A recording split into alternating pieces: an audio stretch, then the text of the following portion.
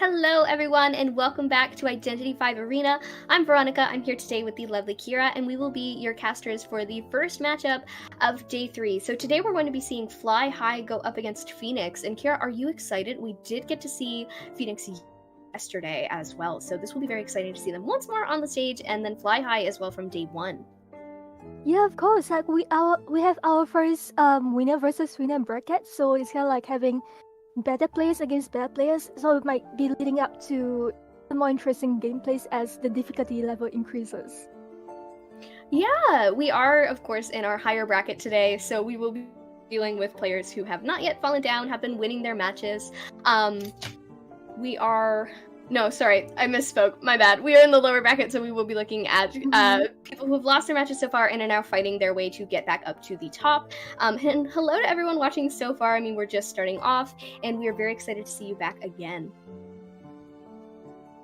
Hi, Chad. How are you feeling about today's matches? Like, having two winners against one another, I'm not too sure what to expect, as I felt like when it comes to coming tournaments, things can be quite different. Sometimes you get, like, teams that haven't been to COA, they are just trying their luck by having their first foot into the tournament scene, and maybe they might be the future competitors for COA coming later this year.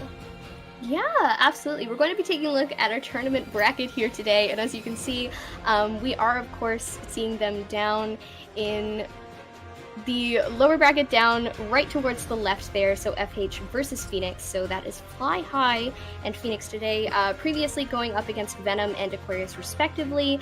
They did have some interesting matches so far. I mean, we did get to watch Fly High have that hilarious tram moment on day one, which was a big hit, I think, with everyone watching, and of course ourselves as we rewatched it yesterday before we even started casting, so that'll be a hoot, and maybe we'll get some more fun action like that today.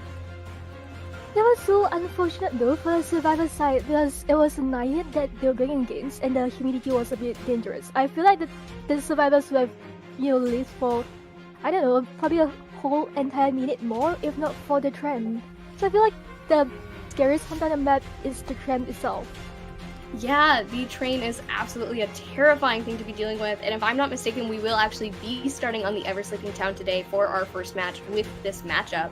So we could be seeing that tram action again. Hopefully they are well acquainted with getting out of the way of it and going to stay safe. But speak of the devil, we are going to be looking at Fly High right now. So we've got Kukos and Peter Pan on the Hunter side, along with Toji, X-Ray, Rainy K, K2, and Hatari on the Survivor side. I see a familiar name already. Hatari having played for GH in previous COA matches. I have a strong impression of his forward, I believe, being one of the best forwards out there, and being able to compete for GH, who is long-time winner for COA for, I believe, for past many years. Yeah, always excited to see that forward come out on the field. He's been with us a little less often recently as the meta's changed slightly, leaning towards harassers like the Antiquarian instead. But let's take a look at our opponent for today. Phoenix, of course, as I said, could rise from the ashes, much like their bird of choice does. We've got Tuame on the Hunter side, along with Griffernon, Rossarin, Phosphorrush, Raphael, Yasen, and Boyman on the Survivor side. And this is going to be very interesting to see once more. Tuame yesterday did an excellent job playing Hunter, did a very aggressive playstyle, a lot of map control. I'm excited to see how that plays out today, especially after the way that yesterday went, but showing a lot of promise and potential, especially as a player who, as far as we recall, was actually quite a veteran and played way earlier on in the game. Right, we really saw Tuame yesterday, but maybe might be able to see Rifanan today. I'm kind of excited to see what kind of hunter pool that Rifanan might be able to pull up, because we know for Tuame he has Dream Witch and Geisha on hand. So I feel like if we're to bring out those characters, it's not too much of a surprise, as there's not much of a surprise element, but nevertheless, we've seen how good his Dream Witch was at controlling ciphers. Yeah, always a key aspect of the Dream Witch, of course, to have that excellent map control, know what you're doing, be confident in your followers, and that is certainly what occurred. So we're going to see our first ban come in as Priestess. We are an Ever Sleeping, totally what you expect. You do not want her on the map. She is going to make your life a nightmare. So we're going to see the Mercenary and the Antiquarian coming in first. Very, very common selection for the first two players. They're excellent survivors, very strong. This is a strategy that tends to work out very well. You've got that extremely stable rescue and that totally meta-changing harasser where everything kind of revolves around a good antiquarian nowadays. Yeah, and having the psychologist and barmaid on the band list, I'm kind of expecting a Dream Witch, I believe, because those two are characters that the Dream Witch is most scared of. You definitely want to cut off the tanky healers that could heal you from afar and also provide support. By having a barmaid on the scene when it comes to a Dream Witch, sometimes you kind of need a little more time to kind of like position your followers around, and with that timing, barmaid could definitely use a Dovlin to heal up. And next on the selection list, we have Patient, who I believe works like a substitute mercenary, but with a faster decoding speed. Yes, we will be seeing the patient come in light of the psychologist being banned. Quite hilarious, you know. You remove someone's wife from the vicinity, and now they want to come on the Ever-Sleeping Town and prove a point to you. So our last ban will be the female dancer. Unfortunately, we've got all the girls on the sideline benches today. The priestess, the psychologist, the barmaid, the dancer. This is a ladies' free zone, I suppose, but we'll be loading in our last pick very soon, and I'm excited to see who that could be. Kira, do you have any wild predictions? Or every time I do it, every time, we're going to be seeing the Enchantress instead. So what are your thoughts? I mean, we've got two harassers on the comp. Well, I wasn't expecting an Enchantress because this is round 1. Usually see Enchantress about, I don't know, BO3 and later, because Enchantress isn't the best character against most most hunters actually do well against her, especially in the meta pick. So yeah, like maybe the Sorry, I have no idea how to pronounce his name. Let's call him R4 then. Maybe R4 is just a very good Enchantress, very confident skills, like knowing he can just get that stable win or at least a tie, so his hunters would have less of a pressure later on for his turn. Yeah. We're going to be seeing a Bonbon from Gukos on Fly High's side today, which is very exciting. We were just talking about the Enchantress, of course. She does a little bit better against those chip hunters. She's able to stack up her stuns a little bit better with things like Bonbon's bombs, but still will have to be careful in general in terms of her kiting and dealing with things. So this is a really interesting comp so far. The Bonbon does well generally against this team, except for, let's say, the Patient and Mercenary, because the Antiquarian is a close range survivor, so kind of like she has to get close to a hunter to get her swings. That the Bonbon can use that to his advantage by placing, bombs around you. Flawless lava makes it hard for her to get close to him to even get a stun. And also when it comes to Enchantress, like you mentioned before, each bomb chip can contribute to a stun. But however, against a very good Bonbon, when he places his bombs, it's just very hard for you to dodge. So, like, the Enchantress might not even have a chance to use a stun at all. Alright, going into spawn selection, we can see Enchantress just taking the big double story in the middle, and Mercenary taking the most dangerous spot as usual, the middle. Patient, I believe, near the corner house, and Antiquarian just at the geisha house. Yeah, Boyman, of course, being their dedicated harasser we saw on that forward yesterday as well, very comfortable with these stunner characters, so maybe we'll be seeing some excellent play on that Antiquarian in this matchup. But let us hop into our little lineup. Of course, as we've gone over, here they are, here's who they're playing, here's what we're going to be seeing. This is a round 1 first half, of course, on Ever-Sleeping Town, as we just saw, but in case you're hopping in just now, there's a little reminder, and the Bonbon for today. So Bonbon, always a treat to see, a little delightful penguin guy. We see him so often, and not without good reason. We're going to be hopping right into the action. I'm Veronica, this is Kira. We will be your casters for the first matchup of today, and without further ado, let's begin with this chase.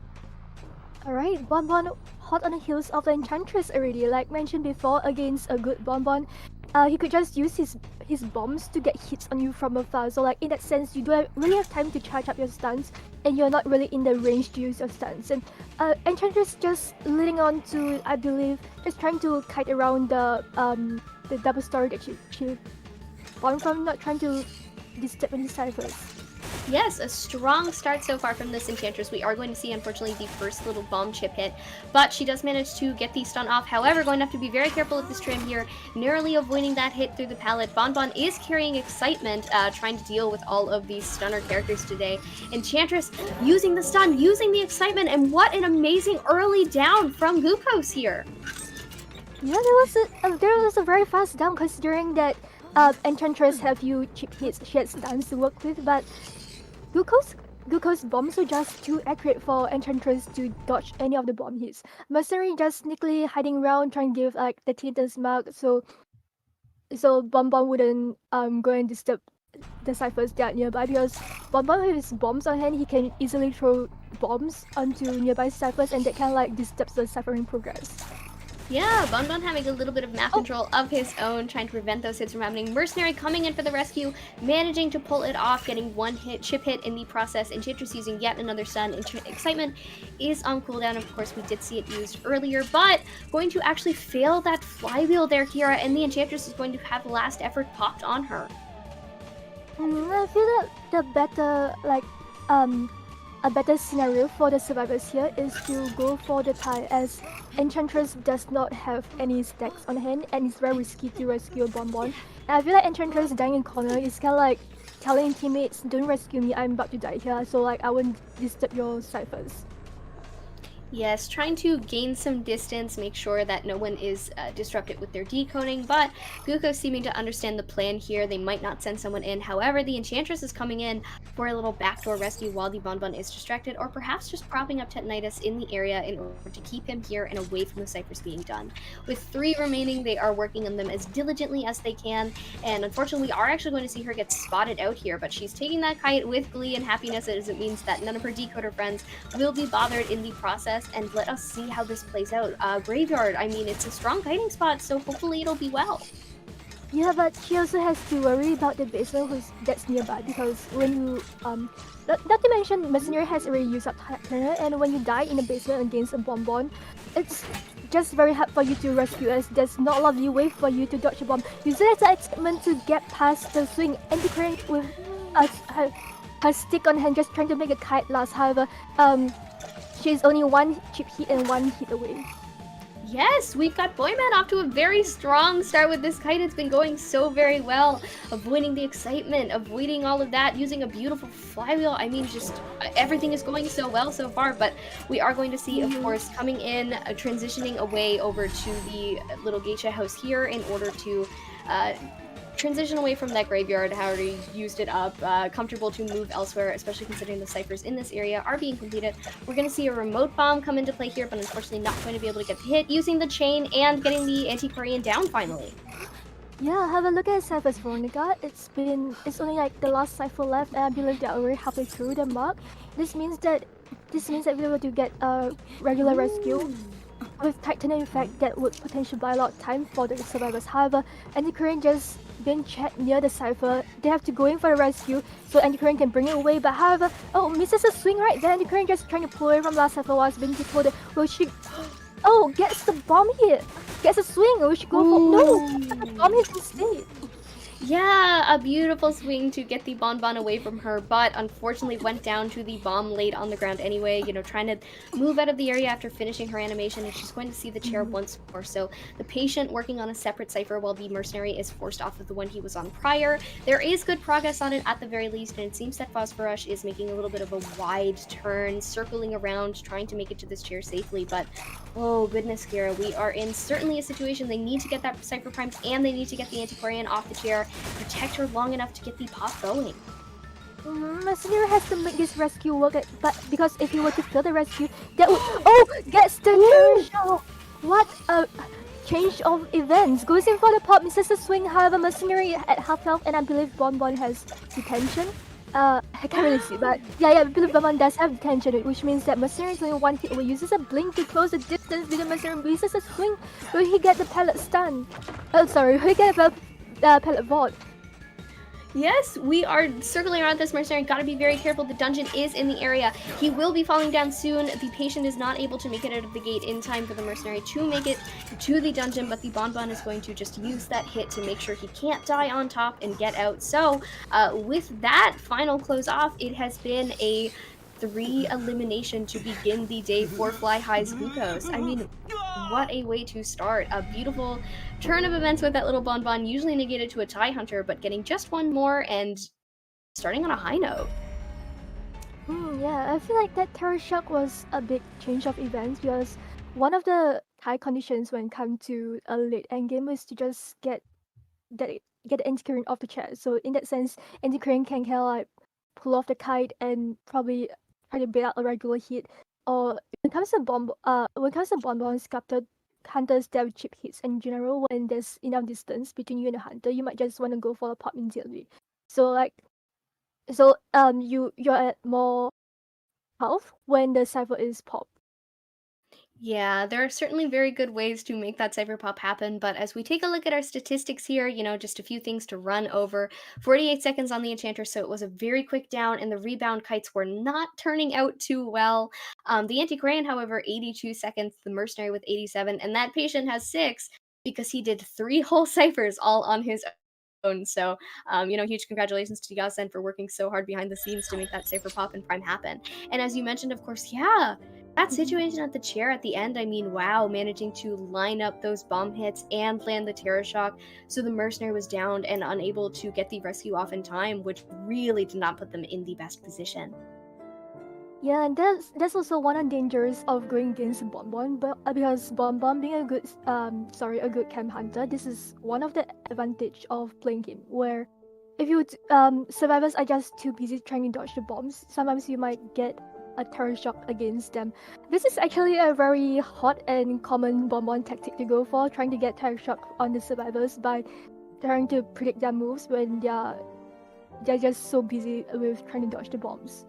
Yeah, they get all distracted. They need to do a million things at once. They're trying to rescue off the chair. They're trying to make the vaults over the windows. They're trying to dodge the bombs, and you cannot do all of that at once. So they did a wonderful job. I mean, the Anti-Crayon's kite was absolutely amazing, just looping around, beautiful uses of the stick. And the Bonbon, too, being so brave as to carry, no detention, having, I believe it was confined space and trump card. So not even anything of insolence of any sort, despite, being a camp hunter and being so strong in that full presence. But as soon as he was able to build it up with that Enchantress, it really worked out in his favor, I think. But on that note, we will be hopping into the next matchup after this short break, and we will be back with you and excited to tell you all about the opposite end of things.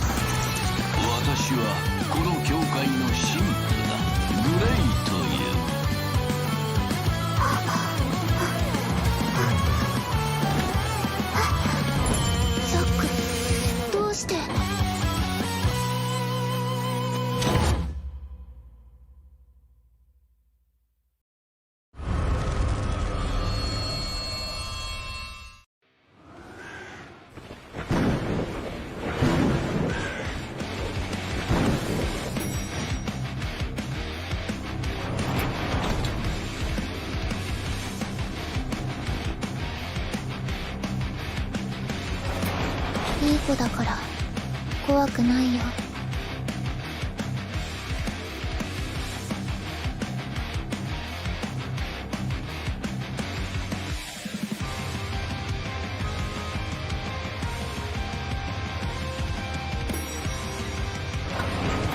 今だけ俺に殺されるな。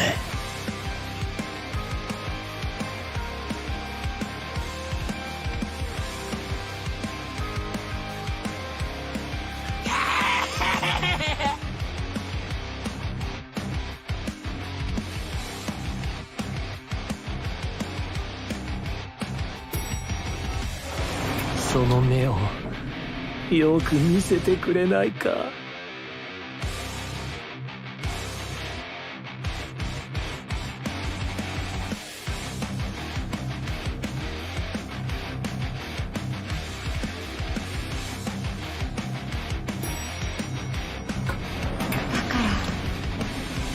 イエスと答えて。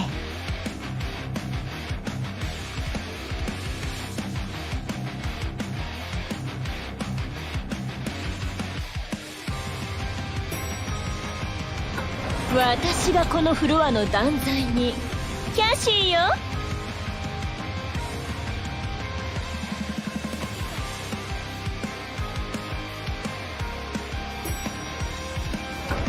私はこの教会の神父だ。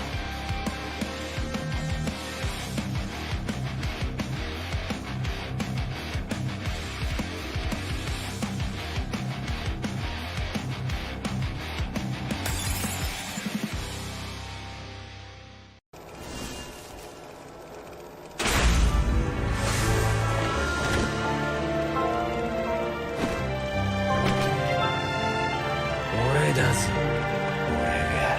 俺の欲しいもん逃がすわけねえだろ。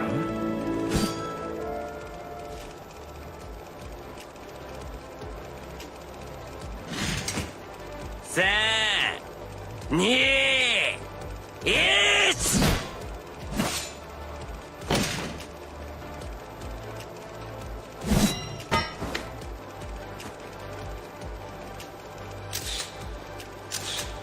俺は嘘は嫌いなんだよ。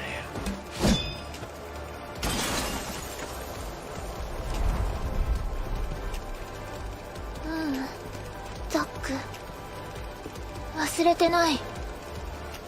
忘れてなんてない。だって誓ったもの。ザックと私、二人で誓ったもの。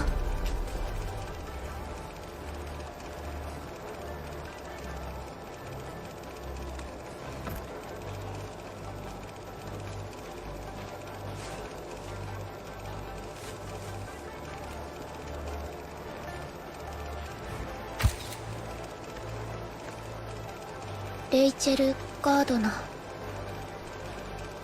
これはいらない。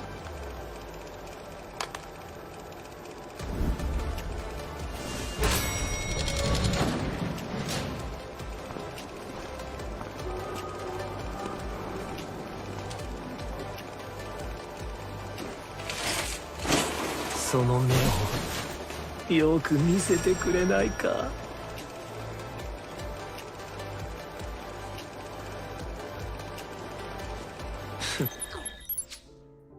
Hello everyone and welcome back to IVA Day 3. I'm Veronica, this is my lovely co-caster Kira, and we are just coming off of a very exciting Bonbon match on Ever Sleeping Town. So of course, Fly High was able to pull the 3-1 in that round with a 3 elimination for their Hunter Glucose. An excellent play on that Bonbon, using the bomb so well, getting those chain reactions, a wonderful early down on the Enchantress. I mean, what a strong start, what an excellent note to begin the day on, which means that things are going to be a little bit trickier in terms of trying to make up for that on Phoenix's Hunter side as well, going to have to perform, just as well, or maybe even better. Kira, do you have any highlights from the last match? Anything you'd like to talk about before we are, going to get into our band picks and whatnot for the upcoming one? Most definitely the terror shock on the mercenary. If he were to not fail the rescue, I believe that ciphers are enough, and Cypher will be primed already by the time the Antiquarian got off the chair. But no, he got the terror shock instead. Even though mercenary can tank a terror shock hit, this is a Bonbon that we are going up against, and he already initially had 1 chip damage on him. So no matter how good he is at dodging the bombs, he cannot tank that terror shock at all. Yeah, you just can't do that. The mercenary, usually he's able to handle that, maybe, if he's on full health, but he cannot take that when it comes to a Bonbon, and he cannot take all of those extra bombs. He's gonna go straight down, and unfortunately, we weren't able to prime that Cypher because the 2 remaining ones, they're in the same area. It's a difficult situation. You don't want that Antiquarian to die in the graveyard. The basement is there. It's gonna make your life even harder. Just a very unfortunate situation, especially as the Antiquarian's kite was so strong, too. Right. Given that the Enchantress actually went down pretty fast, and I mean, it wasn't a very bad kite because the Bonbon had to use his excitement to get the Enchantress down, but still leading to a very fast down. I feel like they could have actually went in for the cell and tie, because the Bonbon has already revealed that he has excitement. So if Enchantress were to die far away from the ciphers, you know that you don't really have to be around too much to trigger Tintus because he cannot teleport. Yeah, could have sort of stayed away, worked on some ciphers, made sure that things were all well, but close enough to be able to take that kite. Did work out in their favor because these cipher machines were not disrupted during that time, but on the opposite hand, then the Antiquarians forced to kite a little bit earlier than they might have needed to if they had just fully sold. An all around interesting situation, a very fun match to watch at the very least, and I'm excited to see how they play in the second round as well. They are currently dealing with that lead on Fly High's side, so Phoenix will have to catch up. Cannot stress that enough. It's going to be a little bit difficult for them, but that does mean that they only need to shoot for a draw, and they still have this match comfortably sitting in their hands. They're going to be in the points lead, going to be going into round 2 all comfortable, but here we are. We've got our lineup. We've got Fly High on the Survivor side now, Phoenix hunting, and Tuame, of course. We're on Ever Sleeping, so what are your thoughts for maybe what Hunter we could be seeing? Definitely a trend for one. As for Tuame, yes, I will see him display the geisha in Dream Witch. Tuame, I believe, is a very strong Dream Witch main from quite a few seasons ago. In fact, he was under one of the COA winners called Nello, if I'm not wrong. He's also a very good geisha player. He idolized this very strong geisha main called EX, if I'm not wrong. That was from like many years ago. So forgive me if my memories failed me. So okay, going on to the first two character picks. We have Seer and Priestess. They are usually the top bands, but seeing Tuame going for the anti-current band just allows those two godly support to be let out. Yes, here on the Ever Sleeping Town, of course, that Priestess is going to cause a few problems for you. Depending on the hunter that you're playing, it's going to be a nuisance. The support's going to be there. She's going to be able to kite very well on her own as well by using those buildings to get around. But let's talk more about godly characters being taken in and out. So the Prospector is going to be banned alongside the Mercenary, of course, being such a good, stable rescuer. I do wonder, Kira, if they'll substitute for something like a First Officer in this case. Right, I think so, because Mercenary being the most stable rescuer, you wanna have a sub for him that could rescue as safely as him, especially there's a possible Dream Witch that you might be going up against. But no, we see FH going on with their first kiter pick instead. However, I feel that with Priestess being let out may not be too much of a menace to Tuame, as his top two mains are Dream Witch and Geisha, and both of them are not very scared of the Priestess. So we could be seeing either of those today for sure. I mean, the bands are seeming to point towards that so far. The picks, they don't seem too frightening all along, but the Entomologist is going to be exciting. We have seen a few Entomologists so far here in IVA, not too many, so I'm excited to see one once more, which means I can talk about her bees. I play a lot of Entomologists myself, which is great, but our final ban is going to be another Rescuer, so we're actually seeing a Gravekeeper be banned, who I don't think has even been played yet, so there must be some personal beef here. Right. Tuame, as a Dream Witch player, one of the strongest aspects of Dream Witch is the basement chair. So you can have one follow station at bottom, one follow station at the top. So which kind of leads it to a fail rescue or double down should you go in for a rescue. And Gravekeeper has this skill where he could just jump into the basement with his shovel. And we can see, a Dream Witch being picked. And on the Survivor side, we do have a First Officer being picked. As you mentioned, he's also a very stable rescuer. Using his watch allows you to get a rescue even if it be a double down situation.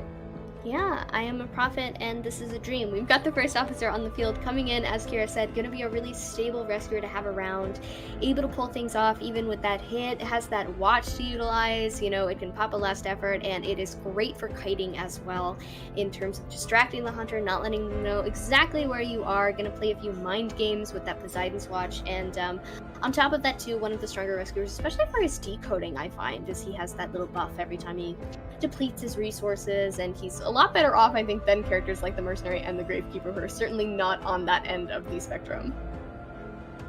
Yeah, First Officer being one of the faster decoder than the Mercenary, I feel like it's a pretty good pick, especially when it comes to civil rescues. However, he does only have watches and not hour pets, which doesn't really allow him to close up distance as fast as a Mercenary.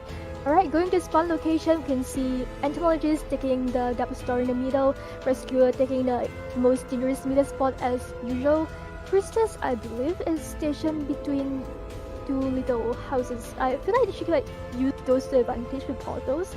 And Sia with the corner, no, Sia with the, I believe, is around the dancing geisha corner. Yeah, he's near the cute little spot on the bridge where you can see her there. That's absolutely right.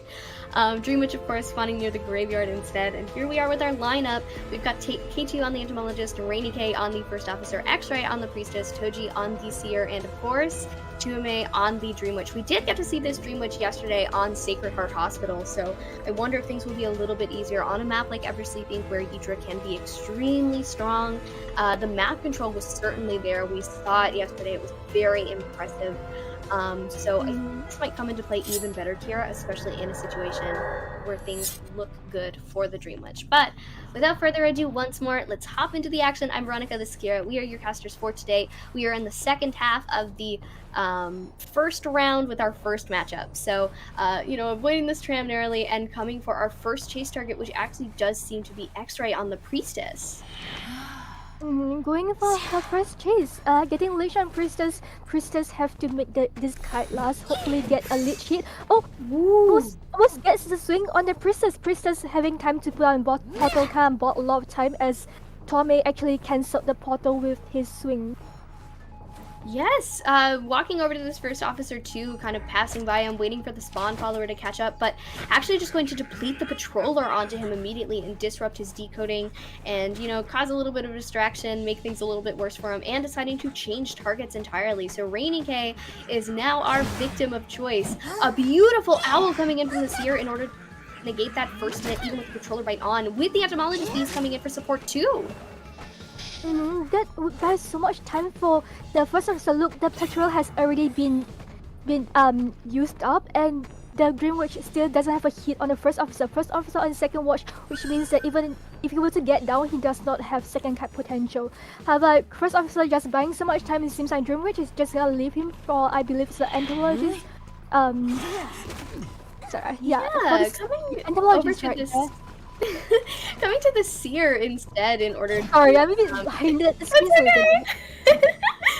The Seer, of course, having no resources to utilize, and it is pretty hard to farm owls off of the Dream Witch, but that doesn't matter. You can't use those. The Seer has been down with a beautiful Terror Shock there, which is, not looking too great so far. We have spent a lot of time changing targets, shopping around, dancing around. The cipher that the Seer was working on was almost done, but things looking good for Tuame now, managing to get that Terror Shock in that lucky little move, and now we are going to see our first chair.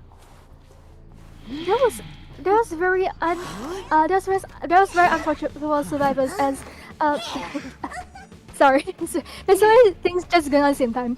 Priestess having made that change of target and First Officer making his kite last, and the cipher had a lot of decent progress. However, Sia just went down a bit too fast. He may not have the hour, but getting a Terror Shock was just too unfortunate and could turn the tables around. Priestess with a big portal set, will he get to the big portal? No. He falls on just in front of portal, and Dream Witch having his full keep deployed so that he can really get the Priestess can really get her fast heal on the Seer. Oh no. They do choose to come in here and do that little attempt to force heal, get the Seer up. A very interesting situation we just saw between all of the survivors. The Entomologist taking her bees away, no longer using them to block off the doorway, using them for her own self for safety. But we are going to see a beautiful flywheel from her. Unfortunately, she does get hit regardless in the end, and we are going to see yet another potential target change as we do see Tuame focus up on the Entomologist for a second, and we're going to see a hit by the tram. First one of the day, folks. Maybe we'll see more, but for a Dream Witch, it's not as much of a problem as it would be for any other hunters. Using that long portal, but going to be downed anyway. The main body following along, will they be able to get the heal off in time? Yes, I believe so, as this is a very big map. However, there's a Lich hot on the heels, and the Lich is a lot faster than regular hunters. Will he get the heal on the Seer? Goes in for the swing, and I believe Seer got the heal up, and there was a Lich hit, so Dream Witch had to spend extra time trying to Lich on this. Yeah, I thought it was Seer, but it's a Priestess instead. Priestess just going in for a heal again. This shows how annoying Priestess is on such a big map. Yes, Fly High being very brave with all of these back and forth heals. You know, they are working on support, but we're actually going to see a swap to teleport in order to stop them from playing these silly little mind games of back and forth healing and going through that portal and back through that portal and across the gate and across the game. And now we're going to see a double tram hit. So actually, second one today, a beautiful flywheel. We are going to see BBs coming in for support. Unfortunately, the Seer's going to go down. He's not going to be able to make it to that portal. Here, we are in such a high action game. It is so hard to keep up. I cannot imagine watching this, just seeing all of the crazy action. There is just so many things going on. However, the game has started a while ago and only one cipher has been decoded. The priestess just being too busy running back and forth trying to protect the seal, and also the entomologist just trying to support him from afar with the beast. And I believe like we saw a misclick just now from the entomologist. Like she tried to use some beast on herself, but they used some beast on her teammates instead. So they kind of like led her to having a free hit by the hunter. Yes, Seer finally being sent back to the manor after that crazy long back and forth with a lot of support from Fly High trying to make sure that the Seer did not get put back on the chair, but we're going to see even more healing happening. So fortunately, all of the survivors are now healed up. There's one leech on the field in terms of the entomologist, who is currently actually working on removing that follower as we speak.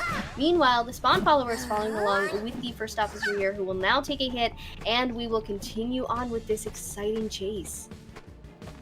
The first officer, I believe, has actually opened a chest and got another watch. If I'm not wrong. Yeah, like just using a priestess portal, trying to get more support. Dreamwitch just teleporting, trying to get like a little more cipher control as usual. Trying to just latch onto one more survivor, so like there's more pressure on survivors, so ciphers to be disturbed and not decoded. Yes, leaving that portal up as of right now, trying to mind game back and forth around it. We are going to see the first officer attempting to deleach, using that watch, and avoiding the Dream Witch's hits here, currently running around, making it to that portal, transitioning away. We are going to see this chase continue on, but the Dream Witch pausing for a second and teleporting over to the Cypher Machine in this area, which the Priestess is currently at and trying to work on. So, breaking that pallet, following along with the main body, UMA really is all over the map. We've seen so much control with this Dream Witch, a swap from follower to follower to follower, chasing every survivor at once, but 2 ciphers remaining, so they are doing their best to try and push these, despite the Dream Witch being everywhere all at once. Yeah, and looking at Cypher's Veronica, they both have very healthy progress. One, I believe, about, like close to being popped, and one is near being popped already. I believe, like, right now for the Dream Witch to make a turntable of events, has to go in for beautiful flywheel. Yeah, the Dream Witch has to go and control the Cypher so no one gets near the Cypher, gets a hit on the Priestess. However, there are no leech on the field, and it's a lot harder for Dream Witch to make that Cypher control happen.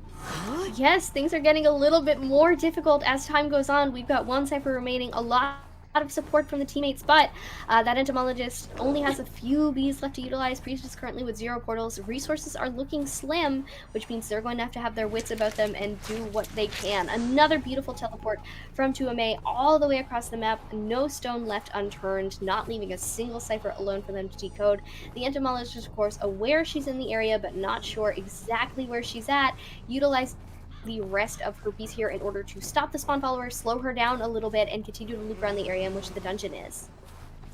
I believe that going for the pop. No, wait. Sorry, my screen is very pixelated right now.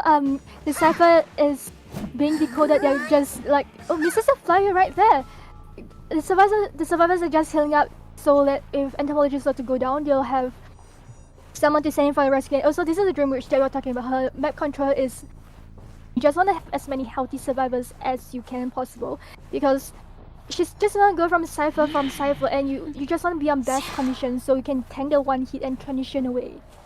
Yeah, they're trying to turn the tides in their favor. They want them to be as clean as possible, especially trying to get the cipher prime.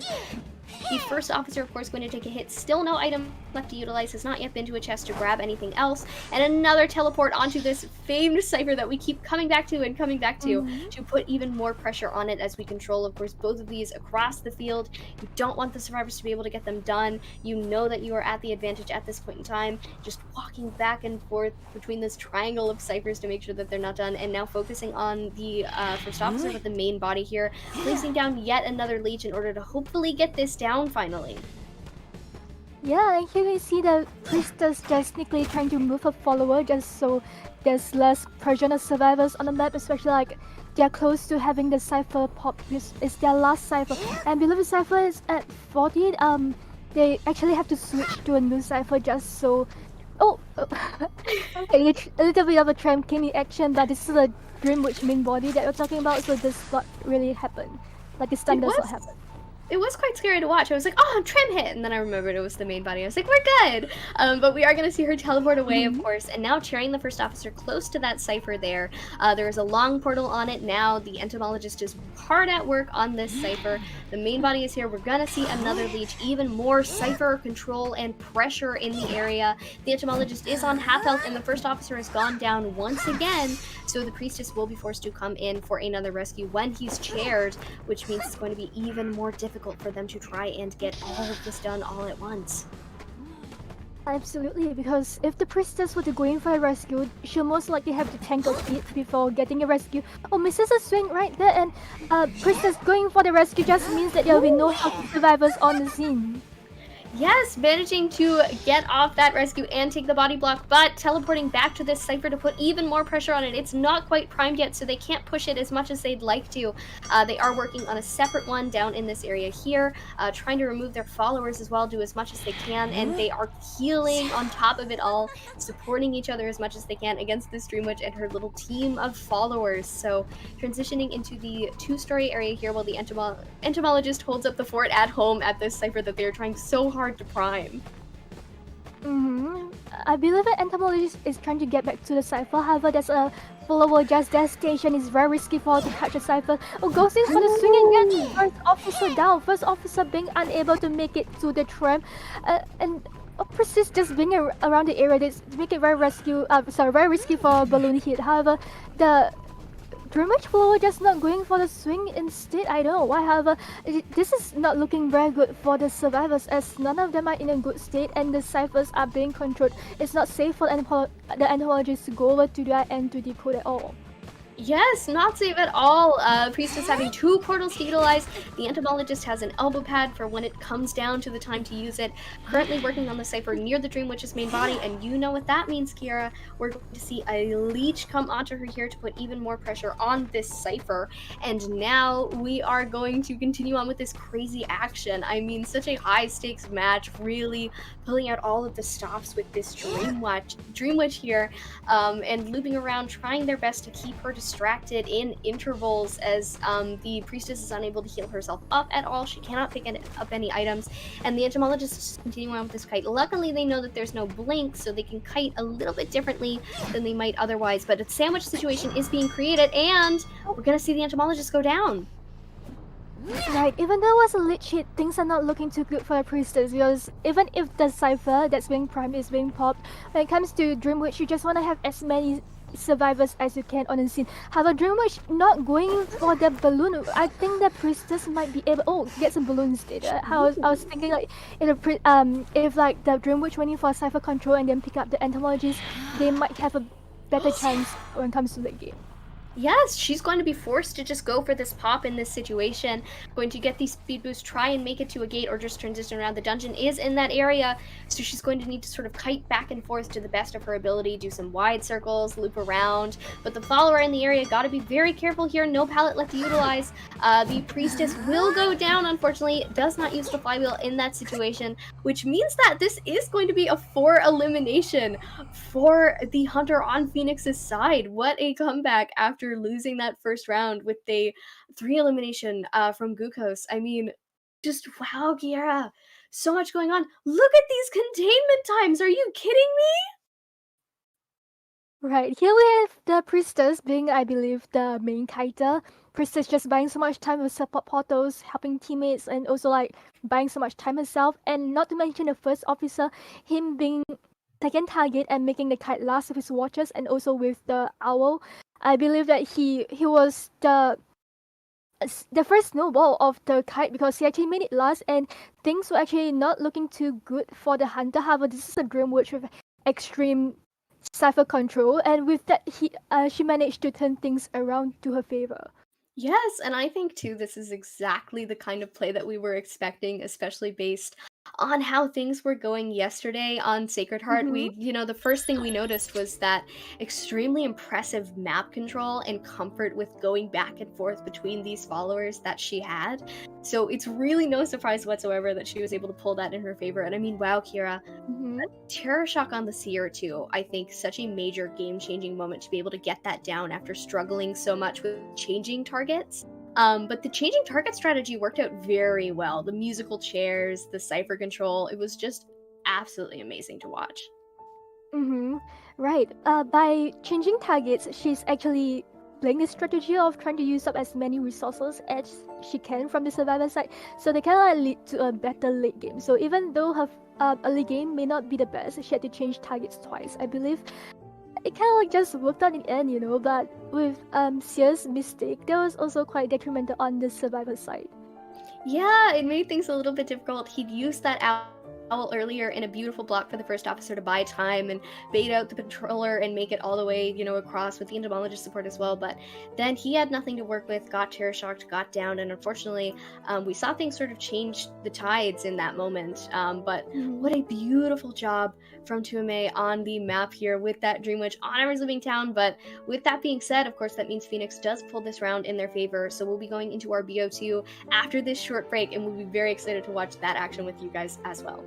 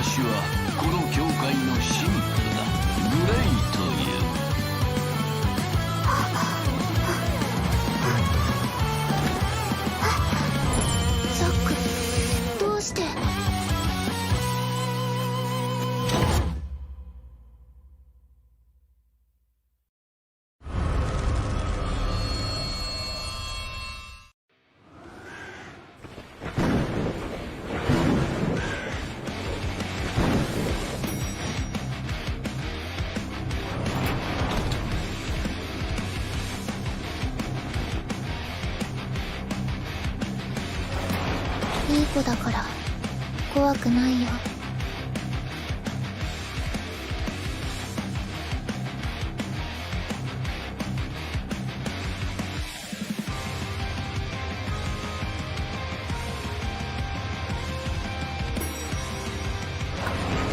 今だけ俺に殺されるな。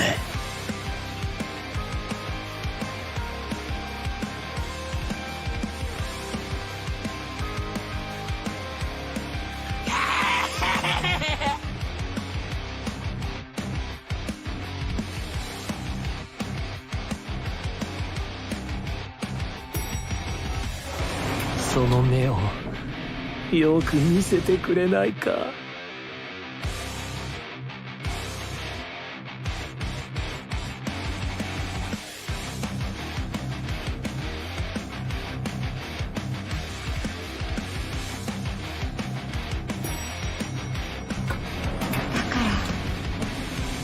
らイエスと答えて。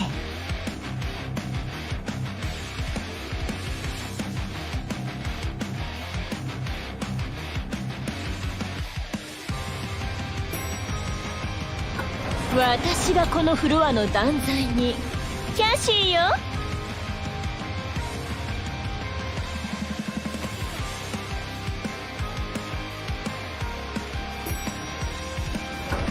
私はこの教会の神父だ。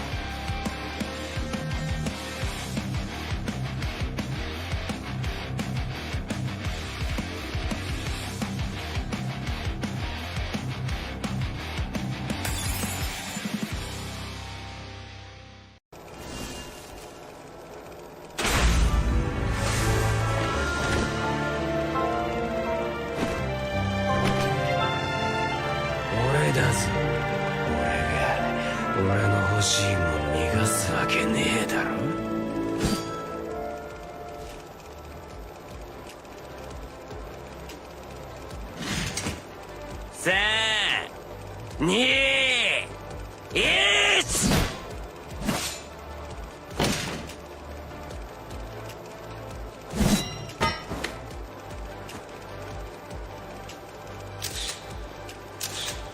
俺は嘘は嫌いなんだよ。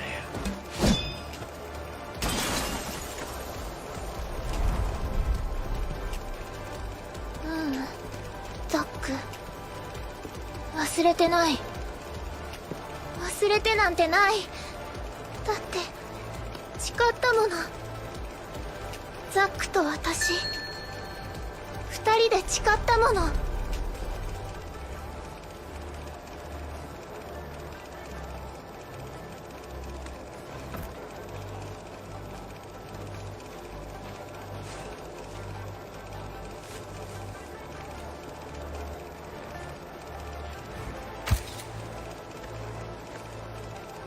レイチェル・ガードナー、これはいらない。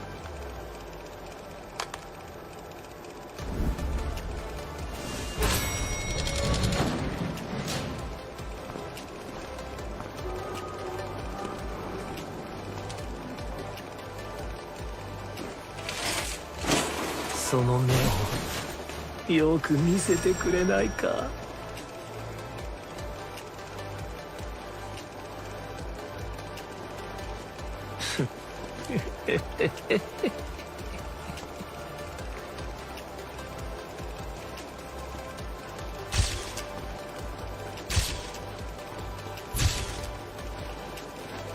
本来の君は奪われるべき魂ではない。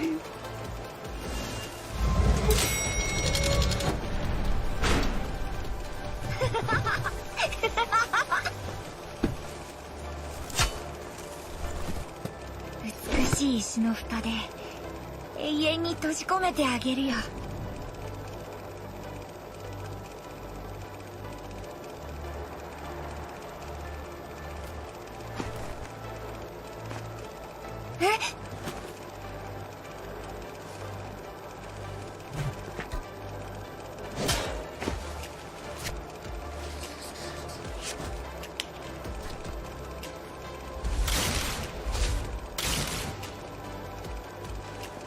だからイエスと答えて。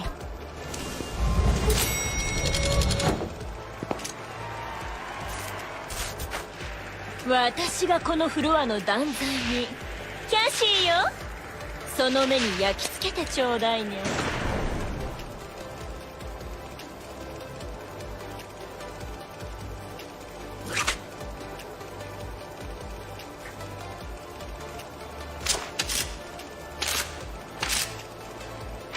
私は断罪に、ああ罪深き悪人ども、許されるまで痛めつけてあげる。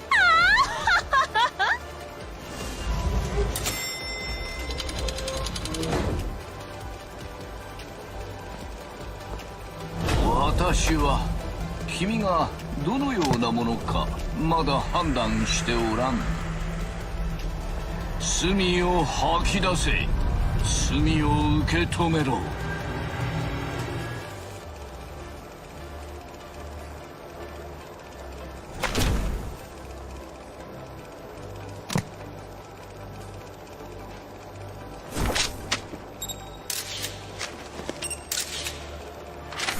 私はこの教会の神父だ。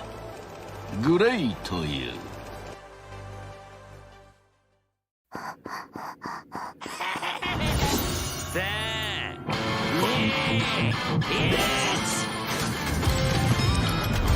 その目をよく見せてくれないか。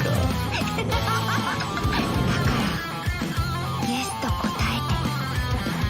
私がこのフロアの断罪にキャシーよ。私はこの教会の神父だ。グレイという。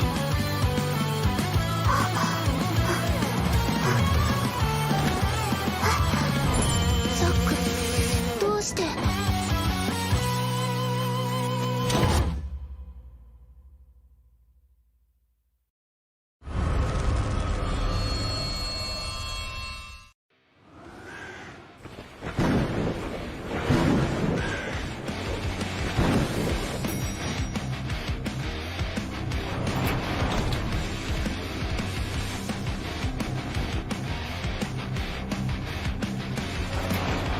子だから怖くないよ。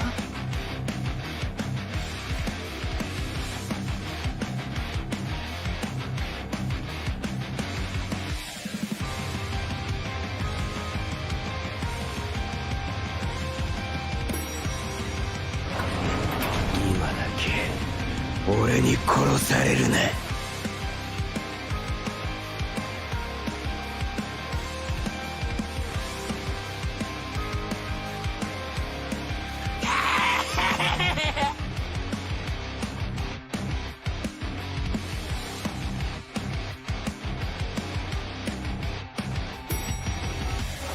その目をよく見せてくれないか。だか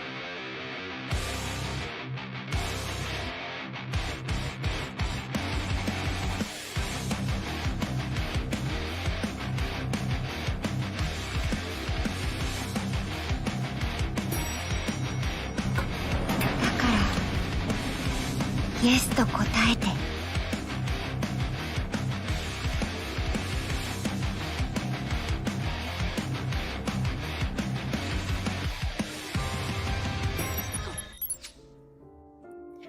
Hello everyone, and welcome back. We are here in round 2, the first half. This is our first match for the day. It's IVA Day 3, in case you are unaware. I'm Veronica, this is Kira, and we are coming off of a very exciting Dream Witch 4 elimination. Kira, do you have any highlights you'd like to discuss?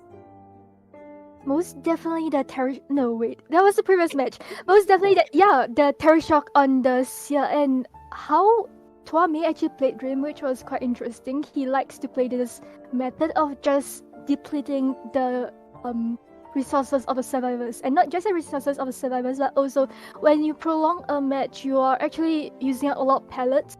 So like with that, kind of like after some clearing of the pellets, the survivors didn't really have a good place to hide, which leads to a very strong endgame. So I kind of see what Tuame is getting at with his not so good early game, but a very, very good endgame, definitely. Yeah, and it is so reminiscent of older Dreamwitch strategy, I think, which very much so shows in the fact that Tuame, of course, as we've been told and as we've, remembered, is a veteran player in the terms of, classic Zen O, as Nello has been lovingly reminding everyone in chat. So old Dreamwitch plays, very focused on that snowball at the end and the map control and the swapping targets and this and that and this and that. So it's very neat to see the way that the old meta plays and the new meta plays coincide. And as we've learned last match, I guess apparently the old one is stronger. But we will be hopping into this match here. We are on Arms Factory, which will be very exciting. And Kira, I am predicting a ban on that Dream Witch. How about you?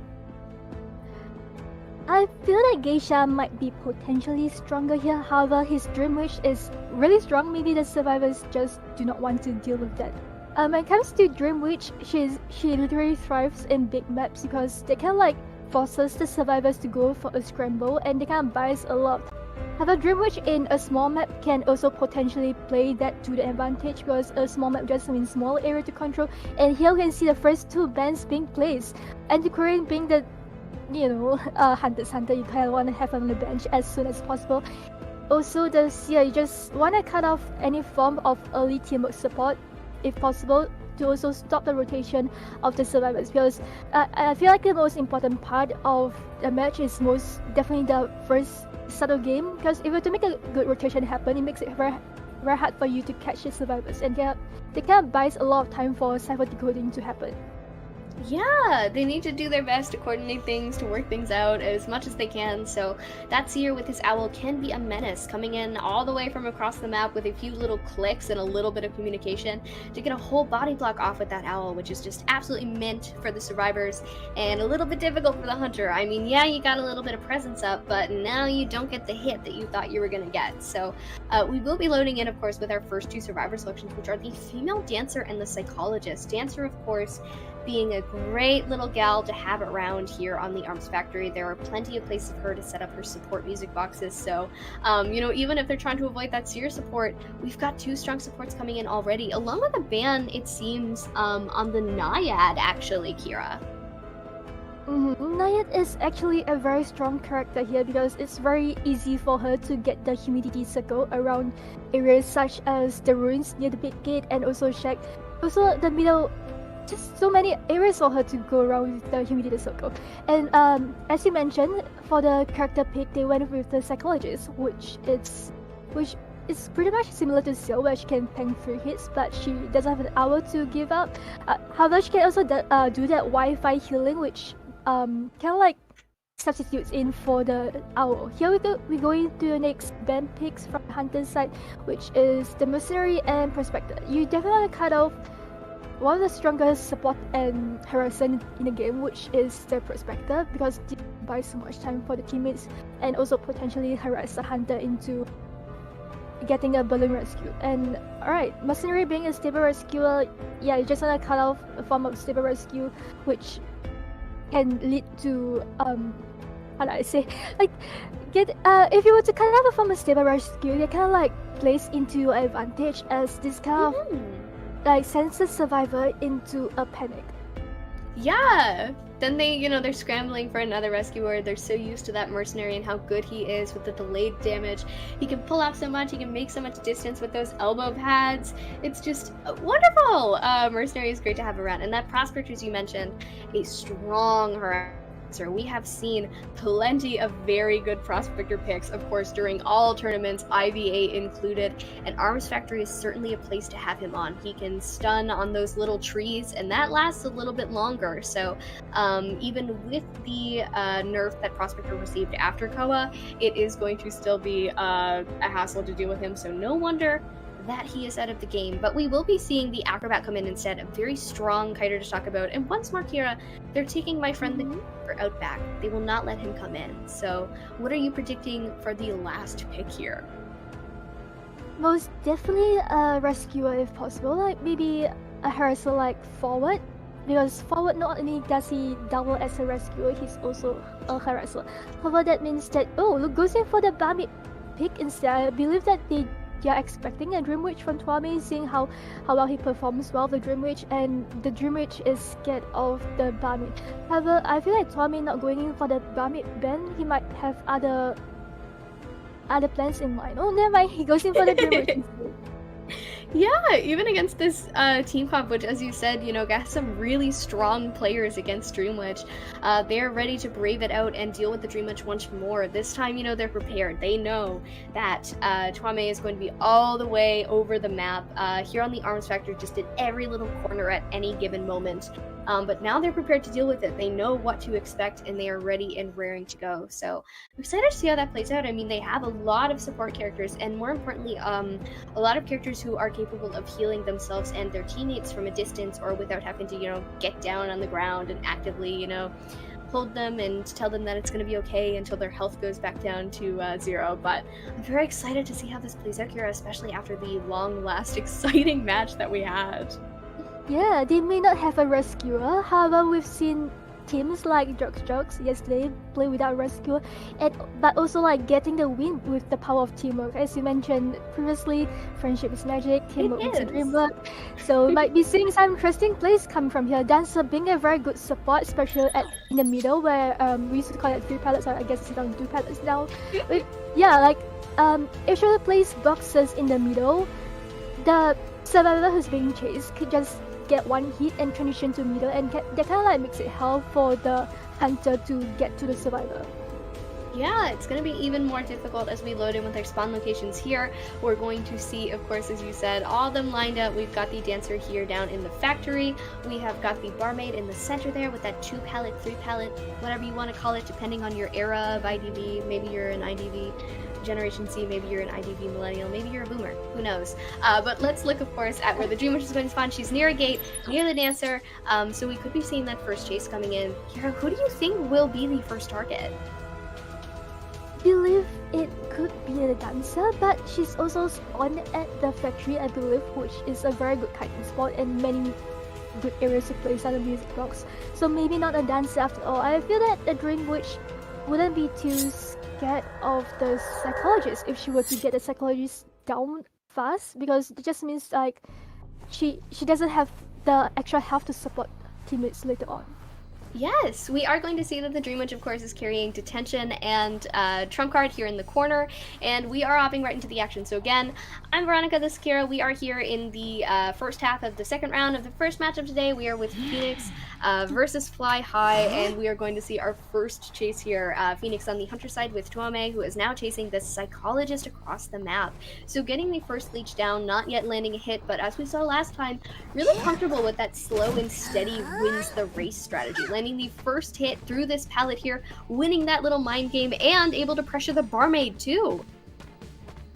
This disturbs the Cypher decaying progress, as even though like the Cypher decaying progress is not too bad, Barmaid is only halfway through a Cypher, but with a Lich being stationed at her Cypher just means that she cannot decode the Cypher. She has to find a new Cypher to work on and wait for the Lich in the middle to go away first. And Dream Witch just on the heels of a Psychologist, having a sandwich here in the ruins area, uses Blink to close down distance. Uses Flywheel but actually misses.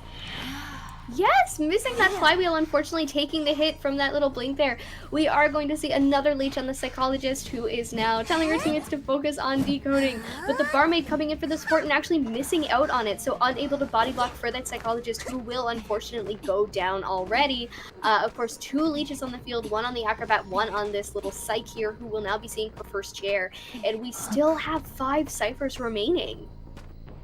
Yeah, this is looking not too good for the survivors. The 5 ciphers remaining, none has been popped for a survivor in chair, and the ciphers have been disturbed, I believe, quite a lot with not just a Barmaid's one, but also Acrobat. And having 2 leeches on the scene just makes it very hard for the Psychologist to make her kite last, given that she has nothing on hand to help with her second kite. Yes, this is going to be a really difficult rebound, and as we've said and as we've predicted, unfortunately not a lot to work with. So the Psychologist is going to go down after that rescue. Of course, the Acrobat standing in as the rescuer, carrying the Tide Turner, as there is no one else to do it for them. He has been given a Dovlin by his friend, the barmaid, luckily, able to heal himself up as this drink goes down. But we are going to see, of course, the Psychologist in balloons. She will be seeing her second chair very soon, still with a leech follower on her. However, luckily, the Acrobats is all gone, which means there's only 1 leech on the field.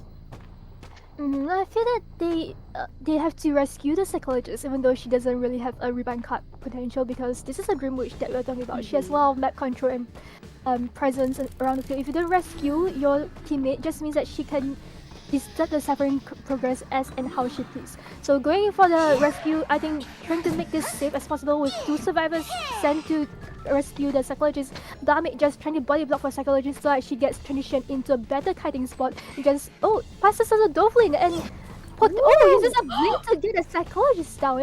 However, it was a lit hit, so it wasn't too unfair of a trade, I believe. Yes, definitely a good trade-off there. I mean, trying to use that Dovlin, giving that support, trying to make the body block too, but just using that blink to totally negate it, get out of the way, don't want to deal with that pallet, don't want to deal with that barmaid, able to get the Psychologist sent back to the manor. Now, of course, this is a tricky situation. They are already in the, they're coming in second here. They are dealing with Tuame, who is in the lead, who has shown the power of this Dream Witch before, and 3 ciphers remaining, currently looking for our next hot target. So it seems that coming over into the area where the Dancer is, coming to the barmaid potentially for a heal, but we're going to see a leech, and the survivors are going to scatter. Looking at Cypher progress, Acrobat Cypher has a very healthy progress. I think he might be able to pop the Cypher, which just means that the survivors are down to 1 last Cypher. I believe the Barmaid is the one being chased now. She has to make the kite last to have the Cypher primed in time. And getting the speed boost and getting the vault over the pallet. Yes, doing so well in this ruins area already, clearly comfortable with it, but the Dream Witch, as we saw from last round as well, is not content with chasing only 1 survivor at a time, especially when there are more on the field. So the Dancer is not going to be able to get her heal off, as they know who is coming and who's in the area. We're going to see a beautiful little vault block here, so the Dancer is unable to make it over this window herself.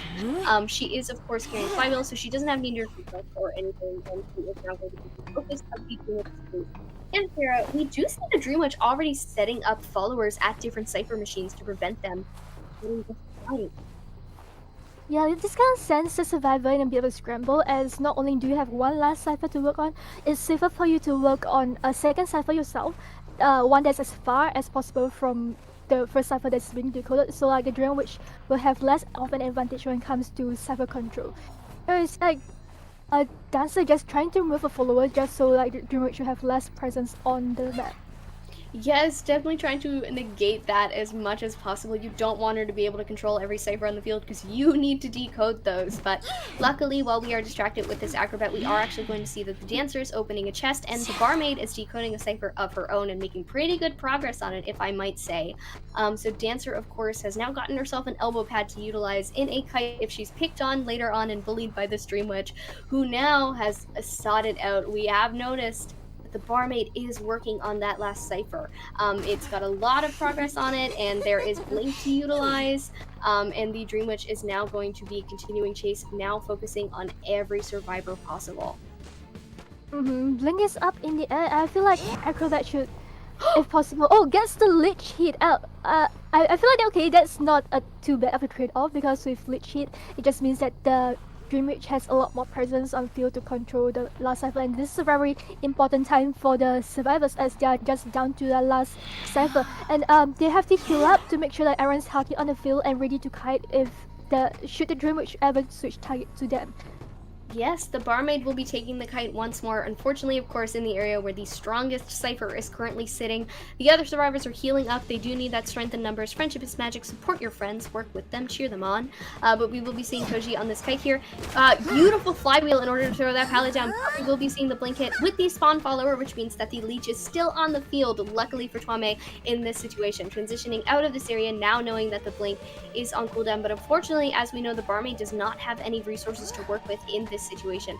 A beautiful loop around this pallet, currently kiting extremely well with this Dream Witch, but will we be seeing the down? The terror shock comes in, and we will. But I feel like just going in for the early rescue. I don't know. I believe that he just wants to be around the area because with Dream Witch, when she has followers on the field, it's kind of hard for you to rescue. This is why a mercenary like a stable rescue is important, because if she were to sniff you out early, it will most likely be a fail rescue, as she could just get an early hit on you and just have another follower get the chair. So like this kind of prevents you from rescuing, or if you were to going for a rescue, it will most likely be a fail rescue or double down situation. Yes, absolutely. Dancer has just removed her follower, but the spawn follower is in the area where her cipher's trying to be decoded. We did manage to get that rescue off, luckily. Now we are going to see the acrobat being focused on for a second here. Lots going on in this match. Very exciting, of course. Everyone is scattering to the best of their ability, trying to get these ciphers done if they can. Acrobat getting the terror shock and going down with no cipher yet primed, unfortunately, Kira. Right, that was such an unfortunate move as the acrobat has a bomb on hand. I believe he could have went in for the bomb vault and just not giving any chance to the hunter to get that terror shock and hit. And you can see like Barmaid just trying to delete herself, so Dream Witch has a lot less presence. No, but she's already being chased. It's kind of like disturbs her intention of trying to get to lead. However, like I feel like okay, Dancer going for the rescue might distract the hunter. I know, like, goes in for the lich hit instead. Wow, a down on the barmaid too, so now the dancer is the only person on the map who can come in for this save, and she will. She is currently at the chair, doing her best to mind game around, getting the rescue on the acrobat, but they're going to have to be very careful about this rebound. Barmaid still on the ground too, acrobat able to continue on with this kite, so 3 survivors on the field, but they have some other stuff of their own to do. They cannot keep pushing these ciphers quite yet. Dream Witch getting very close to the acrobat here, and we are going to see him go down, and I believe he's shared he will be being sent back to the manor sometime soon, so not looking too optimal for the survivors right now. Yeah, Barmaid being on the last cipher, however, with Female Dancer. Switches over to teleport because like Dream Witch knows that Barmaid is at half health and one touching the ciphers at Barmaid, which means like if she were to get a hit, that would turn things around. Dancer just going for the rescue, however, Dream Witch knows what's up, trying to get it down on the cipher, and Barmaid just actually decoding the decoding cipher.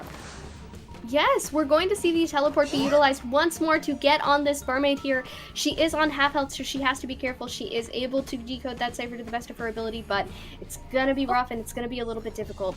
They're trying to delete, they're trying to do what they can. The barmaid is kiting, keeping the Dream Witch distracted, but how long will she be able to do it? She needs to kite like a god here and bait out as much time as possible as they transition back to the cipher, trying to push the ciphers, trying to get more resources to work with. Kira, we are truly having a repeat of last match with so many things going on all the time. Yeah, however, with Dreamwitch switch over to teleport, which means that he doesn't have blink or patrol to utilize. This might play in favor with the survivors, seeing how hard they are trying to keep afloat and keep alive. They have deliched themselves, both the acrobat and barmaid, which means that the Dreamwitch only has one leech on hand. This kind of means that her map control isn't as good as before, and this kind of gives a little chance for the survivor to make that decoding happen. However, Dreamwitch gets catching wind of the dancers quickly decoding. However, I think she changed target to a barmaid instead, and I feel like Cypher's very primed. Yes, she was able to get that hit on the dancer, but unfortunately, as we saw, there was only one leech on the field, and it was the dancer. So now, no control over that Cypher, needing to focus on this barmaid here. Coming in, of course, with the follower, the spawn follower here to create the sandwich situation. The leech just waiting for her. They're waiting for it, waiting and waiting. The Cypher is going to be primed soon. We're 11 minutes into the game before we're even going to see a Cypher pop, and not quite yet. Barmaid is going to get hit through the pallet, and we're going to see the Cypher pop finally, Kira. Of course, now 2 leech followers on the field with the spawn and the barmaid leech, as she was hit by the spawn in order to get that down, and they are now in the end game. So of course, everyone's going to have to be very careful about how they proceed. Right, barmaid having a leech on her just means that she shouldn't go near the gates anytime now until the gates have been opened, because this kind of means that potentially bringing the leech to a gate and disturbing the gate opening process, and teleports over to the dancer instead, giving up on the barmaid. Barmaid having the time to deleach herself where she get the leech off, so like Dreamwatch will have less presence of field and the dancer gets to live another day. Yes, Acrobat, of course, now being the one who does not have much else to do, which means hopefully he will be able to start opening a gate as soon as possible, considering he does have a debuff in doing so it's going to be a little bit hard for him. We are continuing on with all of the map control in the world that we can get. Hopefully things are looking like they're pointing towards a draw. If we are being very optimistic about it, the dancer still maintaining this kite with the Dreamwitch here. Barmaid working on the gate, of course, leaving her friend Acrobat to wait around as he's not very good at it. A beautiful flywheel from the dancer there in order to not take that hit. Unfortunately, she is still going to go down, but the barmaid is working on the gate, and the teleport coming in, Kira. So now they cannot work on this gate any longer, and they're going to have to be very careful about how they go. But the follower is not currently being controlled and is moving right back. Saren's so speechless. Like after the teleport, I feel like the Dreamwitch could have gotten a hit on the barmaid easily as she is on half health. However, I feel like it's a bit unfortunate as Lich is out of zone and kind of like means that she's on autopilot mode, which kind of turned things around into a draw. Like considering that the psychologist has been sent back to a manor for quite some time, the other 3 survivors actually put up a very long fight, just healing and opening chests to get their resources back for a better second kite, and just like running around trying to get Cyphers decoded, last Cypher decoded, and getting like their friends off the chair. I feel like the survivors of FH, really have this motto that says Ohana means family, and family means no one gets left behind. Hence, they're just trying their best to make sure that everyone stays alive, even after psychologists being down quite early in the game. Yes, of course, as Kira and I keep telling you lovingly, friendship is magic and support is everything. So it is interesting to see how this played out. I mean, the stats are so impressive. They did everything they could, working on those heals, working on those rescues, getting those pallet stuns, really just supporting each other and making sure that the teamwork was teamworking. You know, they were doing what they could. They were all working together. They were communicating so well. And they really were prepared to deal with that Dreamwitch in the end. You know, they were comfortable with taking her on after learning what Twame plays like in the first round, and even in the same situation, an early elimination, and then 3 survivors on the field with all the map control in the world, they managed to pull off that draw. Yeah, looking at statistics, besides the psychologists, all of them had an above 100 seconds containment time, which means that all of them actually stayed alive for a very long time, just trying to get each other healed up, opening chests, and just trying to drag on the match for as long as possible. Even though psychologists got sent back very early, they actually managed to make this work into a draw, because as mentioned before, Dreamwitch is a very strong map control hunter. When it comes to gate opening, can be quite scary, as even with like 4 men on the field, it might result in a draw. This is how scary a Dreamwitch map control can get.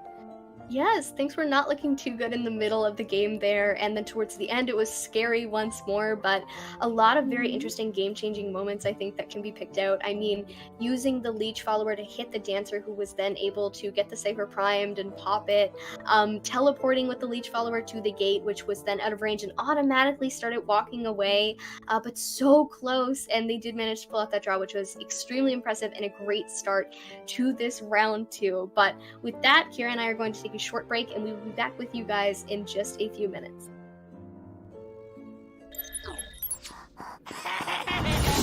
さあ2 1その目をよく見せてくれないかイエスと答えて。私がこのフロアの断罪にキャシーよ。私はこの教会の神父だ。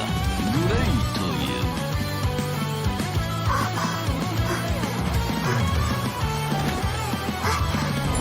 ザック、どうして。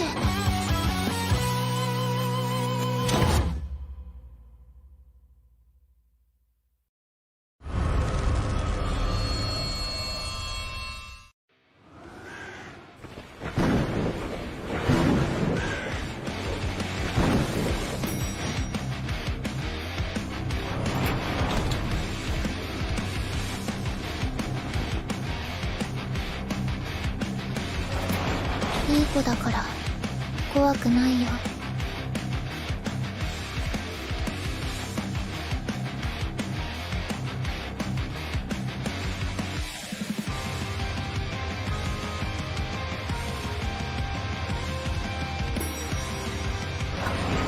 今だけ俺に殺されるな。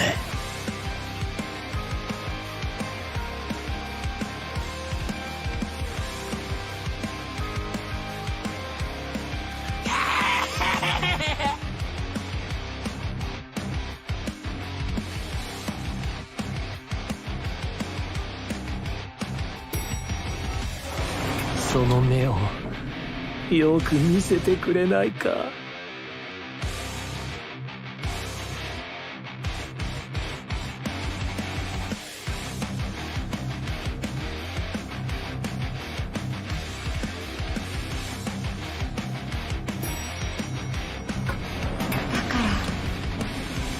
らイエスと答えて。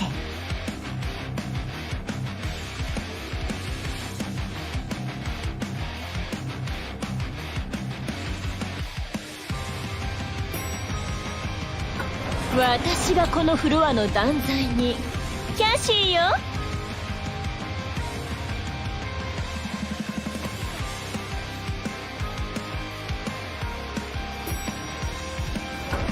私はこの教会の神父だ。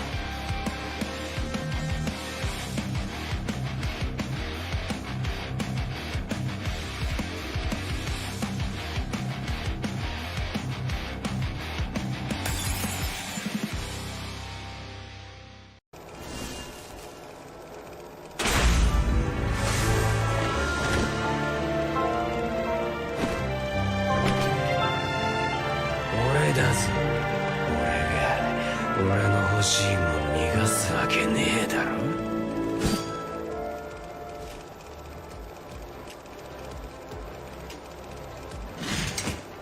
さあ2 1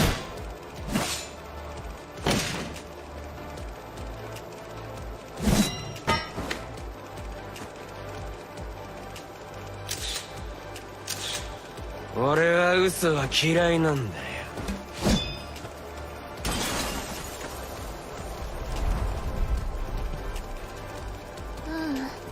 ザック、忘れてない。忘れてなんてない。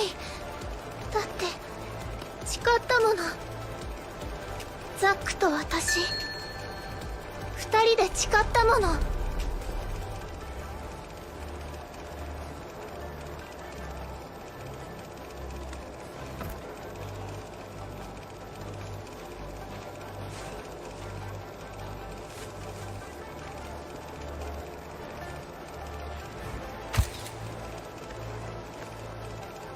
レイチェル・ガードナー。これはいらない。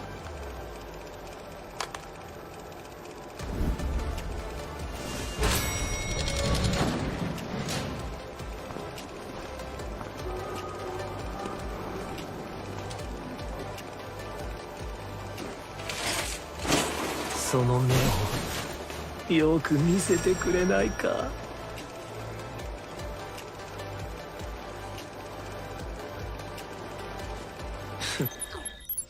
Hello, everybody, and welcome back. I'm Veronica the Skira, and we are here with you today for Identity 5 Arena Day 3, sponsored by the lovely Nello Mello, who is entertaining you all in chat right now. Tell Nell I said hi from me, even though I'm doing it right now. Just do it as a favor. But we are here in round 2 of our first matchup for today, which is Fly High versus Phoenix. We're coming off of another very exciting Dream Witch match, as we had been at the end of round 1 as well. So things are looking very great so far, Kira. We are starting off with a draw, so it seems that it's going to be a little bit easier to catch up in terms of points from round 1 for Fly High's side. Yeah, I was actually expecting maybe Geisha from Twamai because he has shown that he's a good Geisha player before. However, I'm going with the Dream Witch despite the Barmaid and Psychologist pick. I feel like, okay, it's a small map, maybe the map control is a bit easier for him. However, like, those two characters counter the Dream Witch. Even though you got the Psychologist down fast, it still ultimately didn't work well towards his favor, and the gate opening part was a bit unfortunate, as even like despite using up his teleport, it was like the follower was just way out of range and just went to autopilot mode. Yeah, just so much going on in that map, or in that matchup that was totally game changing just over and over again. It was such a flip flop of, oh, who's gonna win, who's gonna get the draw, who is this in the favor of? With each passing moment, with each swap of the Dream Witch follower, the stakes seem to change, the situation seemed to shift to the left, to the right, to wherever it needed to be in that given moment. But anything is possible, and I have to commend them for their comeback against that Dream Witch. They went from that 4 elimination in their first match against that Dream Witch to managing to pull out that draw, and doing so with a lot of great teamwork and communication, especially considering they were in the exact same situation in terms of, that early down, and then dealing with trying to push the ciphers, trying to support and help out the person who was going to be eliminated, sacrificing their cipher time. Just amazing communication, and it worked out in the end. They really did improve in the mere minutes that we saw between those two matches. Yeah, they improved a lot. In fact, like, one of the mistakes during the match before was that the last cipher were like way too close to Wanda. So this kind of gives the Dream Witch a lot easier control over the ciphers. And with the match after, they actually paced the last ciphers up well. So Dream Witch has a harder time trying to control the ciphers. Yeah, absolutely. Thank you, Kira, for your wisdom and telling us more about things. So we are still hanging out here on the Arms Factory, heading out to go, make some stuff here with the survivors. We're going to put them to work, and they're going to make some factory items for us. Everyone say thank you, survivors. But of course, we will be looking at Phoenix on the survivor side this time around, and Peter Pan has been swapped in on the Hunter side for Fly High. So I'm very excited to see how that pans out. I do believe that when we saw Peter Pan on day 1, there was a Geisha play, so we could be getting your Geisha play after all. Before we get into, as we're waiting actually for our band picks, would you like to tell us a little bit about how Geisha performs on this map? I feel like she's a very strong TIE hunter, but if your experience with Geisha isn't good enough, you can get excited easily. And going into the first band picks, we have Antiquarian and Dancer. Both of them bring very good band picks for this map, especially like Dancer with the factory and middle, and just many nooks and crannies that she can work with a slow dance box that could potentially help herself and also teammate to prolong the kite. And Antiquarian, I feel like it's very simple band. She can harass, she can rescue, so like as a character that can buy a lot of time and also put a lot of pressure on Hunter, she's a good band pick to go with. Yes, very worth it to use one of your bands on that Antiquarian. She is a menace with her flute, and anyone who's anyone is pretty good at her, and they can make your life a nightmare as you try and down their teammates or down them with their kites. But we will be seeing another band on the Naiad, so definitely nobody wants to see Naiad on Arms today. She is pretty strong on this map. She has a lot of good map control. I mean, a lot of the good kiting areas are large and loopable, but that being said, there is a lot of area for the Naiad to throw her harpoon and then circle circle around and make sure to block off that area completely for the survivors to kite in. So things are going to be a little bit more of a difficult situation. They are going to want to try and secure at least a draw here. And I'm very excited to see who they line up with. Of course, they do have their own dedicated harassers. They do like to play around and have some fun and see what they can do. So with the Antiquarian and the Dancer out of range, do you suppose we'll be seeing something like a classical seer, mercenary, anything of the sort? Oh, every time I ask, every time. Alright, as mentioned previously, Sia is being picked. Sia being a good team player, as mentioned 100,000 times, he could use his owl to just notify his teammates where the hunter is spawned and where the hunter is heading. This leads to an early game rotation that could buy a lot of time, and Prospector being, I believe, the next best harasser next to the Antiquarian. I believe there are also like good harassers out there such as Better and Forward, however they all have a decoding debuff. So I feel like in that sense, Prospector is your perfect to go. Yes, Prospector, of course, as we said last time, as he was banned, and this time we'll see whether or not we're being honest with you guys or we're lying.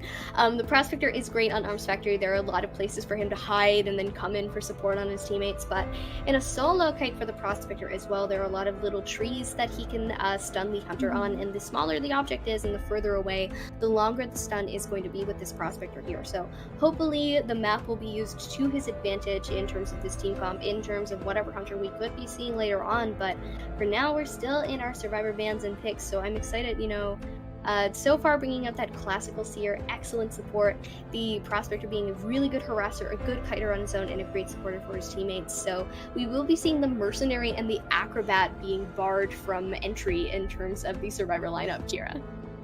With the mercenary ban, I think that we might be expecting a first officer being the next best double rescuer when it comes to rescuing. And Acrobat is a bit interesting, it was a bit unexpected. Maybe Peter Pan just have like a character pool on hand that doesn't do well against Acrobat, because what Acrobat can do is to fly over, not really fly, but jump over like low walls and such with his bombs. That could be quite tedious unless your blink of hand really do utilize. However, if you don't, that could be quite annoying for you to get to Acrobat.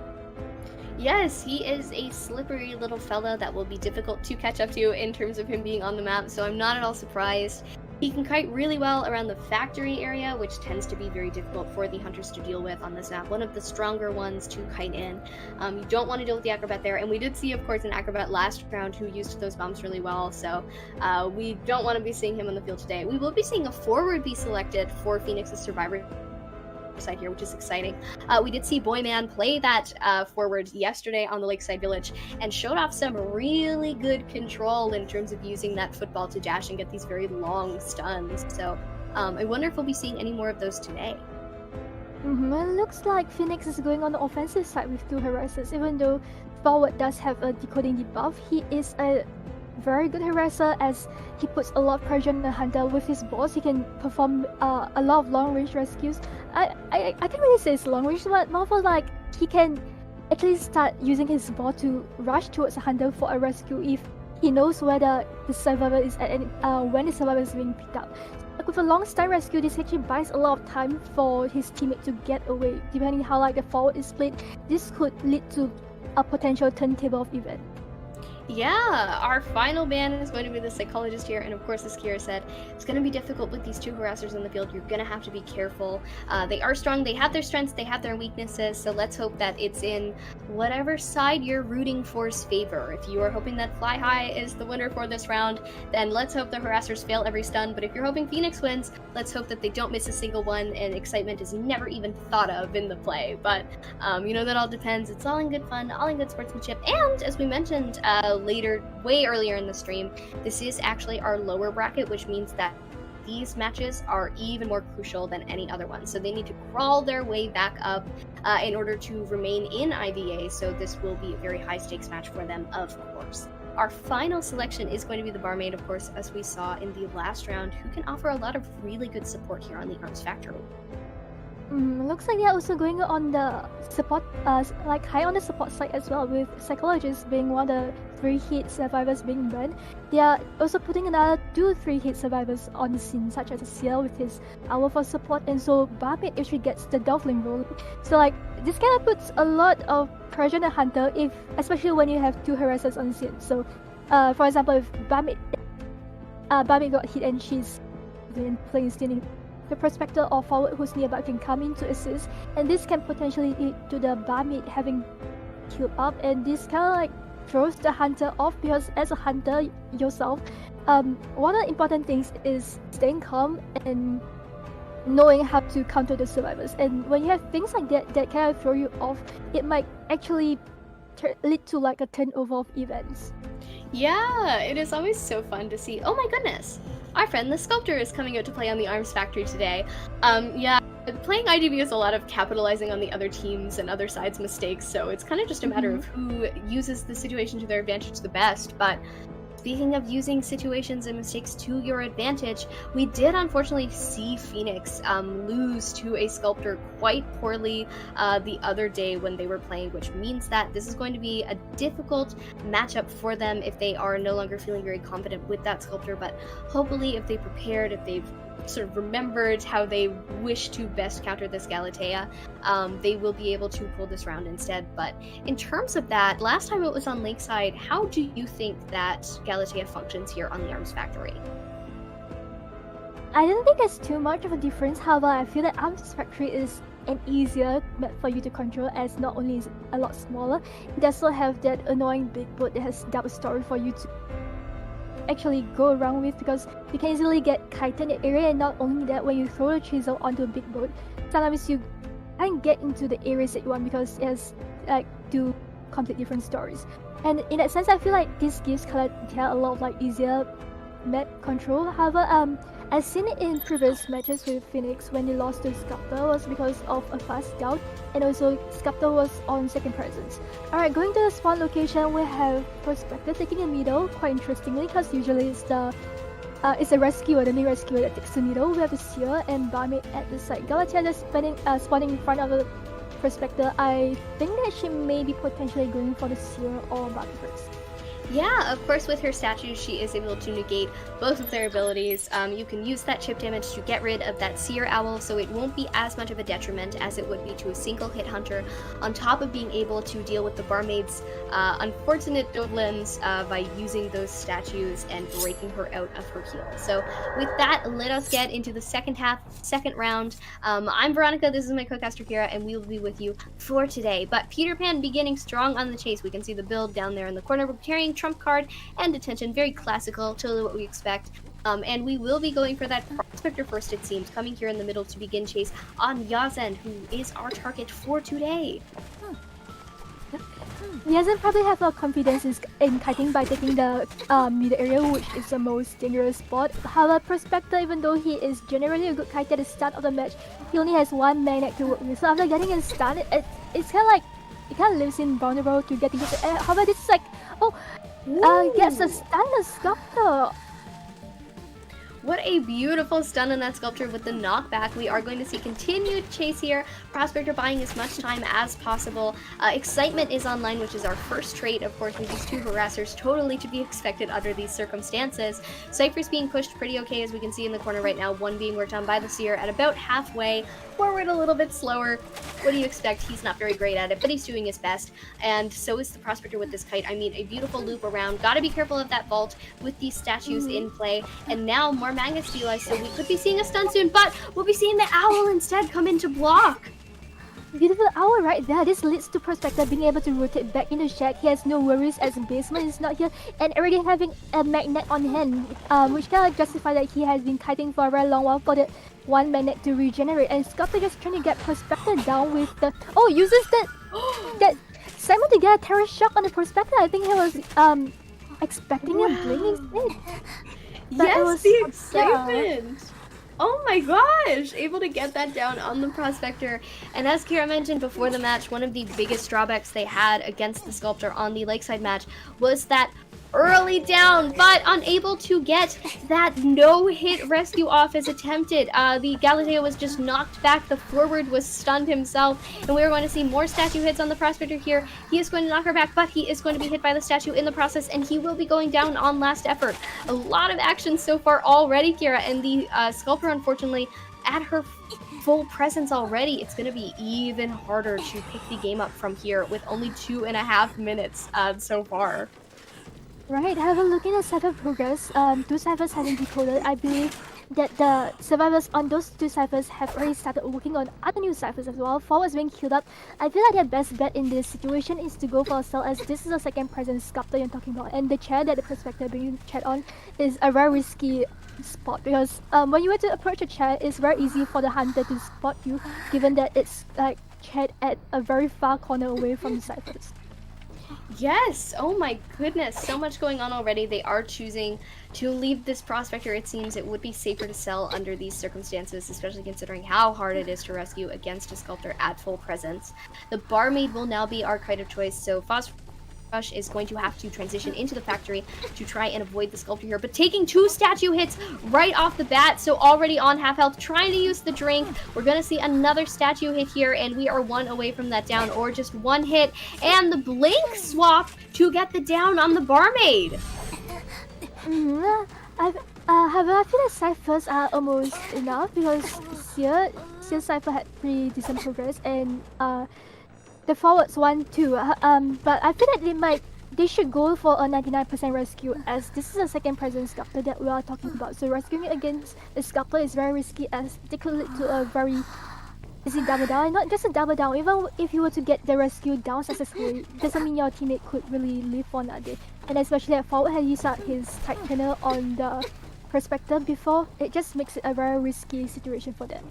Yes, extremely difficult. We do, of course, have these statues coming into play already. The forward is going to dash, dodge the statues, but not get a stun or gain too much distance. Trying to make it to the Barmaid's chair, luckily hitting the rocks, so the forward is getting away safe just for a few more seconds here, but going to have to be very careful about approaching the Barmaid's chair. She's not carrying flywheel. She does have knee-jerk reflex, which means that her rebound kite is going to rely on that window. And forward now with 1 hit of chip damage, going to have to be very careful to dodge this statue, and able to get the rescue off the Barmaid, but an automatic down! Forward with that little bit of ball left, he has to really make that. Oh, gets the rescue! I feel like this could turn over. No! Goes in for a balloon hit. He has to pop the cycle, if not the forward could not get up in time. They have no choice but to go for that pop, because forward being down by a balloon hit, because a balloon hit has no attack recovery, so this kind of forces is here to go for the pop, and it's looking like a 3 elimination match. Yeah, it is looking like that so far, which is not too much in their favor. The Seer now will be our target for the day, so already using these beautifully placed statues on Peter Pan's side to try and gain a little bit more damage on the survivors as they cut around, throwing down the pallet for distance, but as we know, of course, Blink was used earlier, and it will be off of cooldown in just a few seconds. Dungeon is a little bit far, currently changing targets to the forward, trying to open this gate, and we are going to see a quick dash in order to not take the statue hit immediately and avoid the chisel itself transitioning into the factory. They're kind of mind gaming around, playing musical chairs back and forth with this gate here. Forward throwing down the pallet, buying a little bit more time to hopefully allow the Seer to get this gate open, Kira, as we continue to move on to the end game here. Below the gate is very open, however, forward being sandwiched in this corner, he has no way of getting out unless he gets a post stun, but uses the blink to get him down. Seer has no choice but to leave the gate, as staying a bit longer might lead to potential for elimination. What a match, Veronica! Like, that was so intense. Yes, what an amazing job on their side there for this little I cannot wait to look at the stats here. I mean, just so much back and forth and dealing with this and that. So we do see that the forward has almost 2 minutes of containment time. We do see that the prospector is 89. He was that first little kite there. Only 14 from the Barmaid. She did not manage to last too long with that sculptor there, unfortunately. And the Seer avoiding her for most of the match, doing a lot of decoding and making it out of the gate in the end. I mean, wow, Kira. What a match. A lot of game-changing moments, especially with that Prospector's early kite. Yeah, however, I feel like a little bit of an unfortunate event was that when forward went in for the stun rescue at the start, he wanted to rescue the prospector without giving presence to the the sculptor as Perspective went on to a terror shock by getting a one-hit miss, unlocking second presence, and unfortunately just misses the ball by a little bit. Skews the Perspective a bit too early, and actually just it was like more of a disadvantage towards the survivor side. And it's not only did they unlock the second presence of the sculptor, forward also missed his stun ball. Mm-hmm. They did certainly learn from the side match yesterday. They now know, okay, let's sell if things are getting a little too high in presence, too many statues on the field. I don't want to deal with those. That's going to be a little bit frightening. And it did work out in their favor. They did do a little bit better than last time, but still struggling against that sculptor, unfortunately, in this round. Peter Pan doing a wonderful job with these statues, with gaining that presence, with the excitement use early on. I mean, just to get that down on the prospector, it was extremely impressive. The stun not going off at the chair. A lot of things did not go perfectly for them, unfortunately, but I do believe that does mean that, according to points, we'll be going into a BO3. Right, absolutely. And looking at the stats of the survivor, I feel like Perspective actually did a pretty good job at the start, just looping around the shack. And I feel like up at a point he was kind of like expecting a blink because he was kind of hesitant to go for the vault. However, the sculptor kind of surprised him with the excitement, which kind of made his magnets useless for that period of time. However, Perspective is still buying a lot of time for the team in general.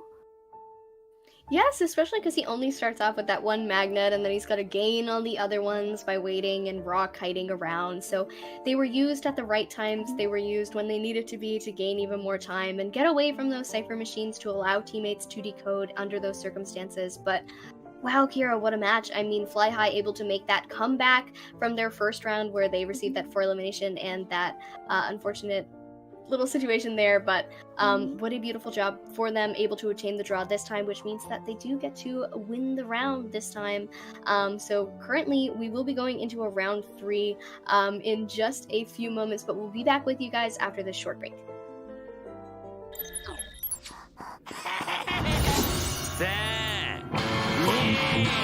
Yes! よく見せてくれないか。イエスと答えて。私がこのフロアの断罪にキャシーよ。私はこの教会の神父だ。グレイという。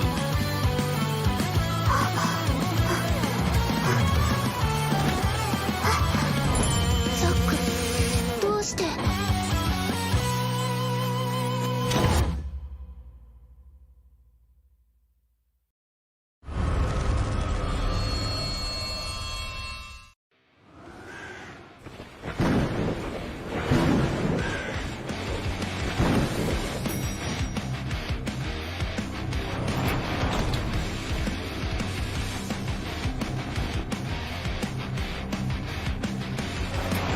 いい子だから怖くないよ。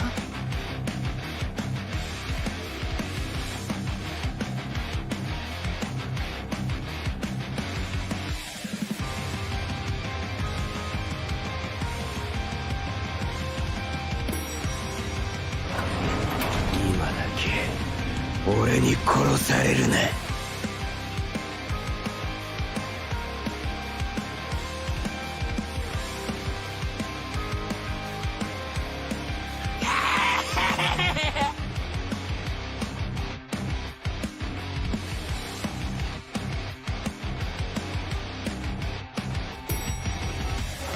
その目をよく見せてくれないか。だか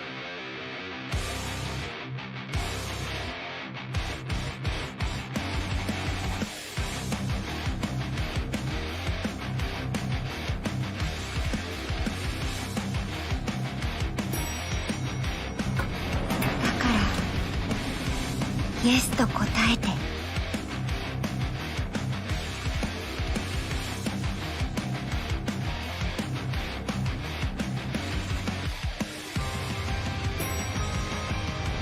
私がこのフロアの断罪にキャシーよ。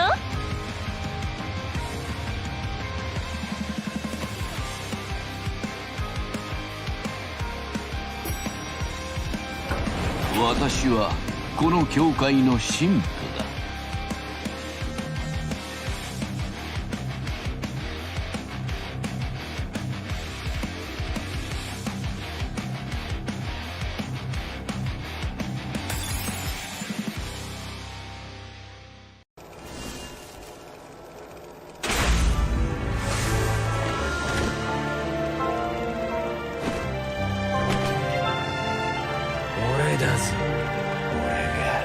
俺の欲しいもん逃がすわけねえだろ。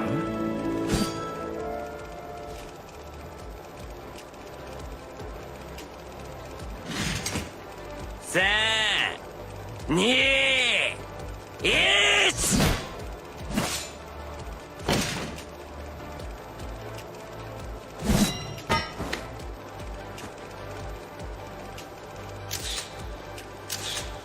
俺は嘘は嫌いなんだよ。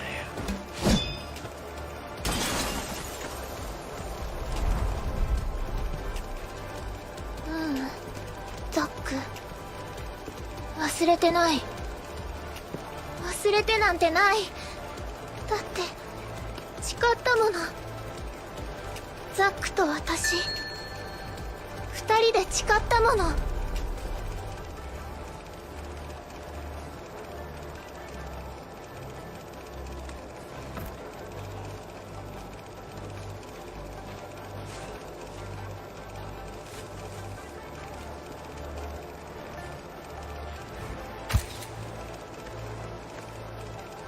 レイチェル・ガードナー、これはいらない。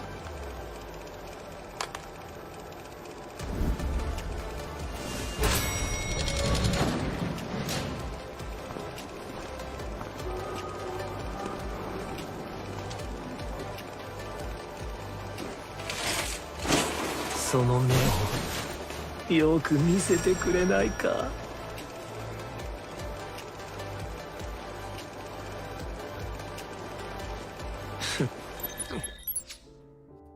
Hello, everybody, and welcome to our round 3 for the first matchup of today. I'm not Kira. You're Kira. This is Kira. I'm Veronica. And we are your casters for today. Of course, we are feeling a little bit silly, it seems. Yesterday's matches went by a little bit quicker. You know, we had a lot of 2-0s in terms of then, but this time we'll be going into a round 3. So I'm very excited. We will be on Chinatown.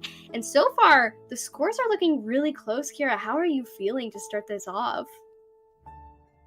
I feel like Team Phoenix and Team FH actually did a lot better than yesterday, because yesterday when they only ended in just 2 rounds. However, this time we're going to, which just means that both teams are actually pretty much on par when it comes to skills, which means that to be able to drag to a BO3 just means more bans and more bans to come out, and this might force the survivors or hunters to kind of go out of their comfort zone of their mains and go into characters that they are good at but also not fully comfortable with. Yes, with more bans in our 3rd round here, it is going to mean that they're pushed off of team comps that they might be more inclined towards. It might be a little bit easier for the hunters to plan things out and get a proper ban system going to get out like main counters to what they'll be possibly playing today. But so far we haven't seen any bans on any of the characters that were played thus far. Instead, we saw 2 Naiad bans instead, just very not fans of that Naiad on Arms Factory. So considering we're on Chinatown, if we follow the same system, what characters do you think could be banned here on the Chinatown Hunter wise? I felt it was a very good display of not just the sculptor but also Dreamwitch. So like this might mean that they are less scared of the Naiad, and we might be potentially seeing a Naiad, because I feel like the survivors know that each opponent's hunter, they have like a strong Naiad on hand. That's why they ban the Naiad. But when it comes to this map, a Naiad might be a bit weaker, so this kind of like leads to a small possibility of Naiad being let out. However, leading on to having 2 hunter picks, 2 hunter bans, which that might also lead to having Naiad and another hunter being banned.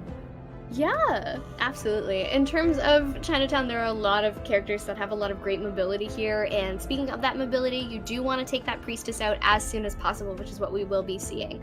So Priestess being our first survivor ban alongside the Seer and the Prospector, so not wanting to deal with that Prospector once more from Phoenix's side, which was really good last time. There was that unfortunate excitement incident, but before then his loop was really strong. He knew when and where and why to use those magnets. There was a method to his madness. So taking him out is definitely a good decision, especially against the team once more. And our bans, we will actually be seeing a Wax Artist and Geisha being taken out, as Kira and I both lean in very close. to see who we will not be seeing today. But very interesting, of course, which means that unfortunately we won't be seeing Peter Pan's geisha, but we could be seeing that sculptor once more. Yeah, absolutely. This is our first time seeing Nayat not being banned when it comes to these two teams, but I feel like those bans are justified as OX artists actually perform well on this map, because not only is it like a big map with any low and empty spaces, yeah, it's just like a vast map in general that kind of forces you to get out of pallets, because pallet areas are most likely to have low walls, so it kind of gets like easy wax on you. And Geisha being, this is like a hometown, this map is just so good for her with the low walls to just put butterflies over to dash past the walls. And going into the character band picks, we have like the default Priestess and Sia. I'm kind of surprised that Antiquarian is not on the bench this. Yeah, the Antiquarian could be coming out, of course, under these circumstances. She's not been banned quite yet, which means that we could be seeing her come out, and she is very strong. And there she is, Antiquarian and Mercenary being very strong picks in terms of doing a strong lineup in today's meta. You want that stable rescuer, and you want that excellent meta-carrying harasser. So we will be seeing the Batter and the Toy Merchant band, of course. Lots to say about the hilarity of the Toy Merchant and her abilities here on this map. There are a lot of places she can place support catapults. She can loop around that Hotel 2-story like nobody's business with her glider, but we'll be seeing the Patient instead in terms of transition. When it comes to a big map like Chinatown, especially with 2 stories, the Patient thrives there, as he could just use his hook to get another area, especially like on the 2nd floor. This kind of buys a lot of time, as the hunter is forced to actually drop down and going for a chase on low grounds. Looking at the next banner from the hunter side, the psychologist is being banned. I believe that this is to cut off the three hit support, because mentioned before, Sia is being banned, Sia can tank 3 hits, so the psychologist, and also because this is a big map, psychologists can potentially do well with Patient, as they don't have like a very exclusive skill, I believe, that can like draws them close to each other. Yes, we did actually see Phoenix take out the lovers together as a little married couple in the Lakeside Village during yesterday's matches, so it is totally possible that that psych would have been brought out in conjunction with the Patient, but she can't be, and instead we'll be seeing the Acrobat once more. He's been very popular within these last few little bits, so excited to see Acrobat. Of course, he can perform very well on this map alongside the rest of his team, so I am excited to see how this comp plays out. Especially considering we could be looking at a Sculptor again. What are your thoughts in terms of this team comp against that sort of hunter? I feel that against a Sculptor, it's not too easy, as this is like such a big map. You're kind of like forced to go from one fighting area to the next, and this kind of like gives like opportunity for the Sculptor to place his statues, because like she can kind of like read your actions like see which.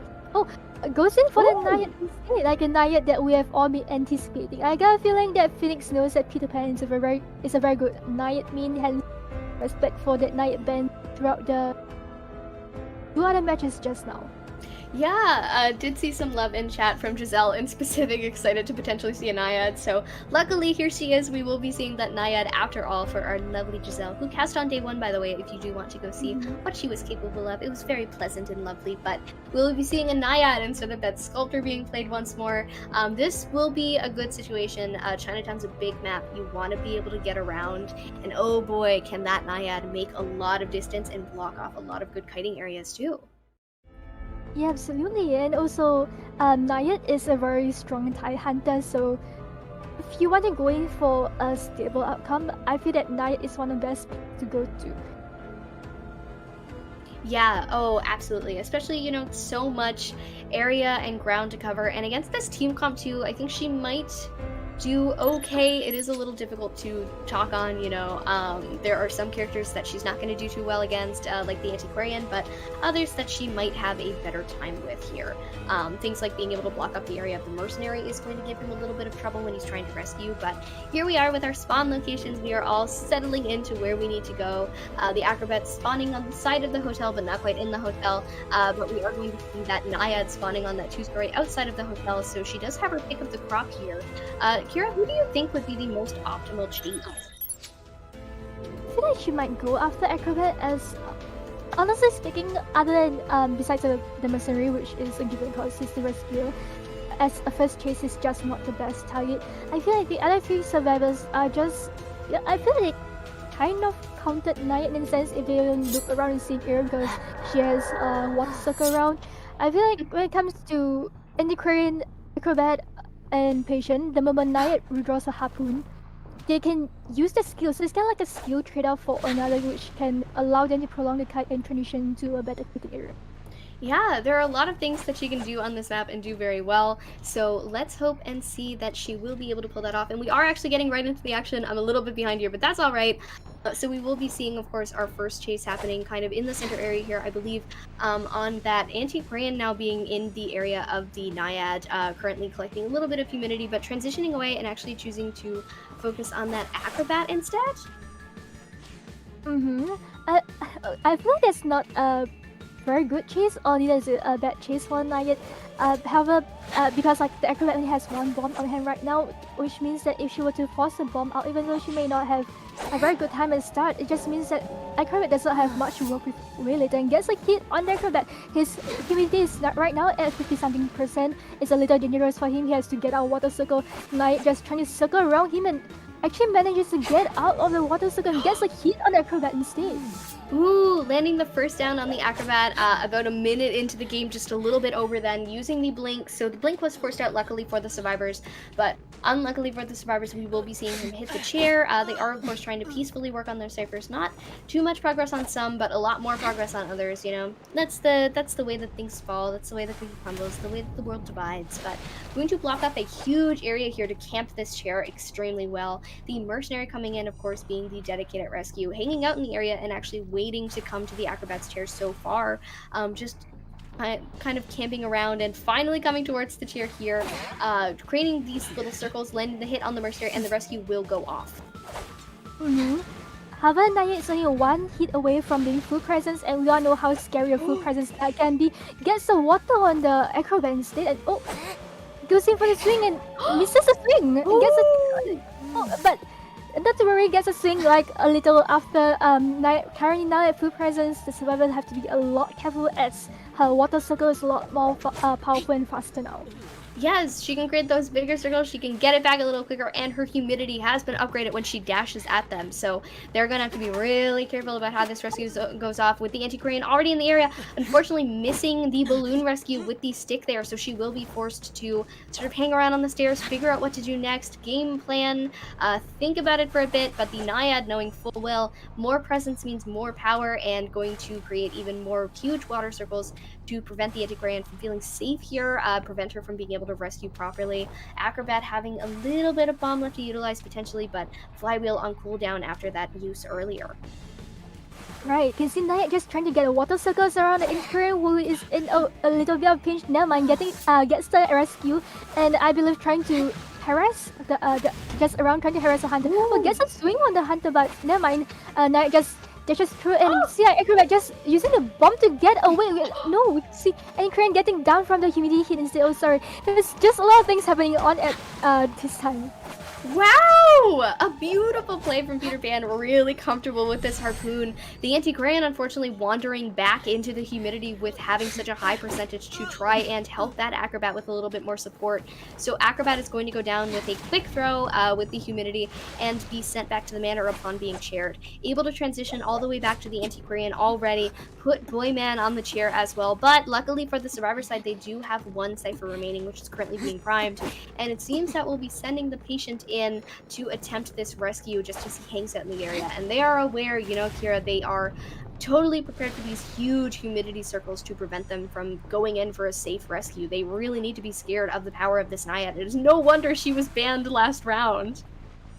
Right now, I feel like the best bet for the survivor is to actually go for 99% rescue, as mentioned before, the full presence Naiad can be quite scary, and not to mention a mercenary's decoding speed is a lot slower, so you have to keep all this in mind. In order going for a safe rescue, make sure that there will be a gate opening chance for 3 survivors. You have to pull off the rescue, which means that you have to go on for the gets a water hit on the. Will he make the rescue? Goes in for the blink. Oh, the Cypher is not yet primed. It is going to be popped just after that, so no rescue is going to go off. Patient unable to use the flywheel in order to deal with that blink, so catching up, just following along with the harpoon. Will the hook go off? Fortunately, the flywheel will now be used, but the patient will be going down anyway. However, that rescue has happened within the last millisecond of the antiquarian being on the chair, which means that they still have 2 survivors on the field, luckily for them. But this is going to be a really tense endgame, Kira. Yeah, Mercenary just using 2 owl pets to catch up to the rescue, like that sneaking back the rescue that Nayat was not expecting. However, that just means that he has nothing on hand to work with gate opening. So if Nayat were to guard the gates, the Mercenary does not have anything else as he can kite. But never mind that the gates are already being opened. The Anchorage just have to make it safe to gate, and knowing that Nayat has no teleport to work with, I believe that this would most likely be a draw match, as Mercenaries at full health, and we all know they can tank a detention hit. Yes, so many things going on, and we are going to see a draw on their side. They were able to make it out of the gate. What an excellent play against this Naiad, especially considering how good Peter Pan was with the control of that Naiad, really proving to us immediately why she would be good on Chinatown with her mobility, with how she's able to block things off, to chase so well. An excellent match to watch, much like every other matchup they've been said today. And as Kira said earlier, they feel very evenly matched, so the stakes are high. We're here in the lower bracket, and they are totally capable of taking each other on. But I mean, wow, look at these statistics. Mm-hmm. Other characters are evenly balanced when it comes to containment time, which I felt was a very even display of teamwork. And as mentioned before, the Naya is absolutely terrifying. But however, I feel like Chinatown, despite being a good map for her, is also not an extremely good map in general, as Naya does not, even with like her mobility, she does have a bit of a struggle trying to get one end to the other, as this is just a map that's way too big. Yeah, a huge map, and it's kind of a similar problem to the one that Naiad has on Ever Sleeping, where it's not a total game changer or a total loss, but unlike things like the Arms Factory, there are a lot of buildings that you can't go through and go in, which means that she's going to struggle a little bit more to lay humidity on the ground, along with those 2 stories too. But oh my goodness, Kara, the acrobat holding on for so long, able to distract the hunter for that long, and then things just changing, all of them trading off, working together. What is your favorite highlight? Do you have one from all of that? I would definitely say the Mercenaries backdoor rescue, because that was not expected, and he actually sacrificed 2 of his final last hour packs just for the rescue to happen, and eventually it did work out, because if he were to miss out on the rescue, if he was a rescuer that's not a mercenary, I feel like he could not have put it off. Yeah, the Mercenary proving to us what a vital pick he is in terms of IDV's meta. He's been there since he was released, and he will never drop out of it, no matter how many times you remove one of his elbow pads or change the way he decodes or his damage works. He is just such a strong character and such a stable rescuer, very, very useful to have around. But you're totally right, the backdoor rescue, absolutely amazing, and a huge game changer. I mean, after the patient got downed, we were totally expecting that to go in a different direction. Maybe the Mercenary would have been lucky to get a solo escape at that point, but they managed to pull the draw. Friendship is magic. But on that note, we will be hopping into a quick break, and we'll be back with you for the last half of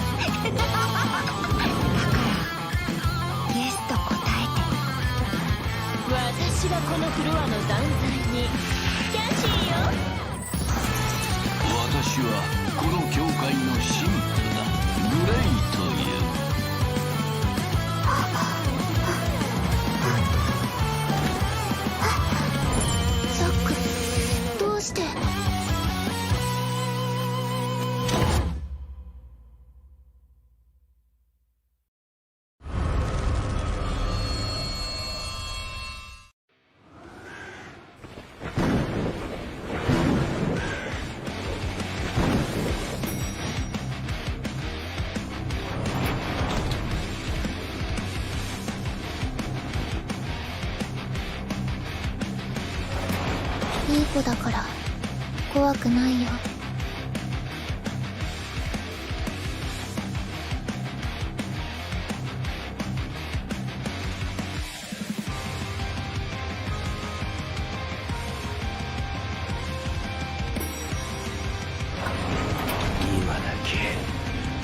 に殺されるな。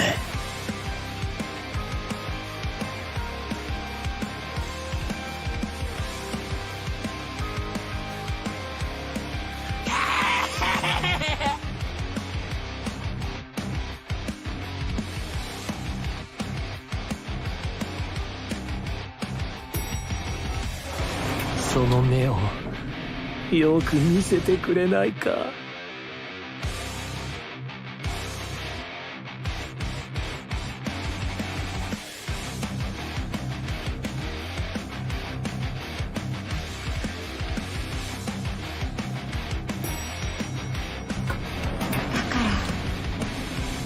イエスと答えて。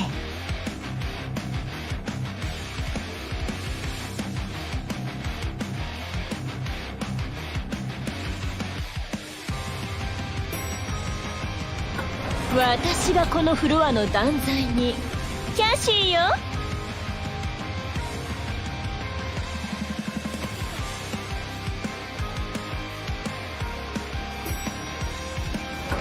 私はこの教会の神父だ。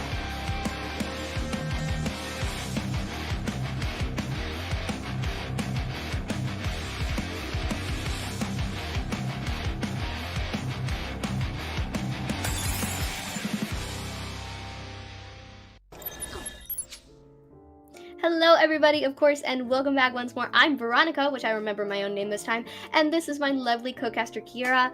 We are here in the second half of round 3 for Fly High versus Phoenix in the lower bracket of IVA. We're on day 3, just giving you the rundown of all of the facts as we go along. And real quick before we get back into discussing the matchups again, thank you to everyone in chat for all of your love for IVA, for coming out, showing us your support. Nell, of course, doing a beautiful job of hosting. He hosts IVA twice a year most of the time, and it's always just a hoot. It's wonderful, a great Southeast Asia community tournament. It allows casters like us to get a little bit more practice and come and shine on the stage, and the moderation team work really hard as well. Everyone in production doing their best. The graphics being done are just absolutely gorgeous, so it's very nice to see everyone come up and show their appreciation and support for all of the hard work being done on. But beyond that point, Kira, how are you feeling? We are here at our final point of this matchup. It is anyone's game after that draw, so Phoenix being slightly in the lead here with their points, it seems that Fly High is going to need to push as hard as they can in this match here. Looks like we're evenly tied for the previous match, but however, with Phoenix only falling behind with just 1 point, I feel that they might have a bit of a redemption arc when it comes to the next, but it kind of like depends on how well their hunter do, and how well their survivors do. And like when it comes to survivors, if your teamwork is really strong, like anything could be possible. You might be able to turn the situation around. We've seen it a lot of times when it comes to tournament, where when you have a really strong harasser, that can really like turn from a lose to a draw, or a draw to a win. Yes, one right character will bring you from the losing end to the winning end. We did actually see it in the last match, this constant back and forth of, oh goodness, who's gonna win, as they were playing against Phoenix's Hunter Taume. So their survivor side has shown quick improvements so far already, just being able to come back from that first iteration where they were struggling a little bit against that Dream Witch, and everything worked out in their favor in the end as they were able to pull off that little surprise situation there. So very proud of them. We'll see if they're able to continue to pull as we are back on Chinatown still. Yeah, Chinatown being a very big map, I feel like this is this isn't easy for the hunters nor survivors. Just generally a very tough map to work with. However, if you're a hunter player, there are some hunters that do very very well in big maps such as the Dream Witch, because when you have that little map control going around, kind of sends the survivors in scrambles, and this given that it's a big map, it's a lot like harder for survivors to have mobility around. Yeah, it's a huge back and forth when it comes to trying to deal with this map. Chinatown is huge. There are a lot of characters that you don't want to see on here, a lot of characters that are going to be really bothersome, and the Priestess being one of them. Every time, if she's not banned on Chinatown, it's a total surprise. And I do wonder if they'll be able to ban out this Dream Witch on their own side this time. I mean, they've gone up against her twice now. She is viable on Chinatown, so we could be seeing her a third time if they don't choose to ban out that Dream Witch on Kwame here, who has been doing a really, really elegant elegant job with her so far, with crazy map control, crazy cipher control, just chasing everybody at once. So I wonder what kind of other hunters we could be seeing if not. So the Naiad and the Dream Witch are in fact going to be banned out as suspected, which means that it's really anyone's game now. We might be able to see a geisha this time. I'm actually quite excited because I Fingers feel like crossed. geisha actually does, like, fingers crossed, I feel like geisha she does well in this map, even though it's a big map, but they are low also, you can potentially get a server down fast with the dashes. And knowing Tuami has a strong geisha on hand, I just think that we might be able to see a geisha this time. And looking at the server band pick, Sierra Priestess and Antiquarian, the top 3 band picks, I'm not surprised. They are like stable band picks, you just do not want to deal with them. Yes, she does do so well here on the Chinatown. These are bans that would benefit the geisha here.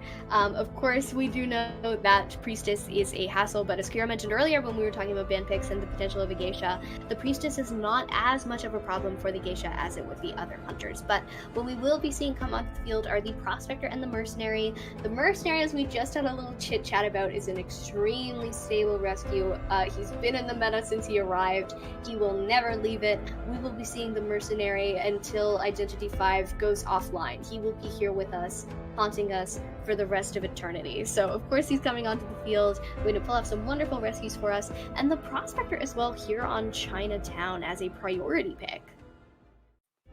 Prospector being arguably the best stunner, harasser support next to the Antiquarian, and here we see like a barmaid being banned.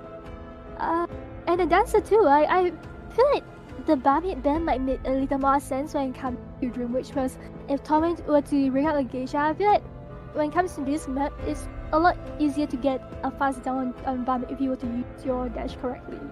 Yeah, absolutely. You're in a situation where you want to be able to ban out those characters who are going to cause you some problems, and the barmaid was a little bit of a troublemaker in the last matchup, so no wonder that you wouldn't want to deal with her anymore. Maybe it's just those Dream Witch jitters, you know, maybe even if the geisha's better against her, you just think, oh, I don't want to play against the barmaid. I never want to play against the barmaid. So it turns into a funny little personal vendetta, but Dancer, of course, on show. Oh! I don't want to talk about Dancer anymore. I want to talk about the Embalmer, Kira. Tell us about the Embalmer on Chinatown.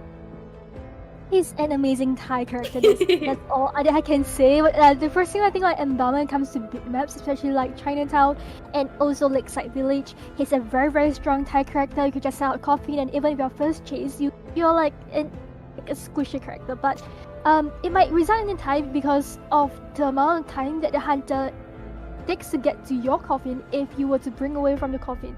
Not only that, he's also like a good support character when it comes to supporting his teammates.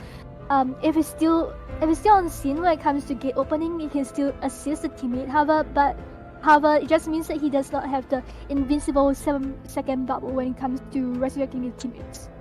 Yeah, the Embalmer is going to be very exciting to see. As Kira mentioned, extremely strong Thai character. A lot of power he has on these big maps, and we will be seeing our final ban being the Psychologist here. So, not wanting to deal with the Psychologist today, not wanting to deal with the Barmaid either, and none of those little healer characters that can be a little bit of a hassle, especially for someone who mains Dream Witch and plays her predominantly.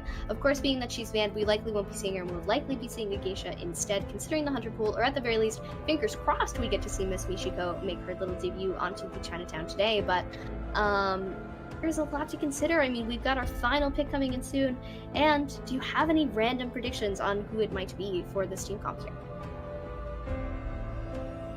We haven't seen a decoder throughout the matches, so I'm like anticipating to see a decoder. I think a prisoner might do kinda well in this match. However, he's just an easy catch when it comes to Geisha, so maybe not. But I feel like decoders such as Mechanic and Prisoner can cover like a wide range of ciphers. Oh, speaking of Mechanic, she gets kicked.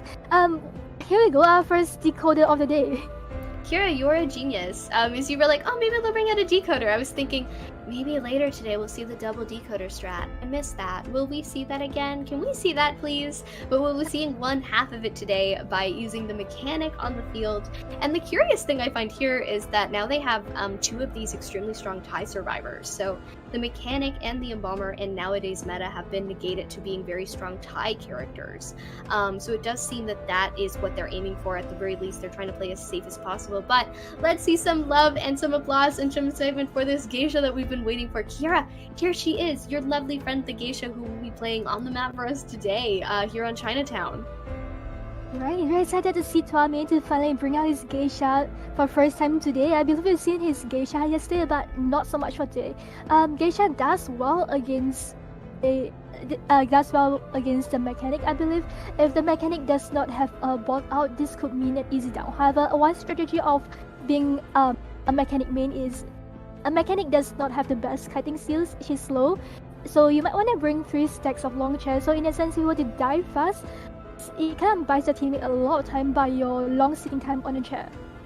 Yes, Snooze is absolutely such a game changer on mechanic. It allows you to use your little 5th survivor bot on the field for longer and get those ciphers pushed and done. I'm seeing a lot of excitement for this team comp in the chat. Everyone's very excited about the embalmer. Shirley loving the mechanic as well, and that's going to be very exciting, especially because we're in our last little round for these two in their lower brackets today. So one of them unfortunately will be leaving the IBA, but both of them have done such a beautiful job that either of them would deserve certainly to advance on and certainly to come back for the next IBA. But love and peace and appreciation of all the teams aside, let us get into our spawn location. So they're locking in pretty quick. They are confident in this. Kira, what is our optimal chase? Spawning really near that mechanic. Definitely the mechanic. If she were to drop a bot down, the geisha might be able to sniff out the bot. So as a mechanic player, like what you want to do is to maybe go in for the body block, but that might not work very well because this just means that this just means that if you were to get the fast down, you do not have a bot to help with the decoding progress. It's like the main perk about playing mechanic is having one more person on the field for cyber rush. But if you were to lose your bot in your progress, it just means that you do not have much to yourself as a mechanic, as your decoding, your hitting has not debuffed, such as blocking debuff, and you're just a lot slower in general, especially like with the pellet dropping. Yes, she's a fragile little thing. She luckily got a buff, so we will be seeing her coming in, of course, with that strengthened ability, so maybe the mechanic will be able to prove herself a little bit more. We are seeing, of course, a detention build on this geisha here, and I believe no other secondary trait going up to confined space, but not quite there. Our first chase, as we predicted, will be here in this hotel area. The mechanic currently hanging out on the 2-story as Twame actually chooses to not go for her and transitions instead into the next close survivor, which will actually be the prospector. I feel like the prospector out of all other characters here, except for Mercenary, is not a very good first chase, as he has that magnet to work with, and Geisha's hitbox is really small. Gets a stun right there, allows him to transition into a better kiting spot. Will he make the kite last? He has to make the kite last as gets a kill on the prospector. Wow, that was a beautiful butterfly. Clearly we can see why this geisha is something to be so excited for. Using it so well to make it to the prospector. Now charging up a magnet, trying to get the stun on this geisha, but using a flywheel to negate the blink Kira and able to get the stun off as well. So the prospector off to a very strong kite so far, despite that hit, going on strong continually. And we actually are going to see a teammate in the area. Here is the embalmer, going to be able to throw this pellet down, bringing the pellet such fast pallet breaking speed. Prospector's gonna have to be really careful, and unfortunately he will finally go down. This blink was so detrimental for the hunter. Because of the miss blink, this allowed the prospector to buy a lot more time for his teammates. And geisha having a short hitbox, sometimes bringing blink can be a little risky, as it's a little harder for you to gauge the distance because your hitbox is just a lot smaller than the other survivors. You can see Mercenary around the vicinity trying to trigger tinters, and Balma, I believe, trying to distract the hunter, just like trying to go for go simple with the bounce, and gets a regular hit on the Mercenary, and Geisha missing that drop down hit was a little unfortunate. Yes, a little bit unfortunate for the geisha there, but a very exciting rescue to watch nonetheless. Gonna get that stun, a beautiful job from the prospector, but he has to be careful. The geisha can catch up easy, and now she has. So unfortunately, the prospector is going to be popped on last effort, so he will be going down here in the hotel area. But starting off strong, he has been kiting pretty well, and the embalmer has used his coffin on the prospector here, so no time will need to be wasted in terms of rescuing him. He can rescue himself with that coffin, and he will continue his kite. Rainy K decoding in the area. Of course, ciphers are being pushed pretty well. 3 remaining as we speak. The mechanic, of course, using her bot to get even more decoding done, but we are coming straight at that prospector. Ciphers being popped left and right, truly, but the embalmer coming in to try and support this kite. Not to mention that the prospector got resurrected on the second story of the hotel. This just means that the prospector has a lot of fighting space to use against a stun on the geisha. You see, Embalmer nearby just trying to go for a body block. He may not be a harasser, but he can definitely block from his teammates, trying by a lot of time. Cyphers could be enough. Mechanic is a little slow as two survivors are injured right now. However, she does have a bot on hand. Yes, the embalmer does manage to get off his body block, and now he's waiting. Unfortunately, the geisha was not actually in the pallet at the time that he wanted to throw it for that stun. Poor thing. But we will be seeing a vault over the prospector continuing on his kite. The support from the embalmer is going to be very helpful. The cipher not being pushed too well, but the embalmer going to take the down in place of the prospector. He will be sent back to the manor if he is eliminated, and they do not want Twame to be able to make more kills than necessary here. Beautiful flywheel from the prospector to negate that head, throwing down a magnet, and unfortunately, we're going to see the prospector go down. Geisha having to force some blink to get the prospector down, but this just means a weaker endgame with Cyphers will pop fast enough. However, I feel like this kind of puts Geisha in from a bad situation to an alright situation, as right now Embalmer is also down and Mechanic is forced to rescue. Yes, this is going to be pretty good for her here. She will have that rescue be forced. The embalmer, of course, going down into the basement of all places here. So the mechanic's going to have to make quite a journey to make it down here. But she's willing and ready and raring to take the risk. The cipher is primed. The mercenary is ready to pop it. The dungeon is in the area, so unluckily it's the basement, but luckily it'll be a good place for a down kite in the endgame. Coming towards the chair, she is going to wait for it, get off the rescue, and now it is just a race to wait for the pop. Right, they have to make this kite last, as being chat around there it can be a little risky because it's a little harder for you to get out of the basement when it comes to being chat there. However, dungeons in the area, maybe like Embalmer might be able to make it last. He has to pull away from his coffin if he wants to use his coffin to assist in making that end game happen. Yes, the coffin being placed down. Things are working out so far. They need to get this gate open. It's almost there. The embalmer is unfortunately going to fall down. However, in the area of this coffin, there will not be any protection as detention has popped. He will be waiting for it. We are going to see a chair done, of course, very close to the coffin here. The survivor's not yet leaving, but it seems the mercenary, of course, traversing around the map, currently transitioning. We are seeing the geisha hanging around this coffin as she should, as she needs to do. But as we can see, they actually haven't chosen to do the rebirth, as the mercenary instead is going to come for this rescue. Mercenary having be able to tank one detention, it gets the hit instead. Will Embalmer be able to bring away from his coffin and go for a potential respawn? And no, looks like Mercenary just trying to block from him, but failing the block, Geisha just hot on his chase. Embalmer just trying to make his kite last, but unfortunately getting hit and falling down. Yeah, the embalmer is going to go down, and with that, we will be seeing him placed on the chair once more. He will be sent back to the manor. The mercenary is about to fall down. He is, of course, a sneeze away, but he does manage to make it out of the gate right as he falls. So there we have it. They've managed to achieve their little draw. An excellent job, and totally what you'd expect, of course, with an embalmer and a mechanic comp in the end. A good little 6-minute match that we got to enjoy there. Kira, oh my goodness. So much going on with that prospector.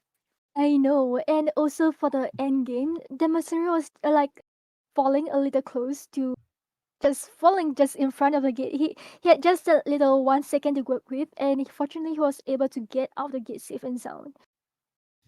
Yeah, it was very close, but he did manage to pull it in the end. You know what? Very proud of you. Excellent job. The The kiting was so impressive in this match, especially from that prospector.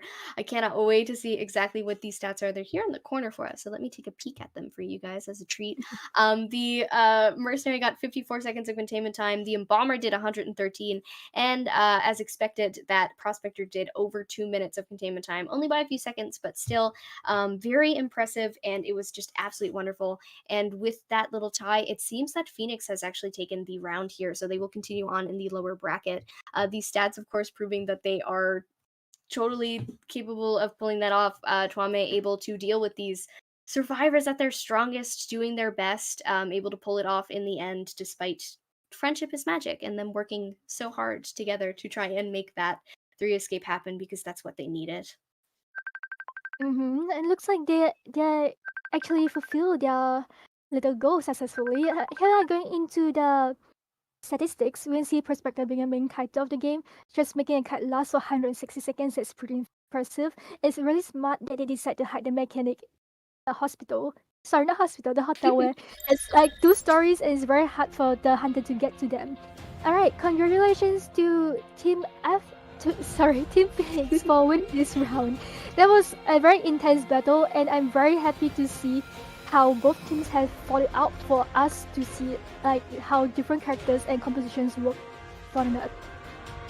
They did it, folks. They did it as I predicted they might yesterday. A phoenix rises from the ashes after it is defeated the first time, and that is what they've done. The immense improvement that they've shown with their team, their communication is really well. They are working the best they can. And here we are, a peek at the statistics for you folks. We did go over them a little bit earlier, but you can check it out. You know, the decoding progress, the rescues, the containment times, they all did their part and they did their best to try and make this happen. But unfortunately, Fly High was not able to pull the win in the end as they ended up with that draw. So Phoenix defaulted to win based on the points being higher, but such an even match, Kira. Such a fun set of matches to watch because they were so on par with one another. Yeah, in the adversary just making that rescue and getting it out of the gate, I thought that was an intense moment for me because he was falling a little short of just dying in front of the gate, and if that actually happens, I think that would have been a free elimination for the geisha. Yeah, certainly. In general, I think Phoenix definitely earned their win for this round here, considering they started off so strong already by showing that 4 elimination with the Dream Witch on the Ever-Sleeping Town to start us on that crazy high note, and they ended it there as well, but a 13 to 12 point differential really shows that they were so close to one another here in the bracket, and of course, that's what IVA does. It, as the strongest teams in C go up against each other to prove their worth, and they are all worth it. They're all worth so much and so good at what they do. Clearly, they've trained, communicated, and you know what? Congratulations to them for this win, and congratulations to Fly High as well for making it so far in the first place from that elimination stage. Now, before we get into some other stuff, Kira, do you have any other highlights you'd like to go over from any of these matches? I would say us manifesting Twame and bringing out the geisha is one of the highlights because I think we have been looking forward to this geisha, knowing that he has a very strong geisha on hand, and we finally got to see it. And seeing how Phoenix and Fly High actually fought nose to nose, I feel like both teams deserve a round of applause for fighting so hard. It was such an intense battle throughout all 3 rounds. Yes, absolutely. So, of course, this is IBA. It's wonderful and lovely. And Kira, you are actually casting the next match today with NTT, who will be coming out onto the stage. We did see him debut already, so I can't call it his first time because he got to play those fun matches on day 1. But here on day 3, he will be formally casting, of course, alongside Kira to begin. And I'll be back with you guys in the 3rd match for today. So I hope that everyone is excited for more IBA action here on day 3. And with that, I do believe we should be cutting to a short break and be back with you guys after that.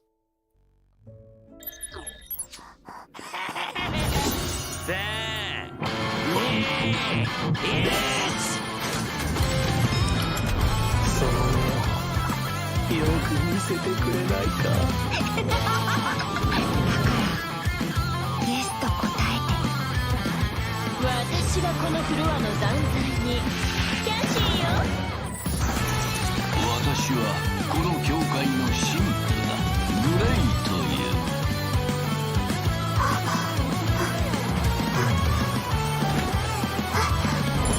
ザック、どうして。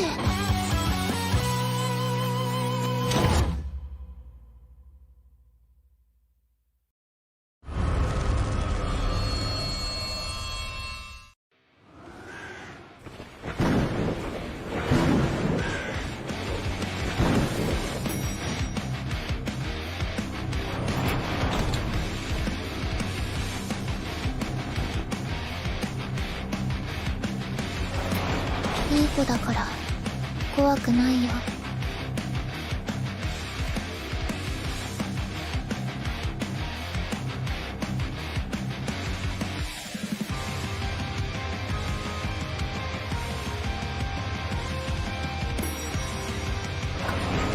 今だけ俺に殺されるな。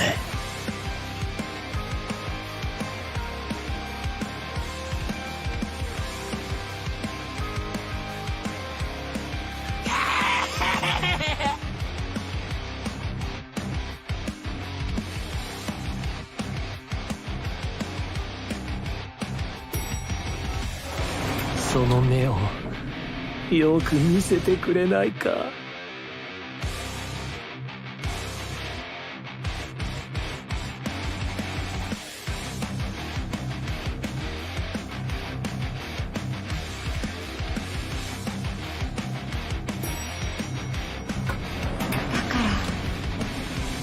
らイエスと答えて。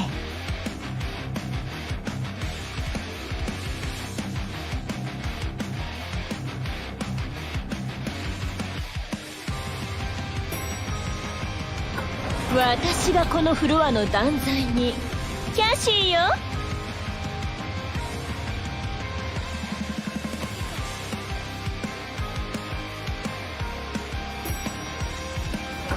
私はこの教会の神父だ。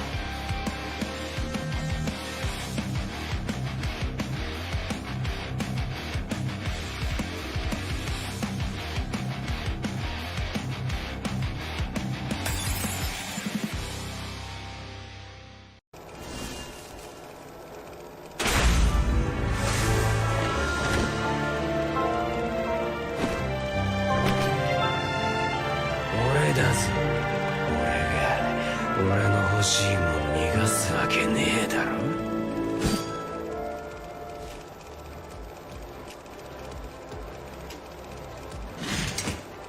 3、2、1。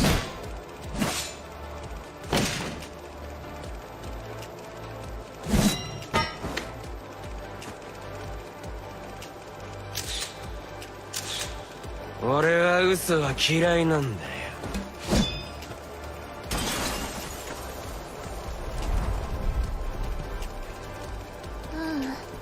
ザック、忘れてない。忘れてなんてない。だって誓ったもの。ザックと私二人で誓ったもの。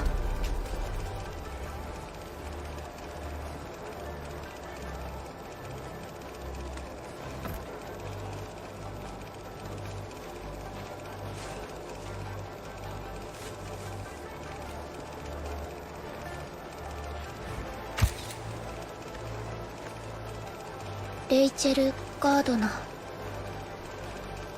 これはいらない。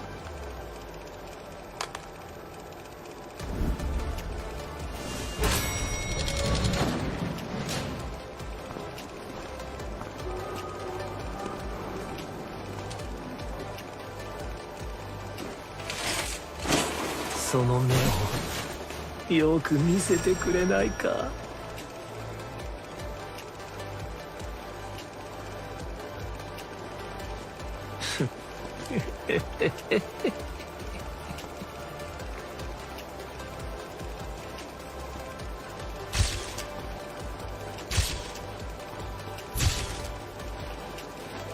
本来の君は奪われるべき魂ではない。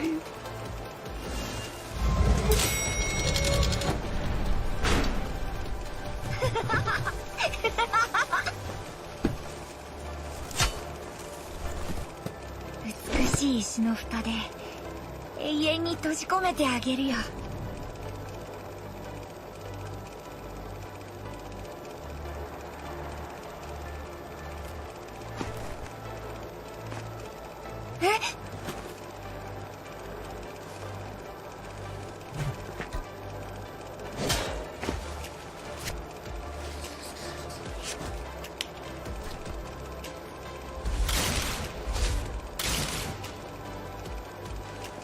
だからイエスと答えて。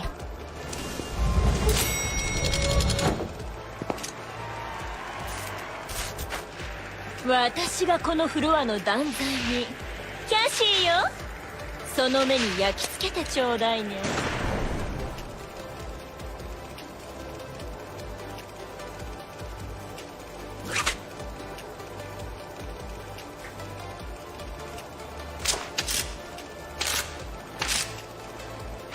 私は断罪に、ああ罪深き悪人ども、許されるまで痛めつけてあげる。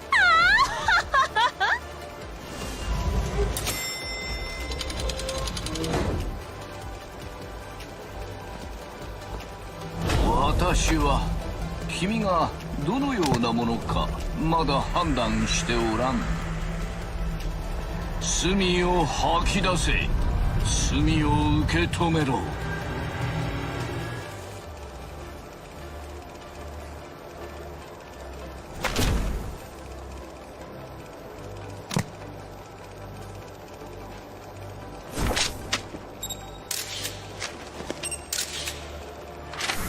私はこの教会の神父だ。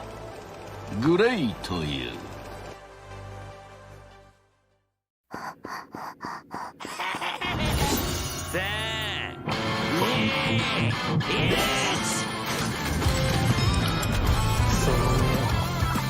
その目をよく見せてくれないか。イエスと答えて。私がこのフロアの断罪にキャシーよ。私はこの教会の神父だ。グレイという。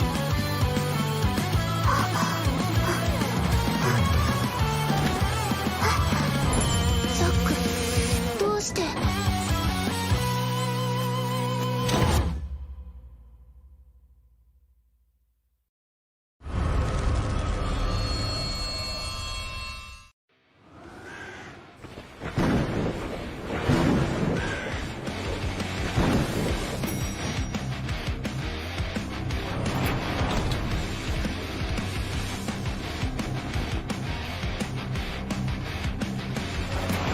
いい子だから怖くないよ。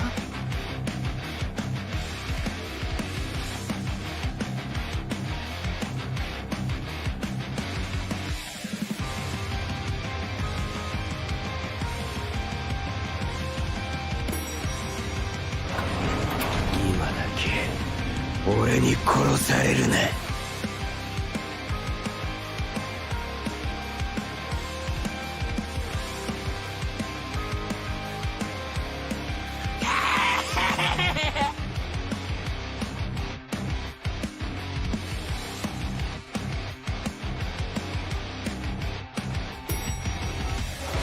その目をよく見せてくれないか。だか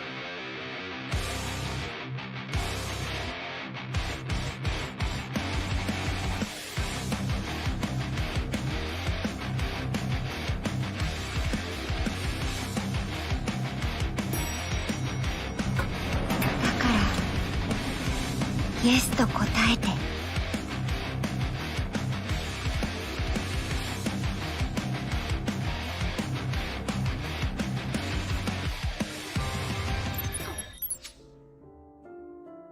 Hello, ladies and gentlemen, and welcome to IVA Southeast Asia 2023. I'm Entity, and with me today, Kiera, who has been casting the previous match. And this time around, we're gonna have a very anticipated match between Future and Venom. And yeah, how do you feel about this, Kiera? Honestly speaking, I see a lot of potential in Future being a team with one of the top players in them, and I think we may be potentially seeing the winner of IVA in this matchup. But also to give a heads up to Venom, who has been fighting really hard, I kind of excited to see like how both teams work with one another to achieve the winning results. Yeah, as we all know, Future is a former IVA winner in 2022, I believe.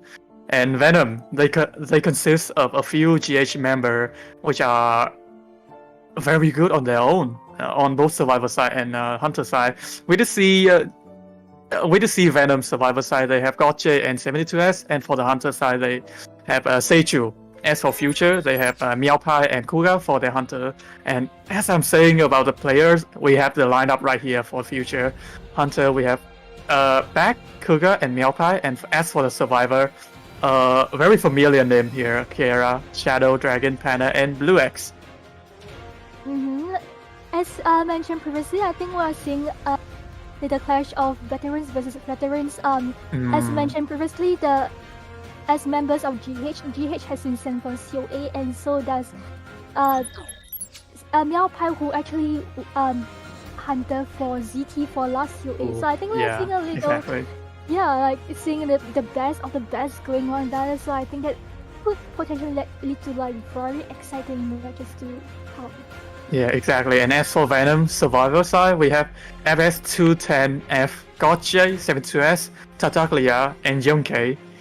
For the Hunter side, we have SSSS, which we all know is Seichu, and that is the main Hunter for Venom. I'm a little surprised here though, because if you've been watching COA matches and also the past matches of IVC, J and 72S are actually Hunter mains. 72S was the coach of GH, if I'm not wrong, but he was also very famous for his Dream Witch. J was the main Hunter of GH, and he does have a very strong works artist on him. So seeing Hunter mains being Survivor, they kind of know what they're going up against, kind of which points they're going against, so they might be able to play this to their advantage. Yeah, they are following the path of Pipisha, which is also a Hunter main that switched to the Survivor side and have very successful transfer with him. So let's see if Gotcha and 72S does also have that kind of success. And let's start with the first match right here with the Survivor side of Future going up against Venom. The Priestess has been banned for the Survivor side. And now we'll have the Survivor side, Midi Shadow, Midi Dragon, Panda, and Blue X picking out the character. Priestess being a valid band pick. This is a big map that we are talking about, so you want to cut off Priestess because the support is just so insane. However, this means that you're letting the Seal out. Seal also being one of the top band picks and top support in the game, and also the Mercenary being one of the best rescuers.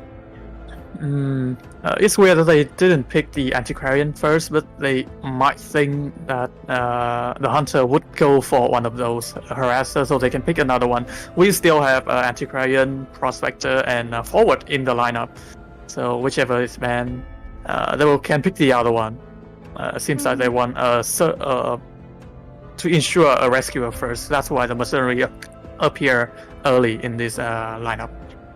Yeah, absolutely, because the Mercenary being the sole rescuer that can close up distance besides the Forward, but a Mercenary would definitely be a better pick because a Forward ball can be quite limited when it comes to harassing.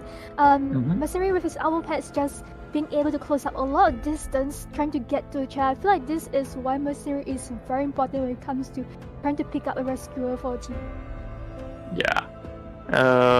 Aside from the Mercenary, we still have that for the Officer and I believe the new character, which is a journalist, but no one has used a journalist yet. They seem to be more contented to the usual, to the old, but ensure that perfect rescue, which is a Mercenary. We have seen that the Antiquarian and the Entomologist has been banned from the lineup. You do not want the Entomologist to support with the Survivor kiting. That would make capturing the Survivor a lot harder than it is usually. I wonder what kind of hunters get of the Entomologist. She is a good support and also kiter. However, I feel that when it comes to your first few picks, the Entomologist does not come to mind for many. So like that kind of like threw me off.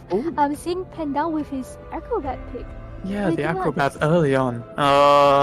There's still the Psychologist and the Barmaid up for grabs, so they might want to pick one of those to counter either, a Hermit or a potential Dream Witch on the Hunter side.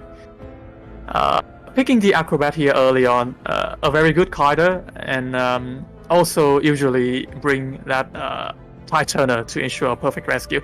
Banning Toy Immersion, that's quite interesting on the Hunter side here, right here. I think the Time Merchant just does very well on the hotel where there's double story and you just do not want to deal with that. So cutting off the support from Time Merchant and going in for the Prospector on FT's side. I believe what they're lacking is Harasa. Yeah, Arasa is in the game right here with that Prospector in the lineup. But with this lineup, they are prone to being countered by a Hermit. Let's see how they will go up against Seichu pick right here. We also don't know which character will Seichu go for. There's still a Bonbon up for grabs, and the Bonbon can be a good counter to that Seer that they are having right there. Yeah, absolutely. And also Bonbon being a camp hunter, I think this kind of like puts the survivor in a pinch where they have to settle for a draw. I won't say that Bonbon is a TIE hunter, but because of his skills, most people choose to go in for that draw instead, which I feel like is a wise choice, but that kind of puts you. Oh, goes in for the Naiad. A Naiad in Ever Sleeping. Yeah, that's quite interesting. Naiad going up against this team comp, I think is workable. Because the Naiads can just round off the kiting area and prevent the survivor from looping that single or transitioning from area to area with that puddle that she can create. And also with the first present, she can catch up to the survivor easily. So I think that's what Seichu is trying to do, trying to catch up to the survivor and preventing them from body blocking. Because Naiad is also a good character to counter body block. Because with her humidity, you can't really go in for the block because it just means that you're also getting water on yourself. It's a lot harder to body block, but it's also very situational. Naiad with harpoon is able to like close up circles with like her water, so like you cannot really tight her and stay in the area for too long. Yeah, it's weird that they don't go for either the Barmaid or Psychologist because they are. This lineup is prone to being countered by Hermit, but it's quite a surprise that Seichu is not going for the Hermit either. Maybe it's because of the underwhelming performance of Hermit in the Koa qualifier. So people are starting to counter him and realizing that he's not that strong against a good survivor team, which is what the future survivor are having. They are very good at communicating and working with each other. I believe when it comes to team cooperation, Future is one of the strongest in the scene because like having Shadow, Dragon, Panda, and Blue X, they're all former tournament competitors. I believe they went for IBC before. Although in different teams, and now they're all together. So we're seeing like the best of two teams, BL and ZT back then together forming a team. So I feel like this might be the strongest team that we have in SEA. Yeah, this is like the accumulation of all the best things that we are having in Southeast Asia, and we can see that Seichu is already respecting that priestess right in the first ban. They don't want Shadow to pick up on that priestess in such a map like Ever Sleeping Town. Shadow Priestess in itself is already a menace, let alone in Ever Sleeping Town, which is a good map for supporting with those portal. Even when you know how to counter Priestess, you cannot counter Shadow's Priestess. That is on another level. Yeah, I remember Shadow being one of the top priestess ever in our Asia region. I've seen his priestess work against top tier hunters. There are hunters that do kind of well, like they're not too scared of the priestess, hence letting Shadow's priestess out. But that was a hunter's mistake because Shadow's priestess is just so good. Even if you are using a hunter like Dream Witch or Breaking Your Geisha that generally do a bit better against priestess, just giving respect to this player, he's definitely a very respectable priestess being for. Yeah, that respect ban has to be occur. You don't want that. You don't want Future to have one of the best lineup to go up against you, because they are themselves a very good Kaido already. Let alone which character they pick in this very round. Let's see. Acrobat can be good to counter Naiad with that fireball to prevent her from throwing the harpoon or getting or retrieving the harpoon. Prospector, also a good harasser.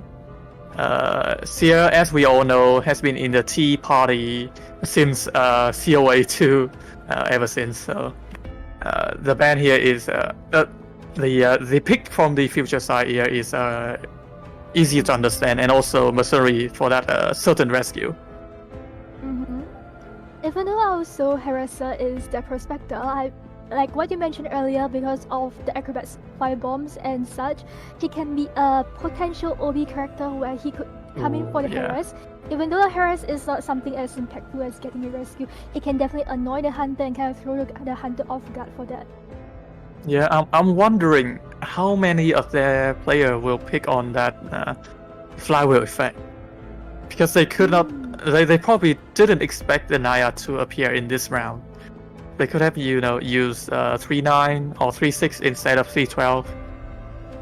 Yeah, like given that this is a big map, you just want to close the distance as fast as possible. However, going on into the spawn location, I believe it's the Mercenary taking the most dangerous spot in the map, which is pretty expected.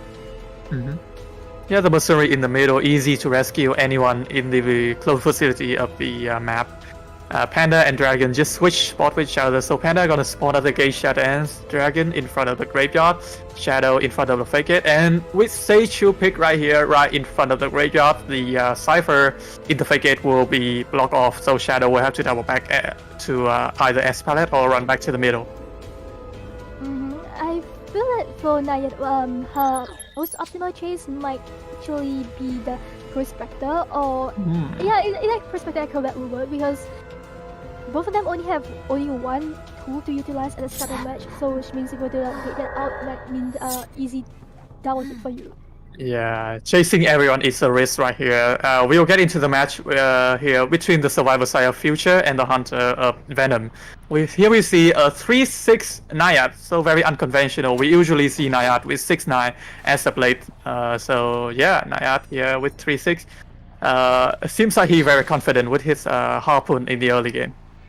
Nayat right onto the first target on the heels of the Seer. Looks like my prediction is wrong, going in for the Seer. Instead, Seer's Owl have not come back yet, which puts him in a vulnerable spot, and I guess trying to circle and actually gets a humidity on the Seer. Yeah, very big one also.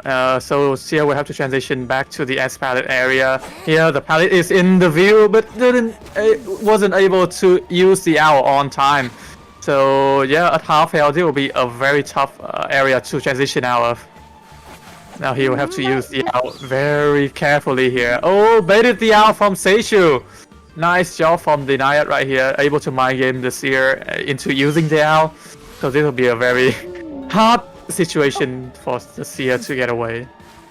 Gets the hit on the Seer. However, Blink has not been utilized yet, and Seer's Owl has been used up. This means that Seer does not have a very good potential for second height. Do you think they might sell the Seer? With Mini Blue close to the vicinity, it will be either a sudden rescue or at least a 9-9. I don't think they will sell this early on. The blink is available. Yes, but sacrificing this early on is quite a risk for the Survivor team. I agree. And also, Mercenary just around the vicinity, like buying a little more time for team to decode by triggering the changes. However, I think Nayat knows what it's up. She's just trying to wrap a very big circle, and if Mercenary were to get into the... Oh, actually gets the humidity on the Mercenary. Oh yeah, seems like your prediction is right here. They are still trying to bait out the Tinnitus, so not going in for the rescue. Now Mini Blue's starting to attract the attention of the Nayat, but not going for the rescue at all. So yeah, they will sell this here this early on. With 3 Cypher remaining, this will be a very tough situation for them.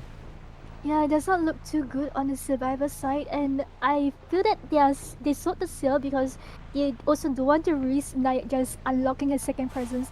Nayat's second presence can be quite scary because it just means a harder time for you to harder to buy more time for Cyphers to be decoded. Going on into the Mercenaries. Oh! Able to get a hit onto the Mercenary. The Mercenary was trying his best there to not get hit, but yeah, Nayat. Her ability to swim is so fast that the Survivor basically have no time to react to that.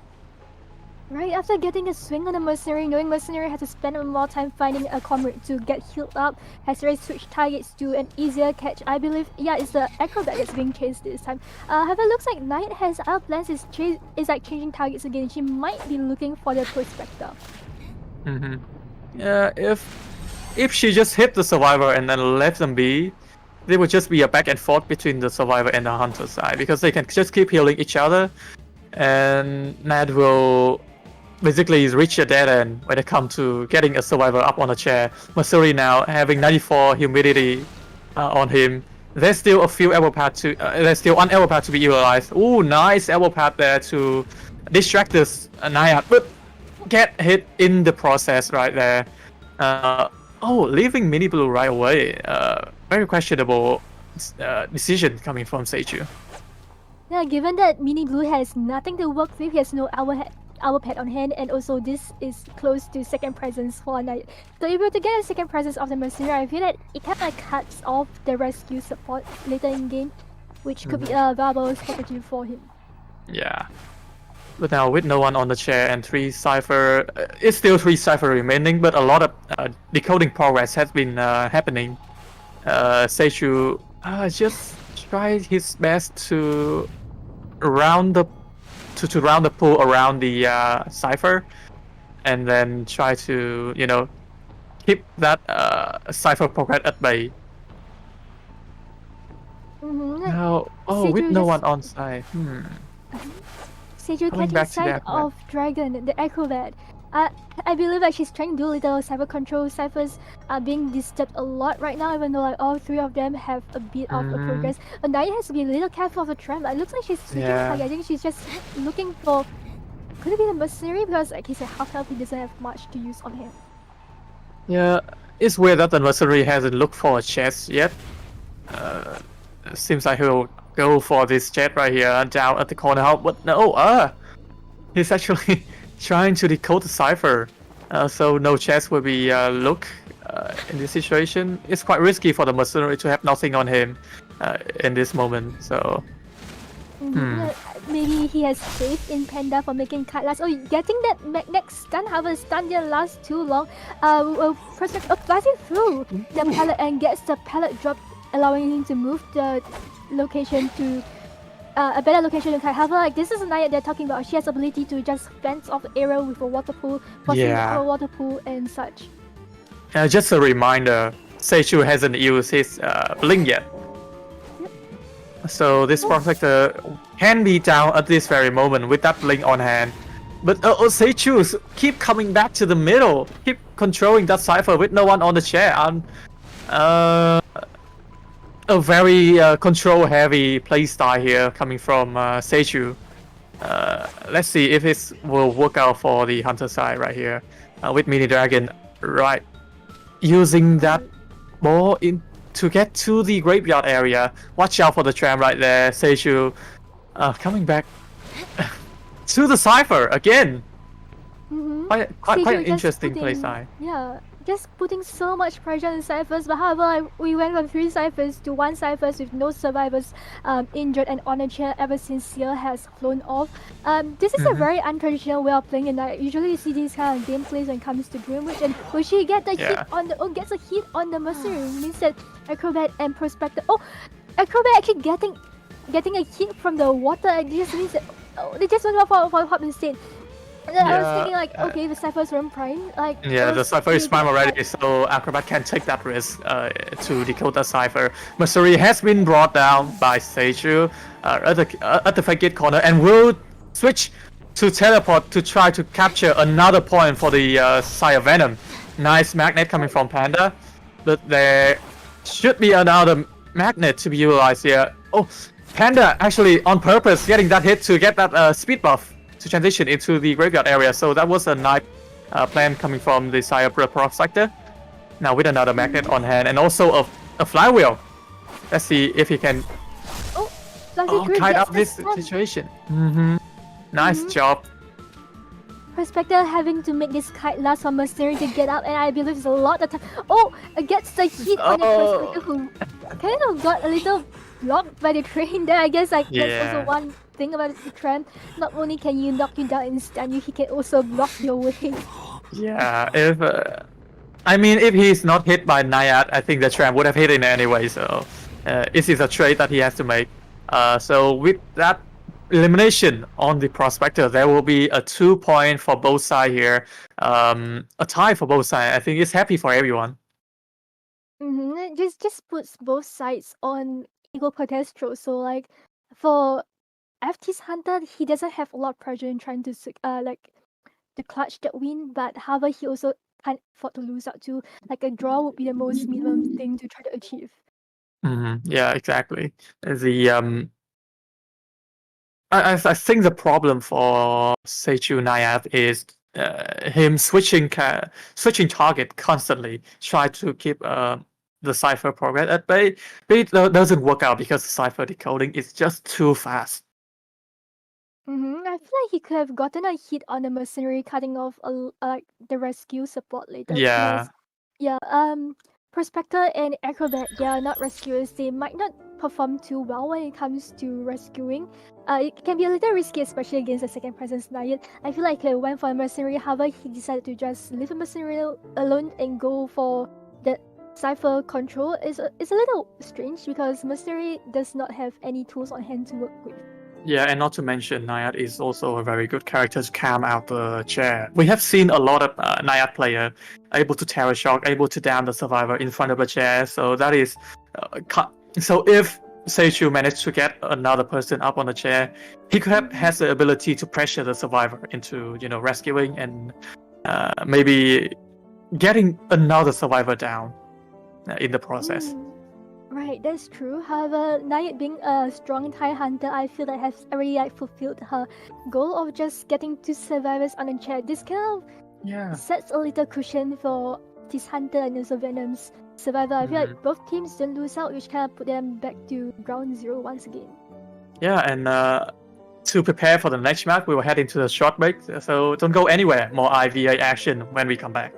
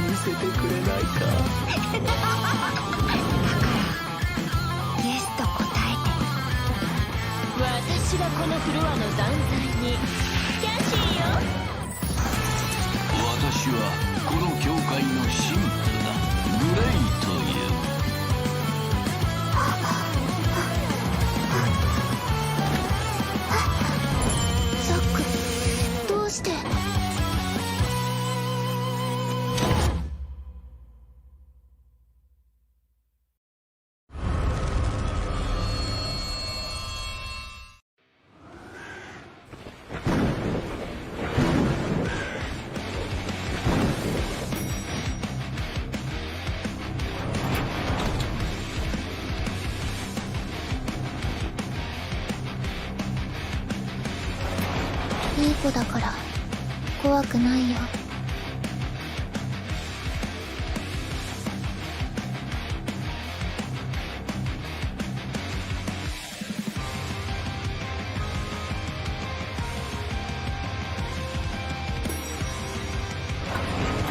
今だけ俺に殺されるな。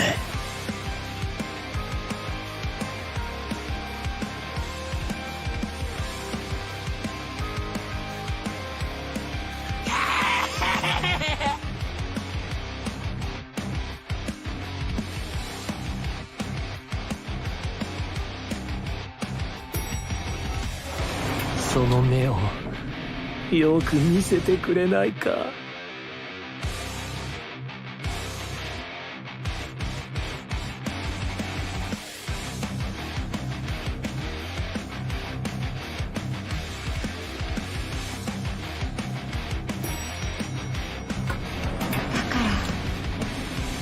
らイエスと答えて。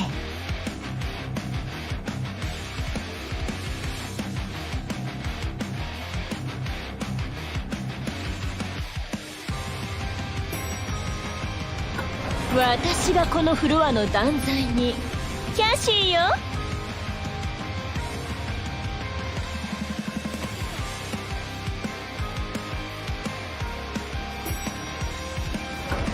私はこの教会の神父だ。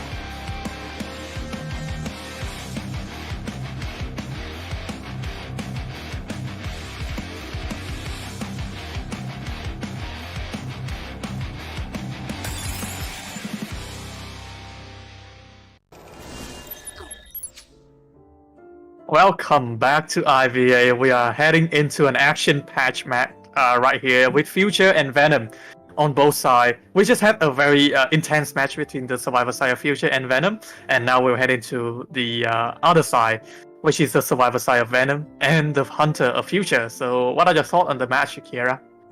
Looks like we are very evenly matched with 2 points on both sides. I felt that the previous match was could be a little better on Venom's side because, like mentioned previously, he could have gotten it sitting down fast, given that there's nothing worth with his health. Also, like FT's Seer also went out quite fast for that round, so I felt that sell off for the Seer to settle for a draw is also justifiable. I think that's good enough. They have to play safe. It's only round number 1. They can play it safe and try to get more points in the later round. So let's see if the strategy actually works for them when we come into the second half of round number 1 between the Hunter side of Future. I wonder, will it be Meow Pie or Cougar?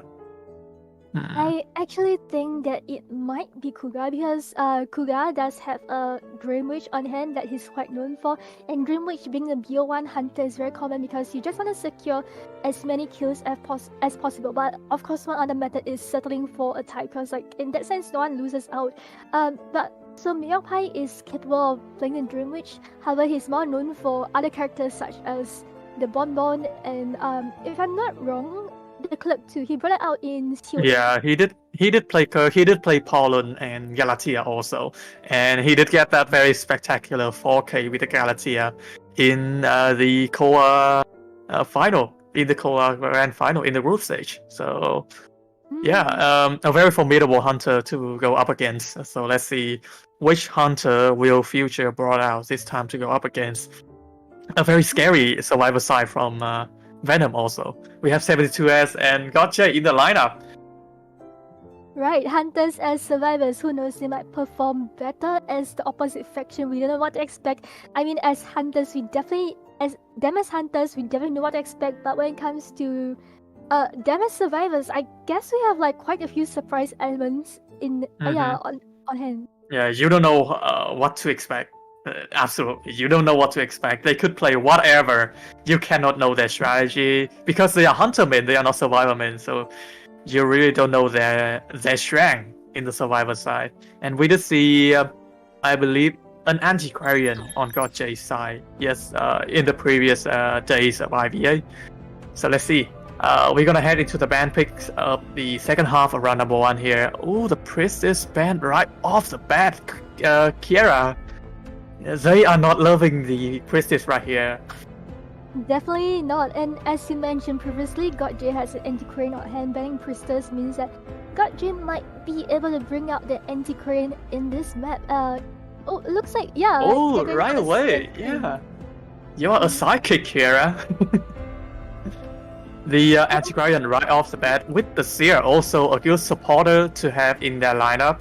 But with Cougar on the other side, they might have to watch out for that Bonbon or even Galatea to appear in this first half on this round number 1. Sorry. I think it might be a Dream Witch, so I feel that after the hunters turn to ban, the survivors of Venom might want to bring out a Barmaid psychologist to counter that Dream Witch. Oh yeah. Maybe a Barmaid psychologist ban. Oh no, a psychologist ban is in the mix, but a mercenary ban. So Cougar is leaving out the Barmaid for the survivor side to pick up. Let's see if they will go for it. Right, and not to mention, actually, the journalist hasn't been used yet. So let's see if the survivor side of Venom will go for the journalist instead. Right, I would be so excited to see a journalist. We have not seen a journalist. She's new. We don't know how gameplay works like in tournaments. We might be seeing new antics and stuff from pro journalist players that we have never seen before in quick matches and rank. Oh no, however, goes in for the second most stable rescue, which is the first officer. I think that's reasonable. They want a certain rescue, and Third Officer can bring that in to the table because Third Officer, he is able to rescue with half health if he has a watch on hand. And I think the pick here is reasonable for the survivor side. They just have to watch out if the hunter ban the bomb, but they will have no character to counter the drill witch with no prospector has been banned. I guess like Kuga does not want to deal with a pesky harasser having like anti-current on hand already. He does not want to deal with double harasser that can bite a lot more time. However, I feel like this lets out the Barmaid should Kuga ever consider choosing Dream Witch, and maybe Kuga might not even go for the Dream Witch after all. Oh yeah. Let's see. A Bonbon can counter the Seer, but the Bonbon is countered by Third Officer and Antiquarian with the ability to negate the bomb hit and able to rescue with half health. And the Patient will appear as the last pick for the survivor side right here. Patient is also a good character to transition around the map with his hook, and we have seen a few spots that the Patient can utilize to make the hunter harder at catching up to him. Yeah, absolutely. There are some nooks and crannies around this map where a patient want to use his hook. It kind of sends him flying from maybe the second story to the ground floor, which kind of like buys a lot of time for him, for his kite, as like the hunter is kind of forced to spend a lot more time trying to get down to get on the chase with the patient. And also, patient with his hook is kind of like substitute mercenary. So, it's just a very good character to bring out, especially in such a big map. And also the Patient can counter Bonbon. That's the problem. Kuga, if he went for the Bonbon here, the only character he can counter is Sia. But yeah, the Clerk has appeared. Oh my god. This is the first time the Clerk has appeared in IVA 2023, I believe.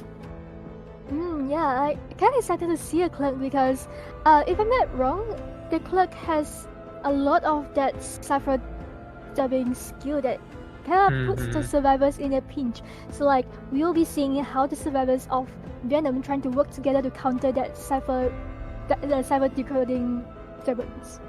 Yeah, that ability to block off the Cypher for the survivor side is such a menace to deal with.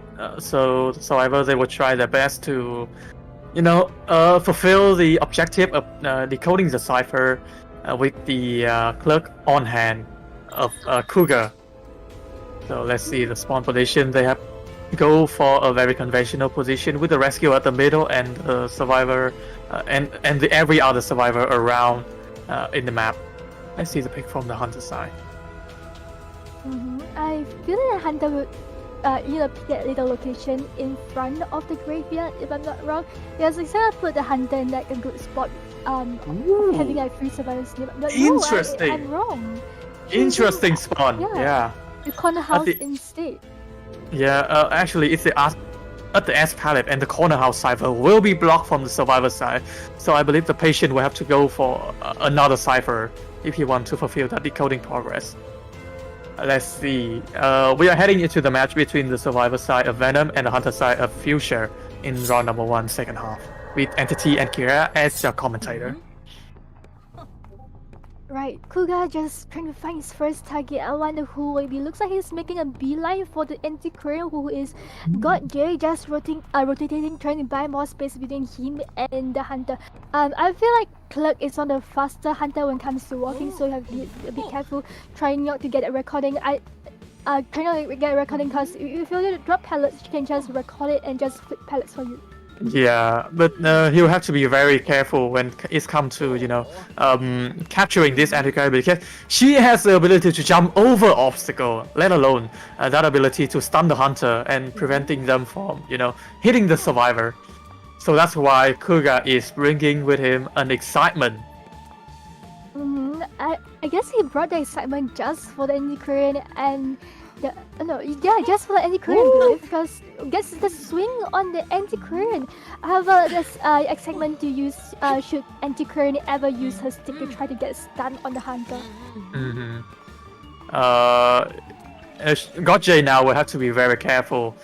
She still has Gotje still has that flywheel to be utilized, and another jump across the obstacle. Kuga has caught wind of this, so he immediately double back to be able to capture this pesky antiquarian. Ooh! Gets the swing on the anti-queen after baiting her down from that very.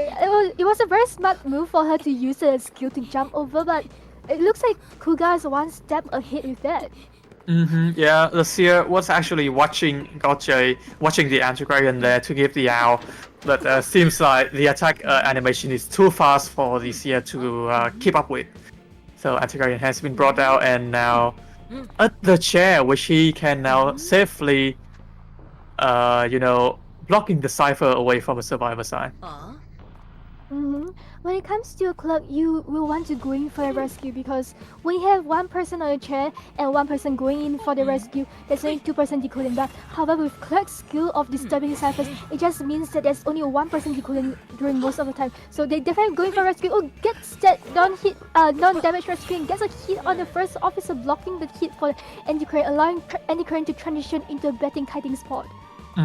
Yeah, Officer with a beautiful rescue right there. Now Antiquarian will have all the time in the world to transition away from this area with the flywheel on hand, some with the stick also, and also that ability to jump across obstacle. Ooh! A miss attack from the Antiquarian and also a miss flywheel. Kuga, one step ahead in every situation. Roger has been very tough with its Antiquarian because Kuga, he basically read his mind with all these dodging. Right, as expected from Kuga, who has been participating in tournaments for many years now under ZT and now under FT, as I believe the main BO1 hunter. Looking at Patient going for that sneaky rescue, but looks like Clerk has caught wind of it, even though she was trying to disturb a stifle in front. He gets the non-damage rescue, and will he be able to no, misses the body knock. Miss attack. Oh my god. Gotcha. Very unfortunate with this Antiquarian. Kuga bringing excitement, but still no usage of that because Gotcha has been very unfortunate with all the attack with the bamboo stick because Kuga, he's so pesky. He's able to dodge every possible attack coming from the side of Gotcha. So now Gotcha will be the first to be eliminated, and 3 survivor, 2 cipher to work on, and Kuga now is at max present. Also, that little hit on the Antiquarian, I think they're all like trying to predict a blink, but I guess not. He brought his segment, and I think Kuga was just too good in hunting to even have to rely on excitement to get the Antiquarian down. The Antiquarian who he brought the excitement from. And Kuga hot on the heels of Snake's chase is Patient having forced up 2 hooks already. I believe he's on his final hook. He has to make this kite last with only 1 tool on him. Yeah, exactly. But seems to be switching target. Third officer has been waiting on the cipher at the corner now, and Kuga will not let that slide. Tartaglia has been found by Kuga. Will use as pocket watch to buy some time for the survivor team, but seems like Kuga is hot on his heel. Will try to bring down this third officer to be able to camp those cipher once again. Yeah, they're down to our last cipher's entity. I feel like the cipher that first officer was working on might have a lot of progress, so I changed target. But the first officer just buying so much time by bringing the hunter far away from the cipher. Kuga, knowing that last cipher has been worked on, is just trying to slow down the ciphering progress by having a recording on Seer. The patient. Yeah, exactly. Now patient will be keep at bay with that decoding progress. Seer still have that owl, and Kuga, again, a lot of mind gaming is happening here. Semistrate is close to the vicinity, creating that tinnitus, with the patient decoding that cipher at the corner house. Patient just trying to build a recording, and it seems like he got a recording on him, and Seal just in the area triggering tinnitus, trying to get attention of Hunter. Oh, it's a nice drop, and yeah, will he make the rescue? Yes, he does. Looking for a swing, misses a blink. Oh, unfortunate for the side of the survivor. A terror shot onto the third officer. The Seer was trying to give the out to the third officer right there, but again, the timing is not quite there yet. Patient will be blocked up the Cypher once again. With 72 has close the facility. Still have that out to utilize in order to go in for the safe rescue. So Kuga will have to be very careful right here. Already switched the trade to Blink. I think they could be able to tie out the game. Oh, gets the hour on him, but however, Kuga knowing that he's about to use hour, just trying to buy a little more time so can do a little more second control. Oh, terrible shot on to 72, and the Cypher has been blocked off! Oh, Patient now. 72S did not bring 3 at all. No, he has 3, but the Cypher has been blocked off for the Survivor side. So, great control. Yeah, great control from the Survivor, from Kuga side right there. And now, actually, this is a bit of a risk because if he hit the Patient, the Cypher will be popped right here and right now. Yeah, the Cypher is popped. Patient will be able to pop a Cypher for 72S to go for it. Oh, Palace done for Kuga here. Patient has to make the kite last for Seal to get. Looks like Seal has already gotten up. He has to make the kite last a little longer with nothing on hand because Seal has to get a gate and get a gate open, and that will be It looks like we have one escape condition as Patient is just sandwiched in a corner. Yeah, nice driver coming from the Patient, also able to keep the Clerk at bay. But with the Seer being blocked off the gate, I don't think there will be a 3-man elimination. It might even be a 4-man. Right, and also, but Clerk is a little far, and Clerk does not have teleport to switch over to it. Yeah, but he can just keep on, blocking the gate for the Survivor side. 72 is still trying to hide away from this scary Clerk. Clerk just patrolling around the area. I feel like 72S might want to go for a dungeon. However, looks like a dungeon is not spawned near him. There is a spawn spot near him, and fortunately the dungeon seems to be in the middle. Yeah, unfortunate for 72S. And he does not have flywheel also. So there will be a very tough mission for him to accomplish. Snyder is popped for the Hunter. Let's see if 72S know where he is. There we go. They know. Blink is available for Kuga. It could be a very fast now, and this could be a 4-man for the side of Kuga. So, a very scary Clerk coming from the Hunter from Future. Looks like a right entity. It looked like it could be a 3-man elimination, but however, with Clerk's skill of just blocking the gate and just buying so much time for herself and just forcing the Seal off the gate, yeah, that kind of led to a 4 elimination, and that kind of shows how scary of a hunter Kuga can be, being one of the top players or top hunters in our Southeast Asia region. Yeah, and with that Clerk, with a phenomenal game from Kuga, with the Clerk plays right there, Future is now on the lead with 5 points in the second half. So in total, it will be a 72 for the side of Future. Right. Not to mention for the previous match when it was FT's side to play Survivor and Venom's side to play Hunter, they got a tie. So like it was neither like advantage or disadvantage of both teams. It looks like with Kuga's turn has brought FT up by a lead of, I believe, 5 points as you mentioned. Yeah, that's 5 point is so precious for the side of Future because they're now in such a big lead that they could end it all in round number 2. Looking at statistics, it looks like we have this year trying to contain a lot of time. However, they kind of like didn't work out as his hour was used a bit too early. I would say too early because Kuga was just trying to bait out that hour just so he can get that easy 1 hit on him. Yeah. Some of the situation where the owl could came in for the block off or for the support, it wasn't able.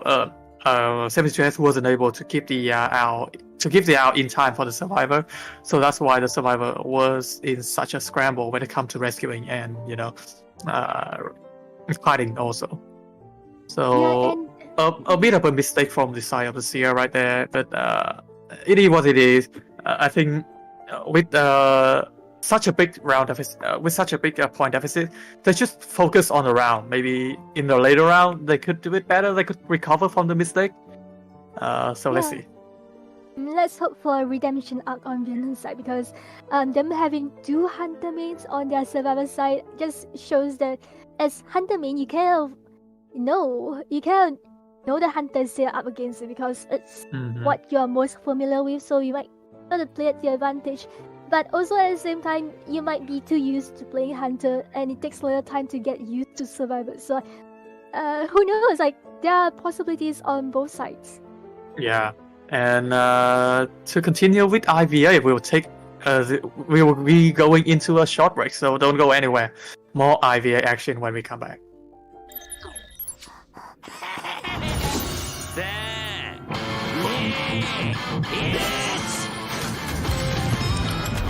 そ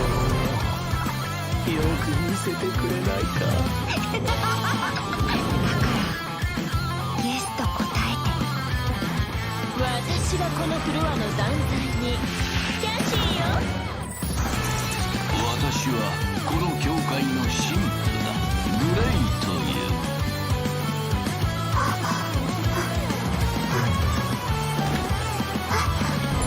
ザック、どうして。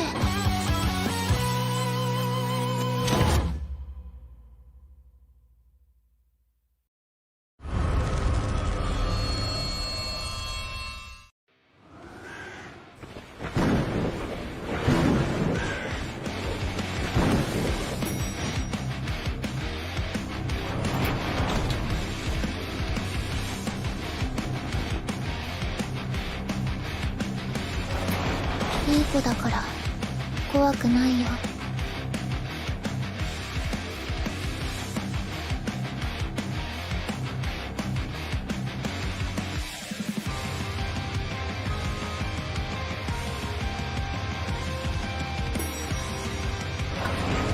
今だけ俺に殺されるな。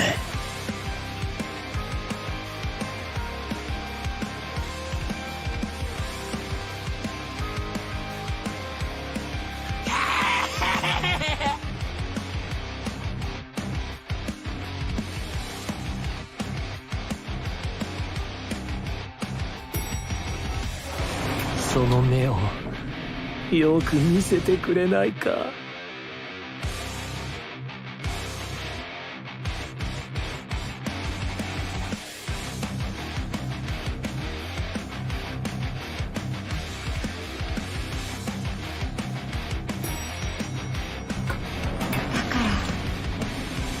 らイエスと答えて。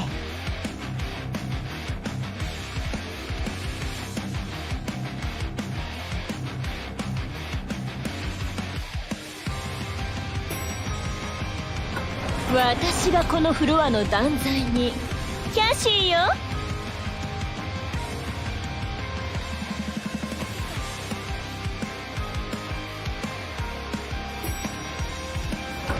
私はこの教会の神父だ。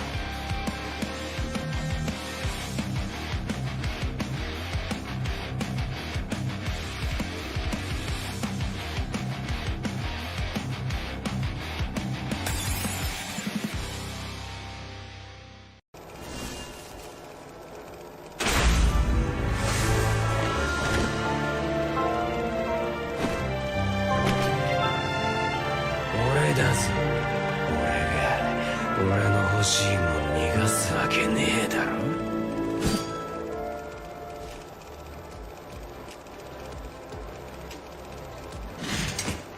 3、2、1。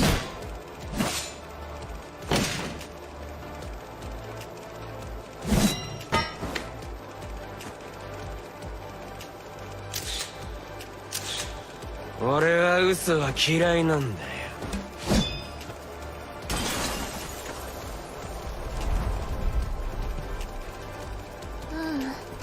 ザック、忘れてない。忘れてなんてない。だって誓ったもの。ザックと私二人で誓ったもの。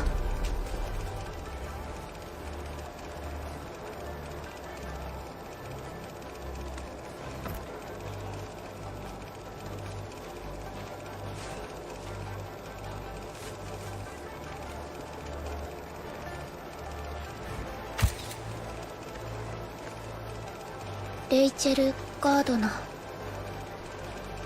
これはいらない。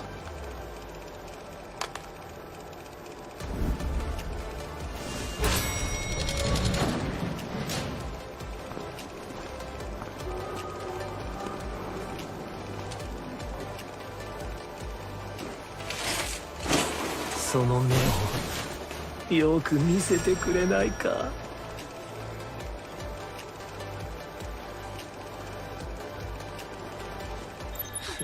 Okay. Thank you. Welcome to IVA, where we have more exciting action between Future and Venom. We have seen a very exciting match in Ever Seeping Town, a 7-2 round in round number 1, and yeah, what a match in round number 1. So let's see what they have in store for round number 2. But before that, here you have a very beautiful jersey today. Thank you. I would like to show everyone that I'm a very big fan of. Can you see this? Do you know Scars? Oh my I god! love Scars. And you can't see this, but I actually have like my like sticks from the official COA tournament in Japan. I happen to just have a bit of the opportunity to go to support my friends from ZT. So yeah, it was very eye-opening to be there at the official COA scene because everything is so physical. You get to see those players that you only see on screen live. Yeah, so that was like once a lifetime opportunity and chance for me. Yeah, it must be very exciting for you over there. And oh my god, Phil. I think she's a Scar fan, guys. It's a bit embarrassing, sorry. Yeah, I know that they didn't really have the best outcome, but they fought well. And recently, there's a bit of a shuffle in members. They kind of like shuffled a bit, Zeta and L. And right, going into the match, we did have a tie back then, but looks like Team FT is in the lead, so they managed to turn things around, which kind of puts a lot less pressure on the Survivor side. Yeah, a lot of pressure here, and immediately putting pressure on that Priestess and Seer, because those are the first men from Seiju. The map will be Mullet Rail Park, in round number 2, first half of this round. So let's see what the Survivor will ban this time. Will they ban that Naiad?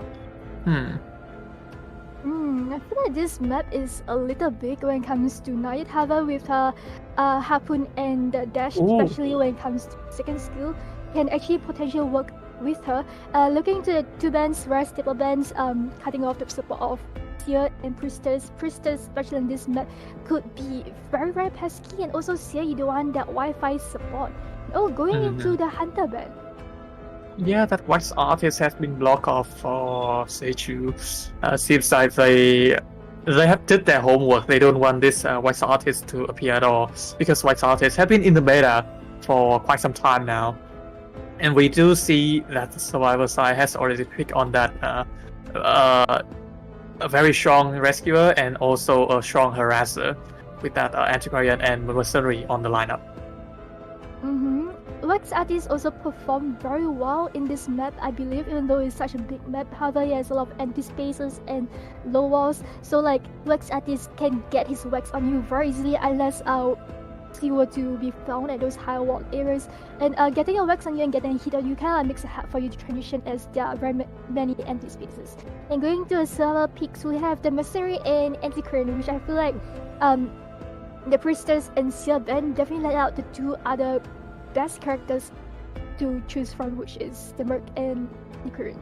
Yeah, and also the Hunter from Venom side has banned that Wi-Fi heal capability with the Antiquarian, with the Psychologist, and also the Toy Merchant with also Catapult that can make the Hunter ability to catch up to the Survivor a little bit harder.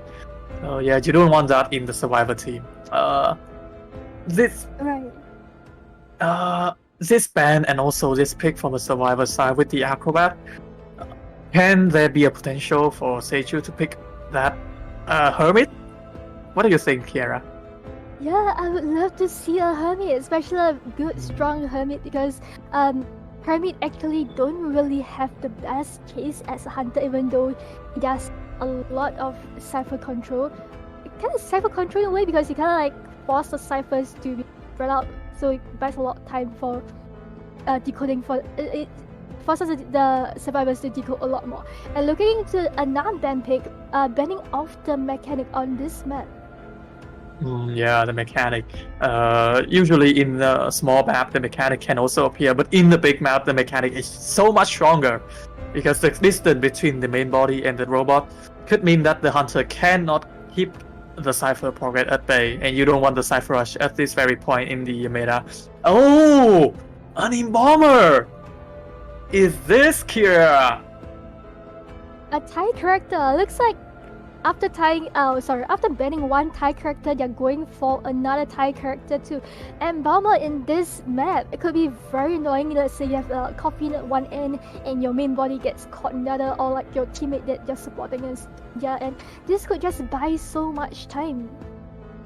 Yeah, with the Embalmer in the lineup, there is the capability of rescuing a person without actually being there is so strong that Seichu has to pick up on that Naiad just to have that ability to keep up with the distance.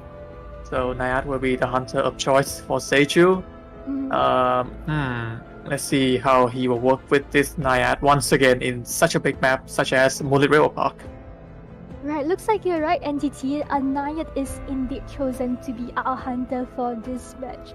I believe that this map with many empty spaces means that you kind of like have to work against a Naiad's dash to try best to avoid the dashes by just swerving around the empty spaces. And if you were to go to a pallet, I think it kind of puts you a bit at a risk when trying to avoid the dash, because a Naiad could just predict your move and go in for the dash. So I feel like alright, Naiad in this map is actually not too bad of a choice. Yeah, it's not that bad. It's certainly the second best choice behind the Wax Artist, which is actually has already been banned from a survivor side. So now we are gonna head into the spawn position. I think it will be a very casual spawn position, which is in the zigzag type of spawn layout. So Mini Shadow gonna be at the first stop, Mini Panda in the 2-story, Mini Blue at the bridge, and Dragon will be in the middle of the 10 and the 4th stop. Seichu actually picked the spot at the 3rd stop, so Mini Shadow will have to transition away from the Cypher in the 1st stop, because that Cypher will be locked.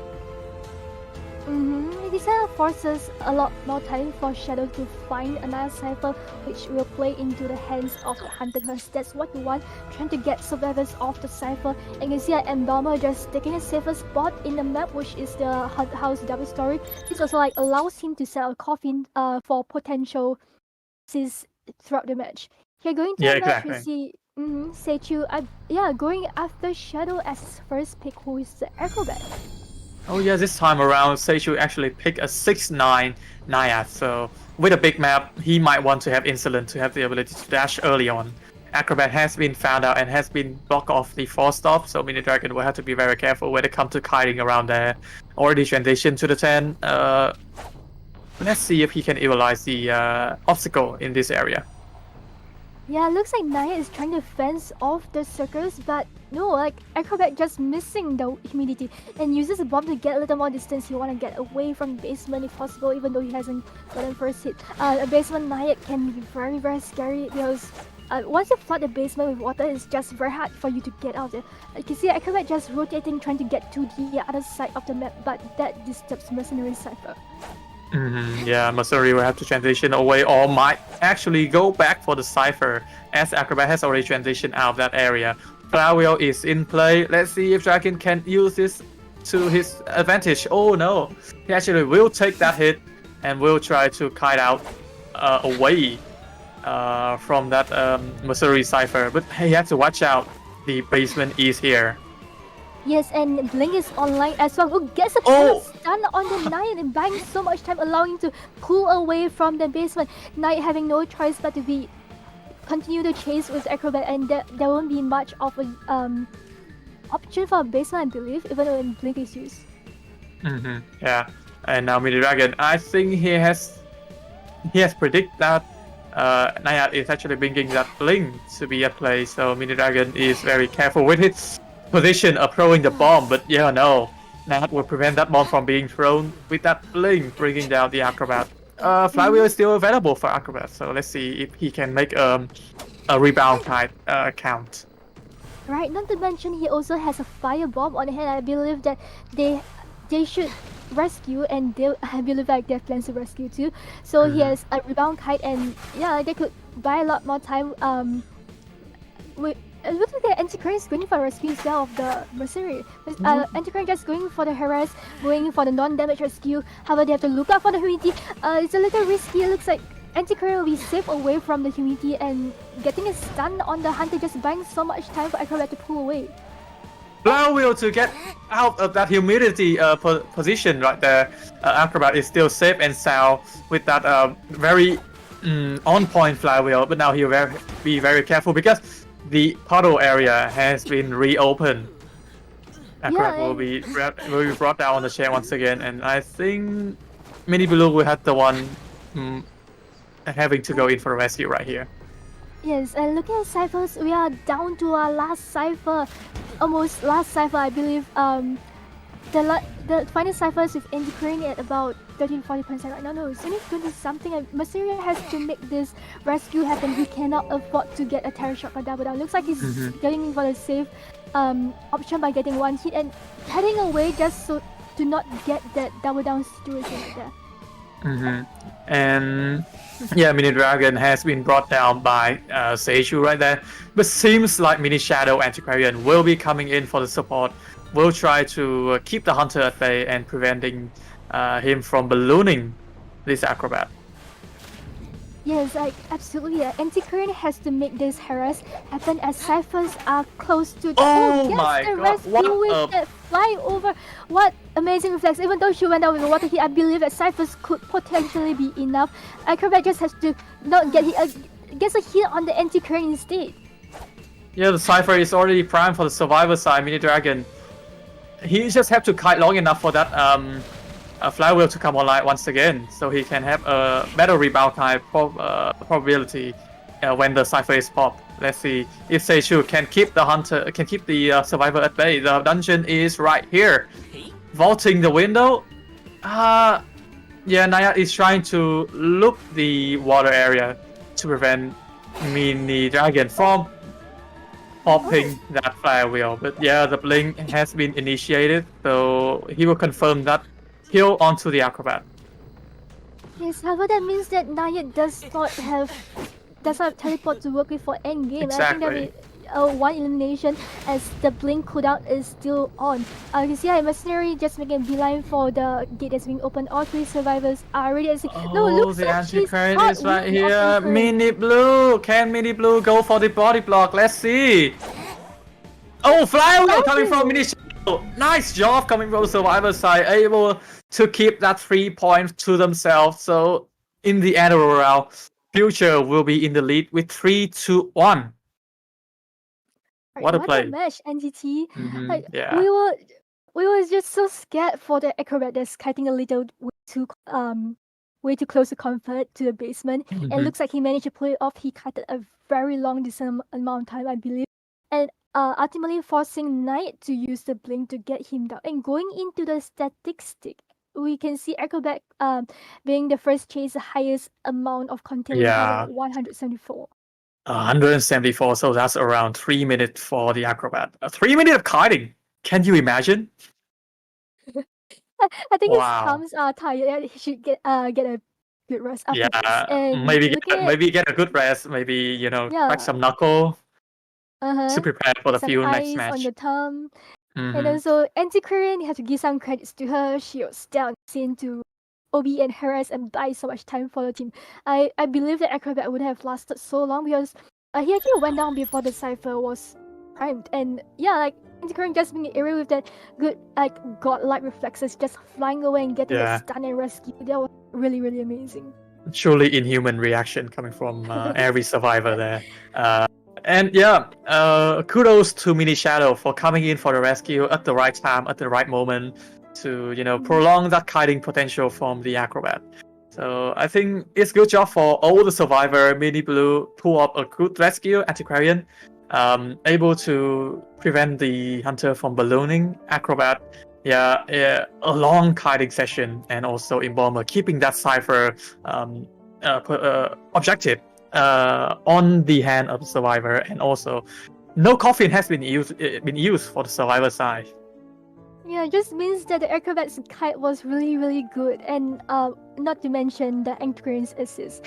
And the Anchor is so strong. This is why you bet Anchor. She actually managed to pull off a damage rescue by using her flute. Even though she doesn't have Titan, they actually allowed Acrobat to last long enough for Mercenary Cypher to be popped and for Mercenary to be on scene to make the second rescue. Yeah, exactly. What an action-packed match. So I think we will have to take a rest after that very intense match right there. So more IVA when we come back. So don't go anywhere.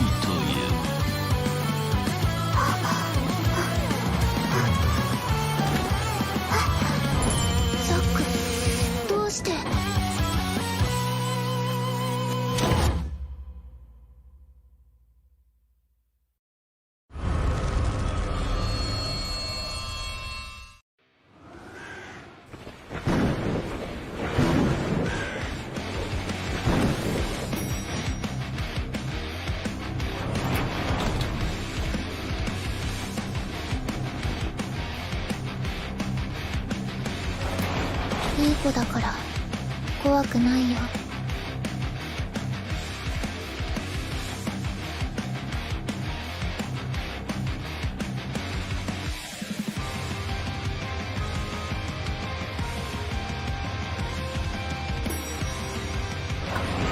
今だけ俺に殺されるな。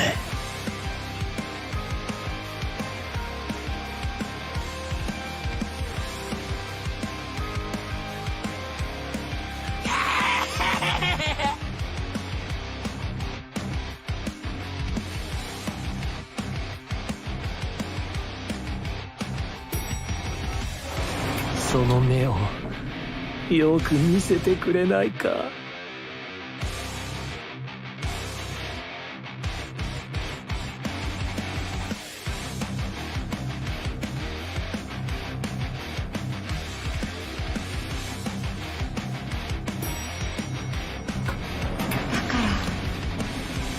イエスと答えて。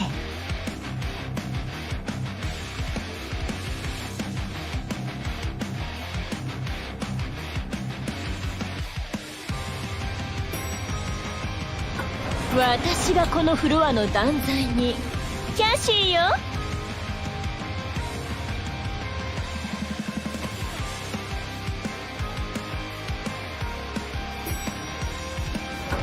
私はこの教会の神父だ。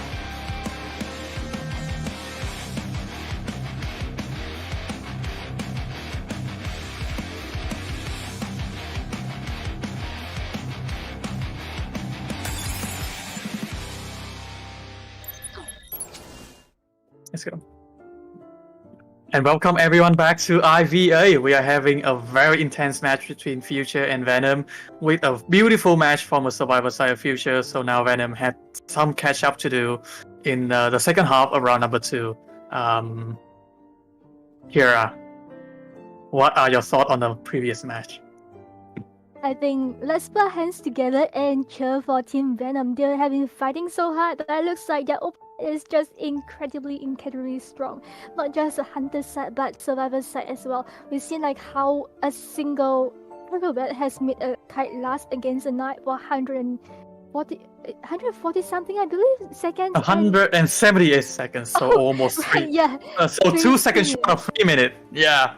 Mm-hmm. And he is only brought down with that blink at the end game. So without the blink, I think he is unstoppable. Right, like he forced the link out for late game, which actually puts the teammate in a winning position as the hunter cannot switch over to teleport. So this is how scary one character, one person solo kited Knight. I mean, of course, Swift and Anti-Crane in assist, but it was mainly like mostly solo work. I mean, we have been talking about how powerful the acrobat is in such a map like Mulder Park. It's like his playground already. So there's all those nook and cranny that he could utilize the ball just to transition away from the hunter, and making the job of the hunter way harder than it is when it comes to chasing a survivor. Yes, absolutely. Also to mention that the roller coaster stops, they are very, very good spots for Acrobat, like especially before they did some map adjustments where Acrobat could just use the ball to go through the roller coaster. Yeah, that was insane. It was like hellish for hunters back then. Alright, going into the band picks, I wonder who will be chosen to be banned. Oh, it looks like it's a Priestess and Mercenary band pick this time. Yeah, no Priestess allowed in this matchup. Absolutely none. They are scared of that Priestess with that ability to create a portal, create a possible kiting route for the survivor side. And yeah, I think it's reasonable for the hunter to ban straight off that Priestess from the survivor side, and also the Mercenary. So, will there be a camping heavy side of hunter for Cougar? Also, Mercenary is a very good ban because he's able to close up distance, especially in such a big map. Yeah, with his elbow pads, and also he's the most stable rescuer in game. He can tank Terror Shock if so it's like a character where you can have like a little room for mistake, and even though it's costly, but at least you get the rescue done. This is why he's the most stable rescuer in the game. Yeah, and we do see that Greenwich is blocked off from the hunter side, so yeah, they will happily go up against Cougar Clerk once again. Since Moonlit Rail Park is a way bigger map than Ever Sleeping Town, I think they do know a few things or two to counter the Clerk in this map. And also, Cougar is very well known for his Dream Witch, so giving respect to Cougar for by getting that Dream Witch ban on it. Also, Dream Witch really thrives in big map, and that is actually very disadvantage towards the survivors because you have to scramble for ciphers. Oh, going in for the seal and mechanic pick. Yeah, are we going back to Koa too? This this looks so familiar. The seer and the mechanic as his first two picks for the survivor side. Yeah.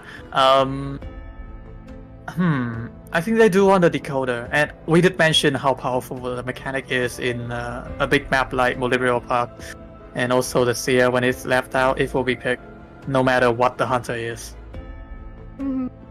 Mechanic with a doll out if allowed to decode can cover just so much space, so much distance in between, because you have the bot set up, you have your main body decoding, no one is injured. Mechanic's decoding has no debuff. She has a debuff when it comes to stuff like kiting and dropping pellets. However, like if she's not being chased, she can be a menace that's not in your face. You just do not feel presence, but she's there working on ciphers. She's just there pressuring you. Yeah, she is like the shadow, just creeping up on you with the cipher progress, and then when the cipher pop, you'll be surprised. Oh, how does they decode so fast? Yeah, like how come 4 ciphers are down already? It's only been, I don't know, 60 seconds.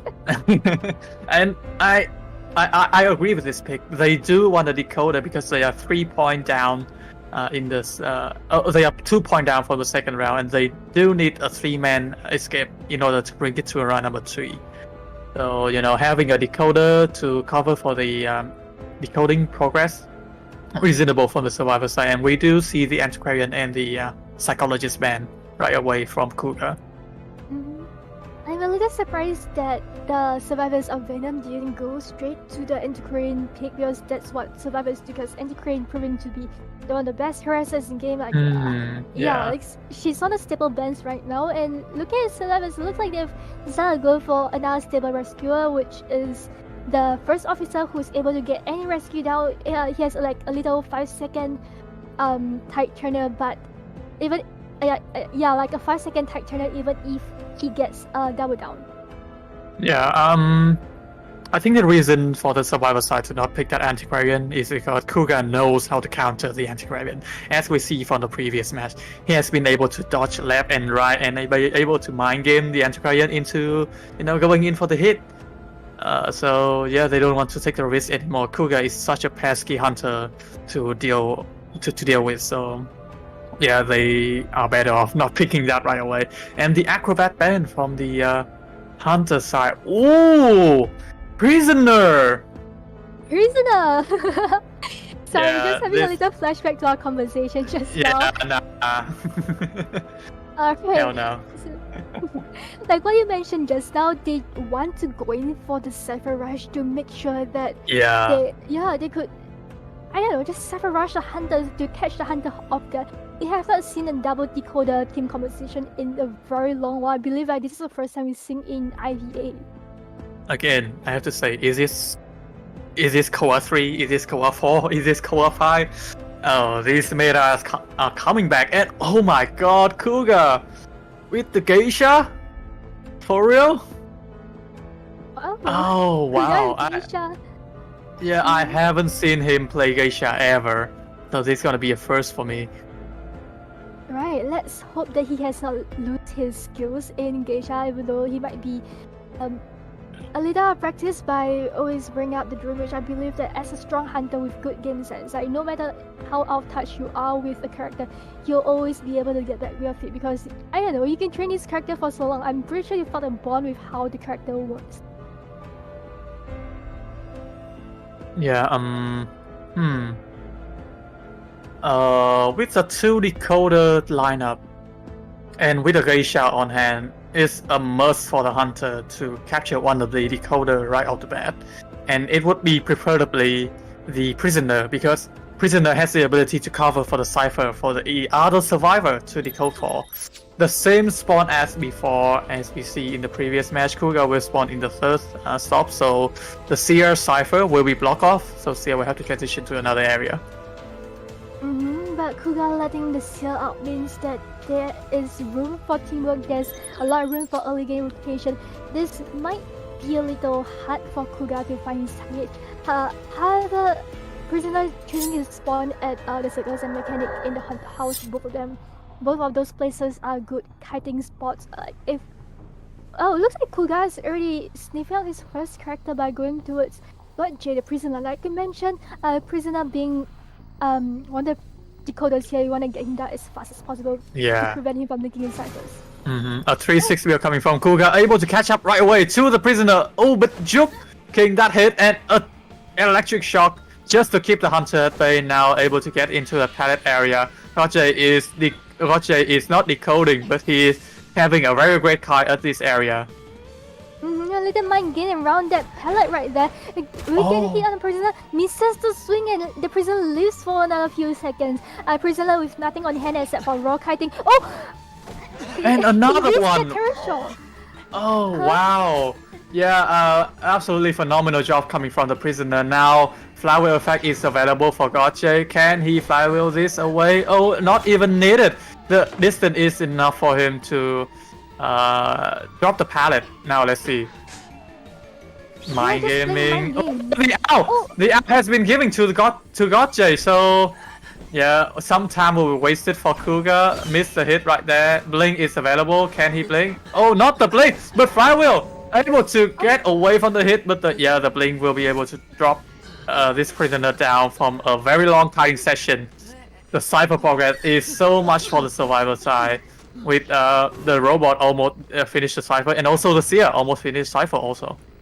Yeah, misses a swing from Geisha's short hitbox and forcing Geisha to actually get a blink to get a fast down. Looks like we have a rescuer on scene trying to get the Prisoner down. Trying to get a Prisoner safely rescued. A first officer just going for a rescue, trying to buy a little more time with his watch, just rotating around in chair. Yeah, a lot of mind game is happening now. Professor will try to rescue safely, able to take on the hit, and Prisoner will be rescued. I'm not sure if that was a past half rescue or not, but yeah, the rescue has been pulled off. Prisoner had been hit right away after the rescue, and now making his way into the circus where the basement is in. Huh. And also disturbing the stairs cypher a little, falling just in front of the basement, I believe. It looks like Yeah. it will be a basement chair. I think that they have to Maybe find a this bit cypher. of a miscommunication because the seer was decoding right there, and he must have known that the basement is there. So, prisoner running to a very bad position there. It's a way harder game for the survivor now. Seer will now come down for the rescue, taking that hit, and the rescue will be pulled up. Electric shock available? Will he go for it? Oh, missed the hit coming from the side of Kuga. Electric shock had been initiated. 70 seconds until the next flywheel effect. Right, gets the hit. Oh, misses a swing and gets a hit on prison instead.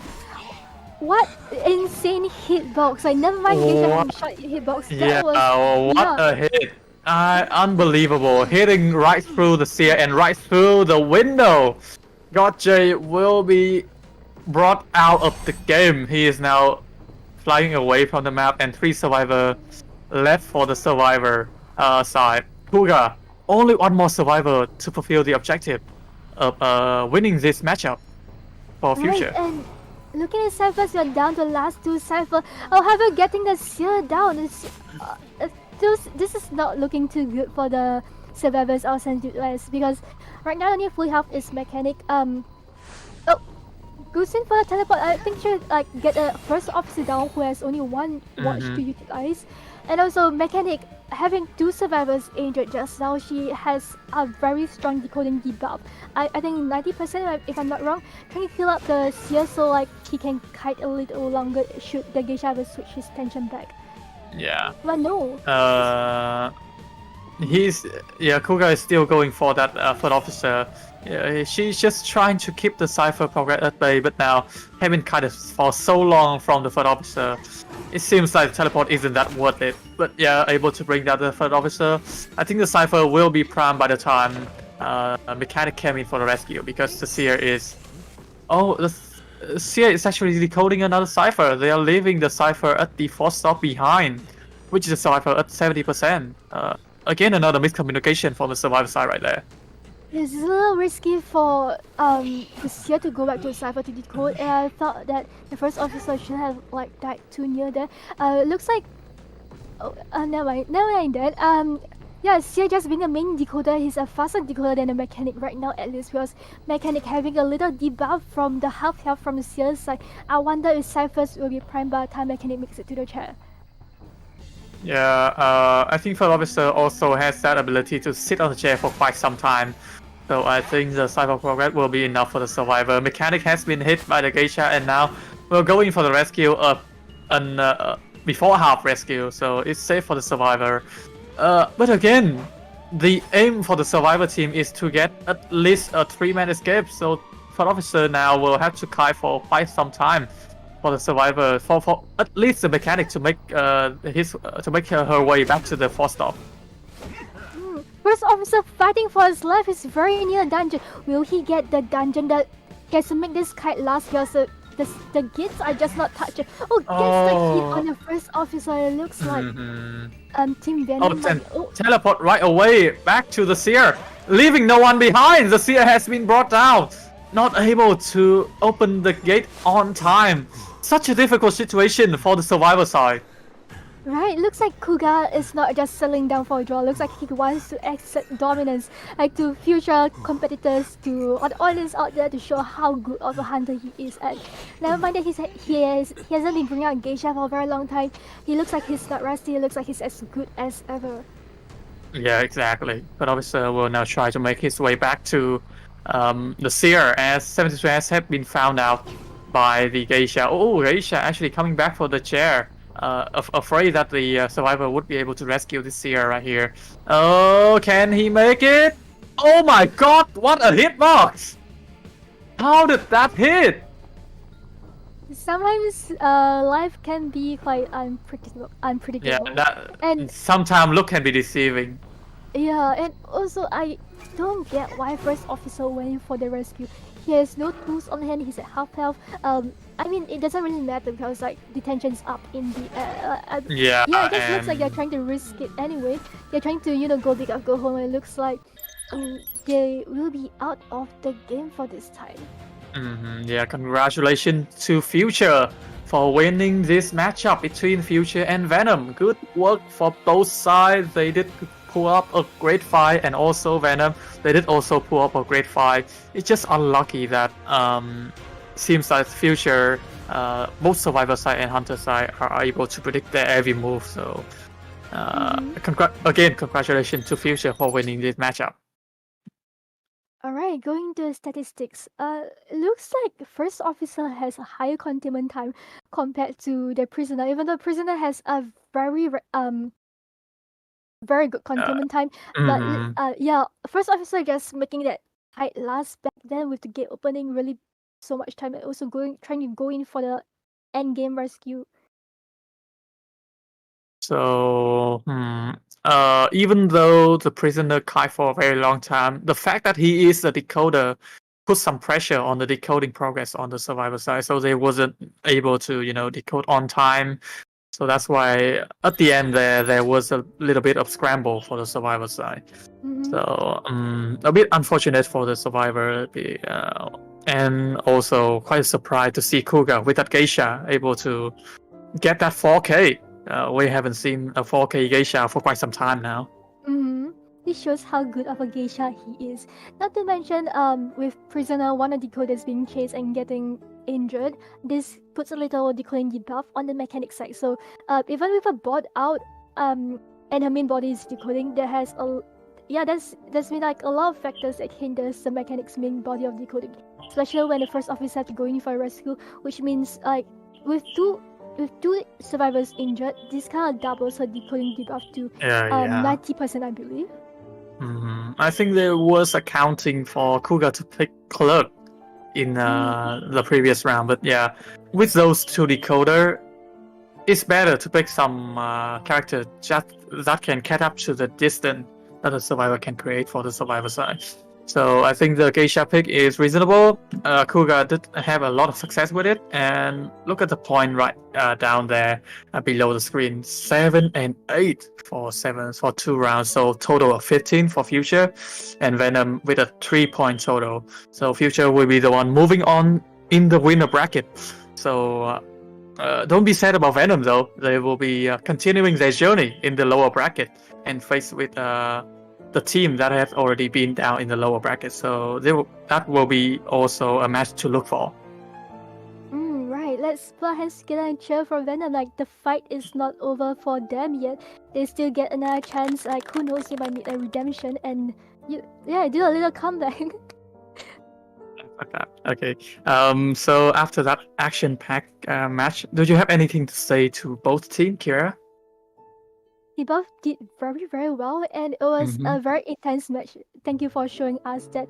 I would also like to thank Nello for hosting this tournament, because we don't really have a lot of community tournaments, so for him to actually step out and hold this together, along with NTT, of course, with your graphic design, just making things very special for IVA.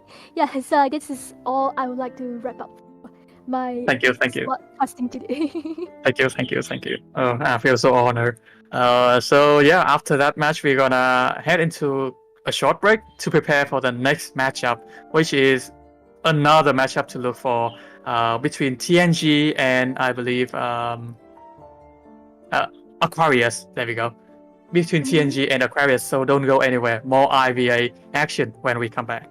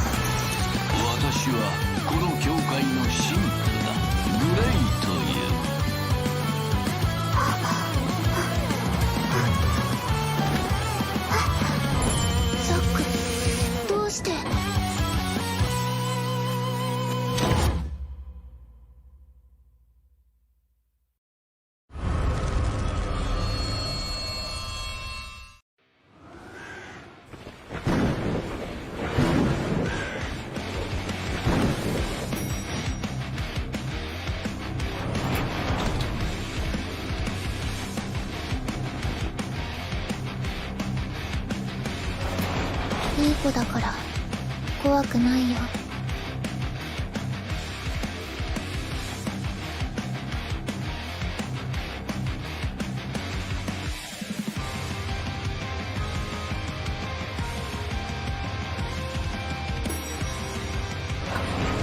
今だけ俺に殺されるな。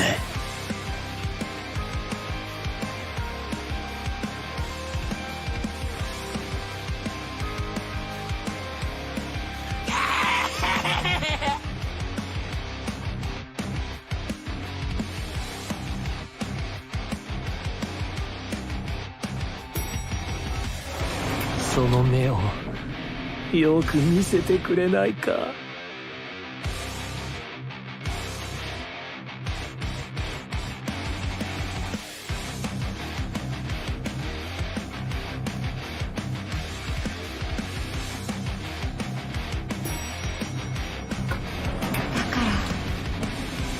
らイエスと答えて。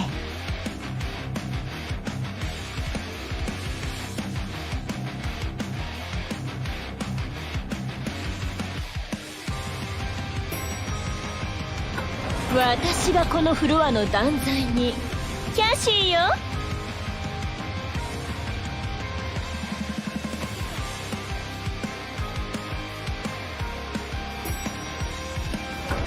私はこの教会の神父だ。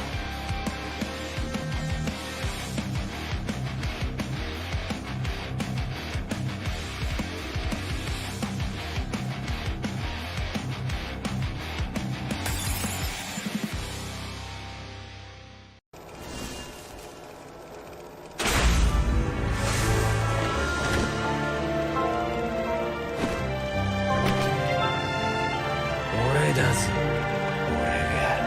俺の欲しいもん逃がすわけねえだろ。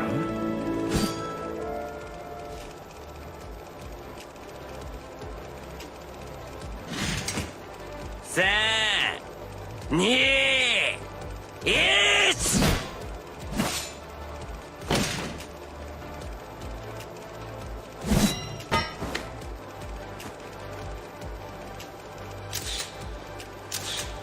俺は嘘は嫌いなんだよ。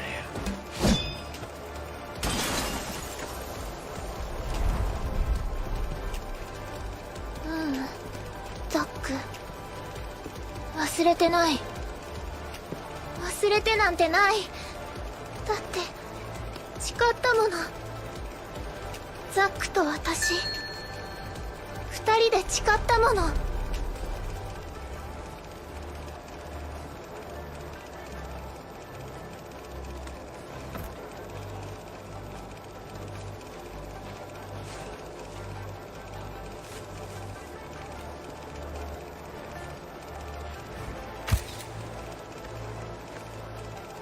レイチェル・ガードナー、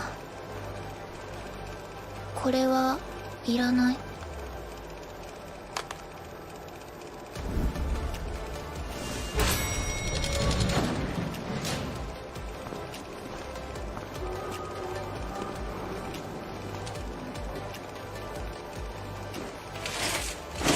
その目をよく見せてくれないか。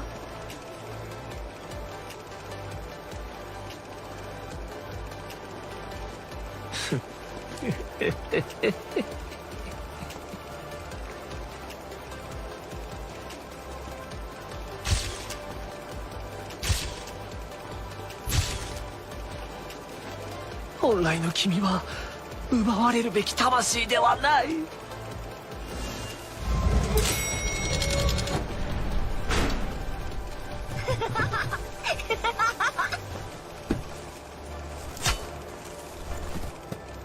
美しい石の蓋で永遠に閉じ込めてあげるよ。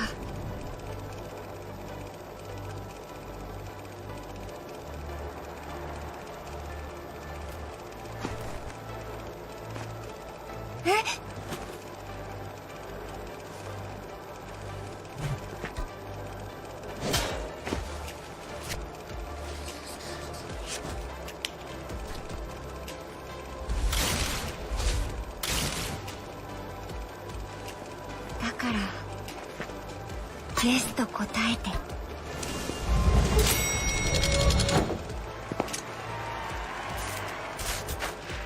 私がこのフロアの断罪にキャシーよ、その目に焼き付けてちょうだいね。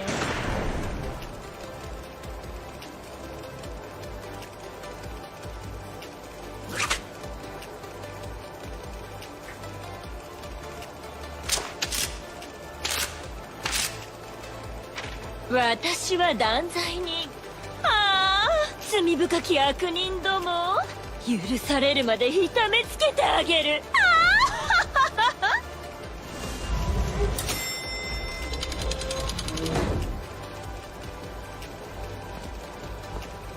私は君がどのようなものかまだ判断しておらん。罪を吐き出せ。罪を受け止めろ。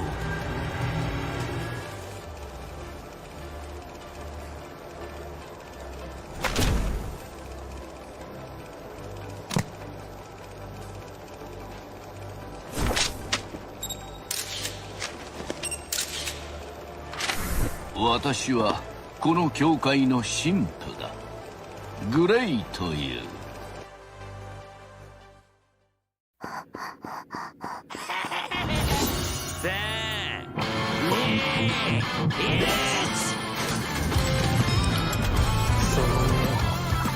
その目をよく見せてくれないか。イエスと答えて。私がこのフロアの断罪にキャシーよ。私はこの教会の神父だ。グレイという。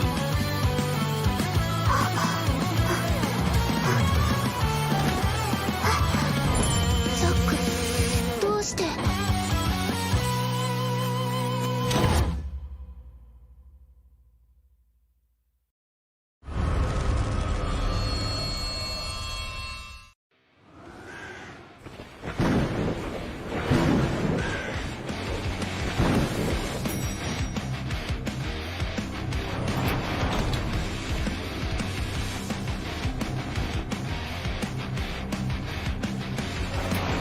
いい子だから怖くないよ。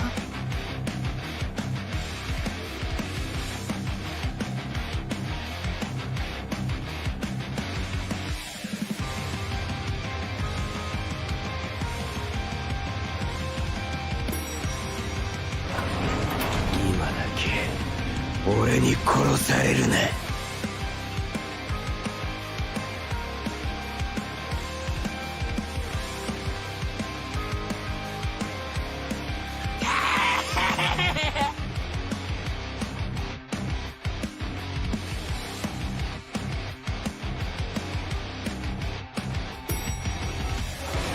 その目をよく見せてくれないか。だか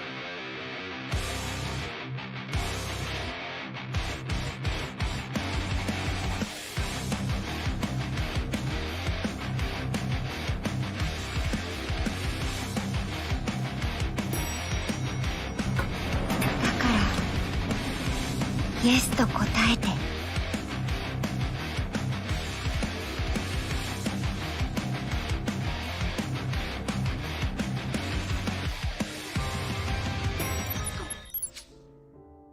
Hello, everyone, and welcome back to IVA Playoffs Day 3. I'm Veronica. I'm back, and I'm here with Entity, who just cast the last round for you guys. Isn't that so wonderful? A lot of excitement in there. We did get to watch Future pull the win in the end with a huge point differential, but no wins for fans of Venom. They will be playing in the lower bracket later on.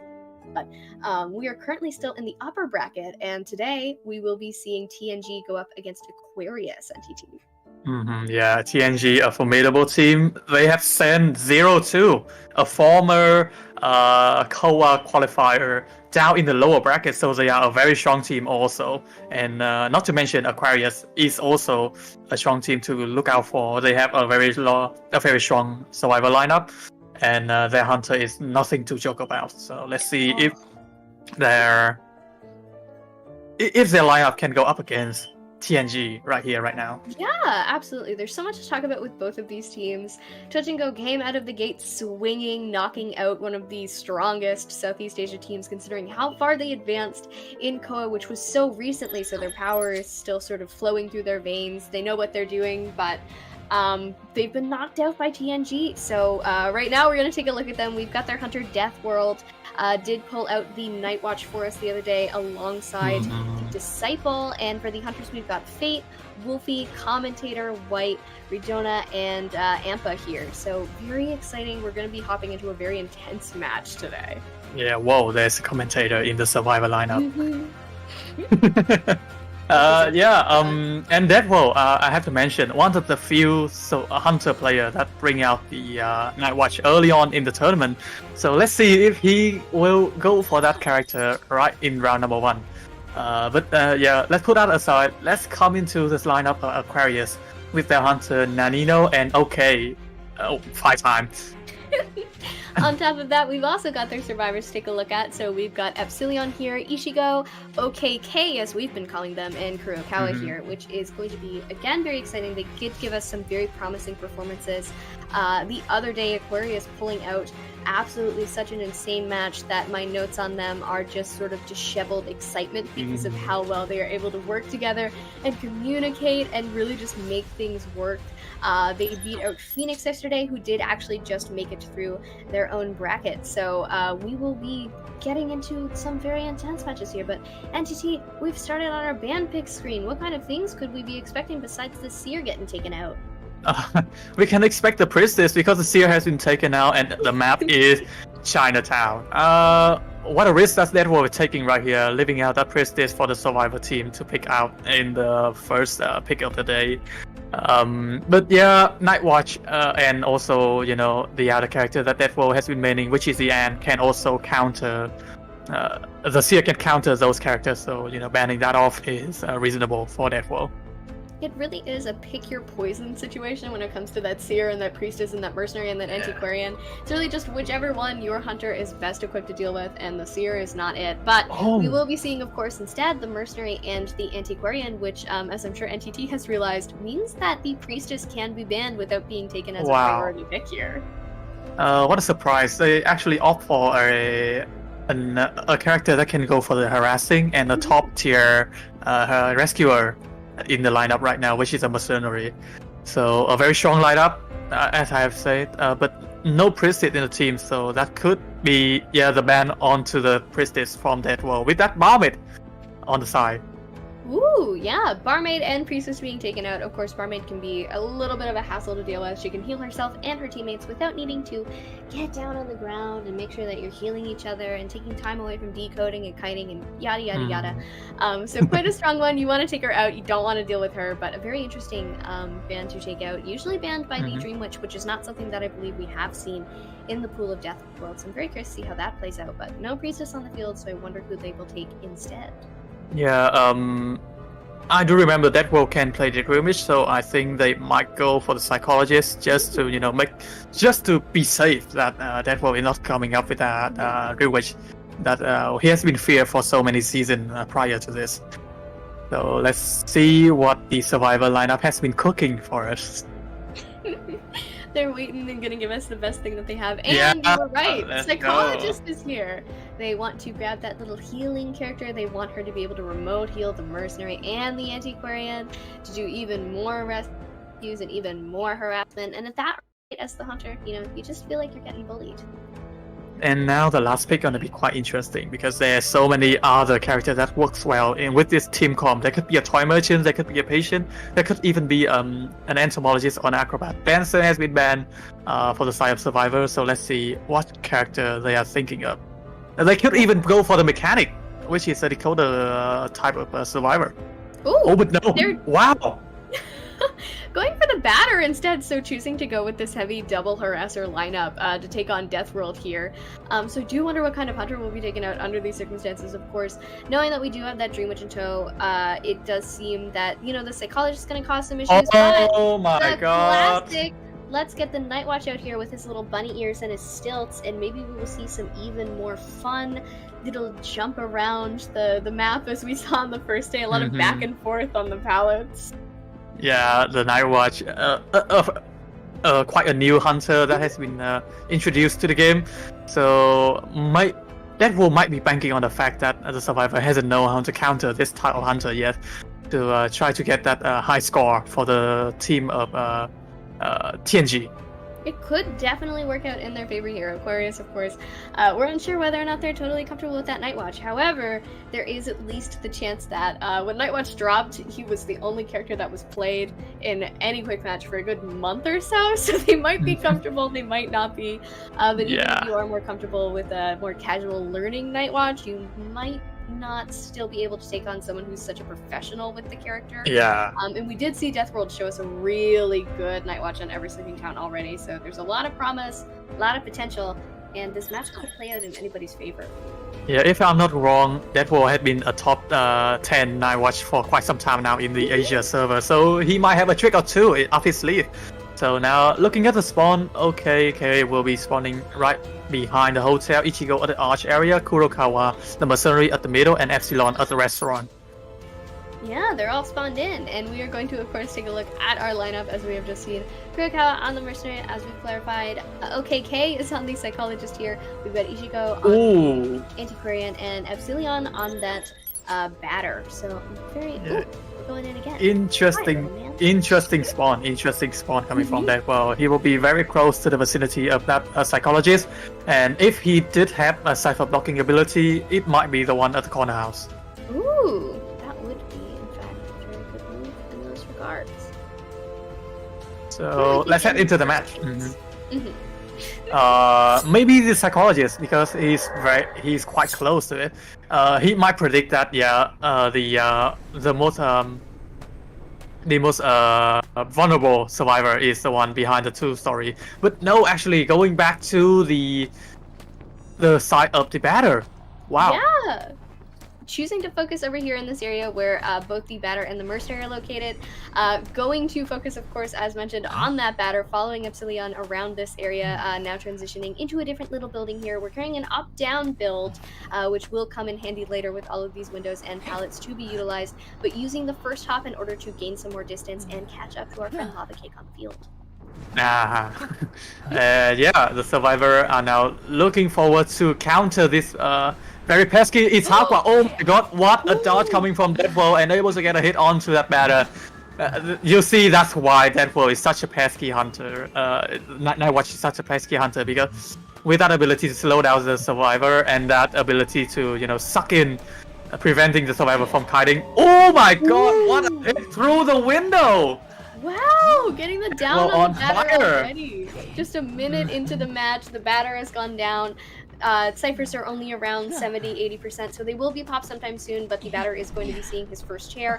However, a good strong first kite, especially considering how hard it was to hit the Night Watch away with the balls when he is able to move out of the way and pull you back, and that's a big toughie in terms of situation. But the mercenary seems to be on his way to come support his friend and grab him off of that chair. Yeah, tonight is pop for that. Well, he has already sensed that Kurokawa is coming in for the rescue. A bit of a miss usage of that right there, but able to get a hit onto the mercenary, not the batter. So batter is able to kite out for quite some time. Remember, Deadpool is actually bringing excitement with him. Oh, missed the hit coming from Epsilon. And also the hit onto Epsilon coming from Deadpool. So no rebound kite potential for Epsilon right there, because that was such a menace with that Itakwa. Yeah, very unfortunate for the batter, who will now be seeing the chair for the second time. As we know, the mercenary is now on half health, so if she wanted to, the psychologist could whistle him and take all of his pain away, but we are going to see that the Antiquarian has finished her cipher as well. There are now 2 remaining, so they just need to push those, make sure that those are comfortably getting done. And of course, we are still in our round 1 first half, which means that you can sort of comfortably push for a draw to the best of your ability and not be in a position to freak out about it. But beautiful hit, and the rescue's going to go off on the batter. Yeah, the rescue has been popped off. Excitement is still on the hand. Deadpool is actually not using that because he is afraid that Ichigo would come in for the support after Epsilon has been down. So a bit of a discipline coming from Deadpool right there. Now we'll try to capture the batter in this restaurant area. Able to get the batter bomb hit. Let's see. Oh my! What? Ooh! How did that hit the anti-current instead of the batter? Nightwatch has the silliest hitbox in the world. A beautiful little flywheel there, but the excitement coming into play, so we're going to see the down on the batter, who will now be sent back to the manor when he's placed on the chair, but oh goodness. The mercenary working on a Oh my cipher in this area, Antiquarian down, gonna be chaired, they're gonna have to go rescue her as well, and Psyche has started an entirely new cipher to try and negate some of the damage going on right now. And there's one cipher remaining. Let's mention that well, using the Nightwatch. Nightwatch had a very strong chase potential, but not that much in terms of camping a cipher. So that's why not many Hunter player has been using him. Oh, able to get to the place of Mercenary and get the hit onto the Mercenary as he's using that arrow pad. Okay, K we're not trying to make in for the rescue, but such a risk coming from the survivor side because Mercenary is now down and no one gonna be decoding. Yes, Psychologist coming in for the rescue, now going to rescue the Antiquarian, has a lot of flute left to utilize, but gonna have to do it correctly. Getting one knockback just to start us off on potentially a chain reaction throwing down that pallet, but gotta be careful. Actually dashing over to the Psychologist instead to try and control this cipher, but a beautiful pallet stun in order to transition away from the area. However, our friend Mercenary is down. He is sitting at a cipher in the area, and it seems that all three of the undecoded ones are all in a similar area too, so they're gonna have to be very careful. This is a very tough situation coming from the survivor side. Ichigo will try to heal up Kurokawa, but OKK has now been brought on the chair, so they'll have to be very careful when it comes to rescuing. They might even try to heal each other, but they won't. They will try to take the risk right here and right now. Yes, absolutely, especially considering the Psyche has a sort of sneeze left of her stress damage. When she gets off the chair, she'll be good to take another hit before she goes down after that, but we're going to change targets to the Antiquarian instead. Death World really proved to us that maybe you can force cipher control on your own, using excitement there, but missing out on it, just continuing to loop this Antiquarian around as she gives a very good chase to this poor little bunny man here. Now Psychologist and Mercenary are now decoding the one behind the restaurant and they will pop it right away. So a 3-man cipher pop coming from a survivor side. Psychologist having nothing on his on her side from that flywheel, and Mercenary absolutely nothing also. Ichigo will now open the gate. With that again opening the buff, but don't worry, Mercenary is actually making his way to the gate. Yeah, Aquarius off to such a good start here in the end game, doing their best, seeing what they can cook up in the end of this game here. A beautiful Cypher Pop now going to try and cut around the dungeon. Watch out! The flywheel effect is available for OKK and the dungeon is right here. Let's see if OKK can manage to get to the dungeon. Flywheel is in play! Flywheel! And get to the basement, to the dungeon! Oh my god! What a play coming from a Psychologist! Able to pull off from such a down situation into a 3-man escape. Yes, that was looking like so many different things at once. All of the win conditions seemed to change hands over and over again with a bunch of different game-changing moments, but oh my god, working it out to get the Cypher Pop down, then being able to hit the dungeon with the Psychologist and get that 3 escape in the end. And now let's take a look, of course, at our containment times. Everyone sort of taking their equal time with the Night Watch here. Deathworld doing his best to give everyone their own chance to hang out and get whacked by the stick that he has with him. But everyone going at least over a minute, doing their own job with decoding as well. That batter managing to contain for 95 seconds before being finally taken out of the game. That's still quite a long time, considering that Nightwatch is bringing with him an excitement. So the Nightwatch has already encountered the fact that he could have to chase the batter or the Antiquarian in the early game. But the thing about Nightwatch, as I mentioned earlier, is that's the ability to chase the survivor quite easily, but not the ability to camp the cipher, to control the cipher.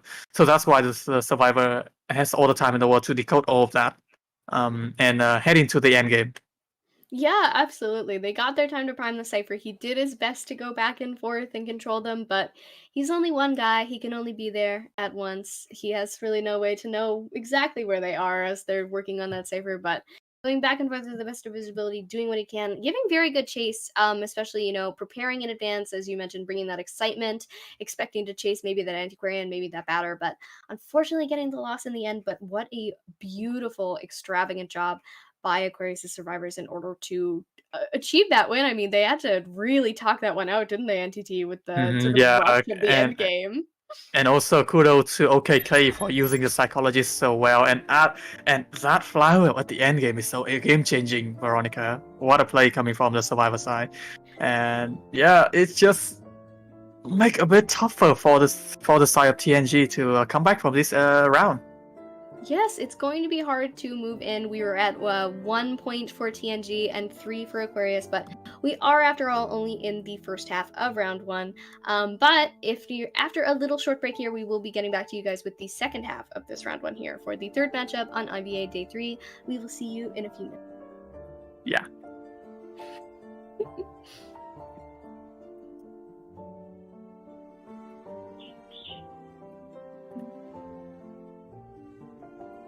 Hmm.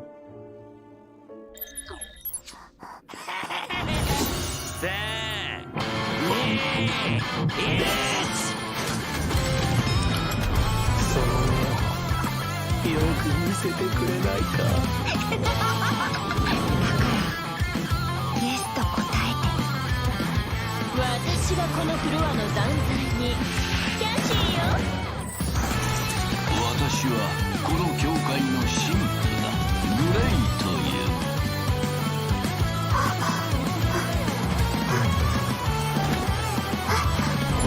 ザック、どうして。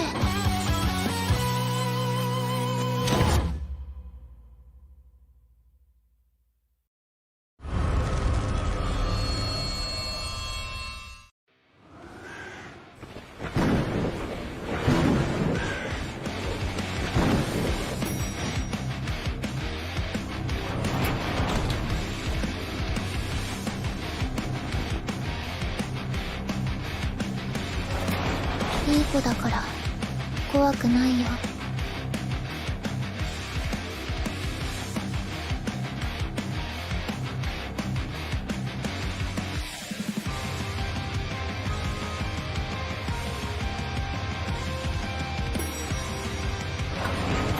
今だけ俺に殺されるな。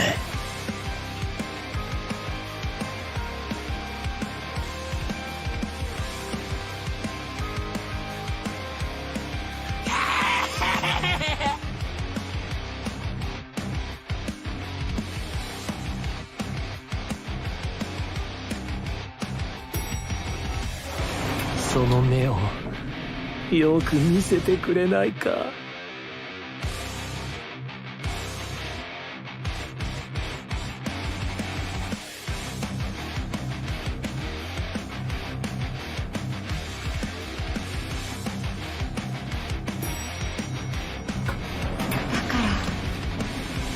らイエスと答えて。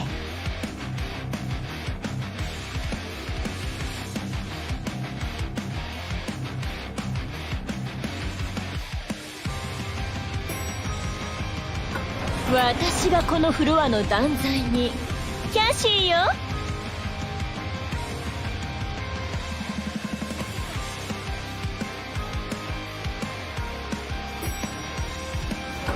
私はこの教会の神父だ。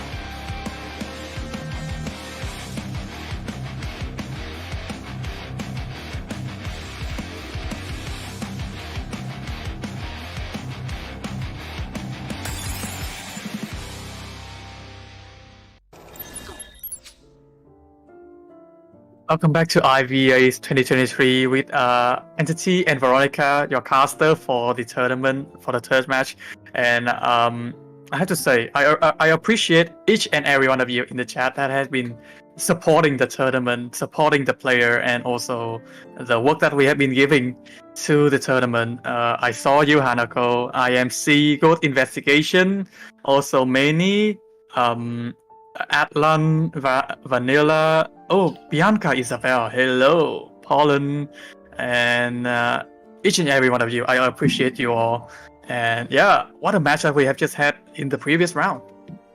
Yes, oh my god, so exciting to start the day. I remember Nello chat saying, oh, this one's going to be intense, and he was not at all wrong.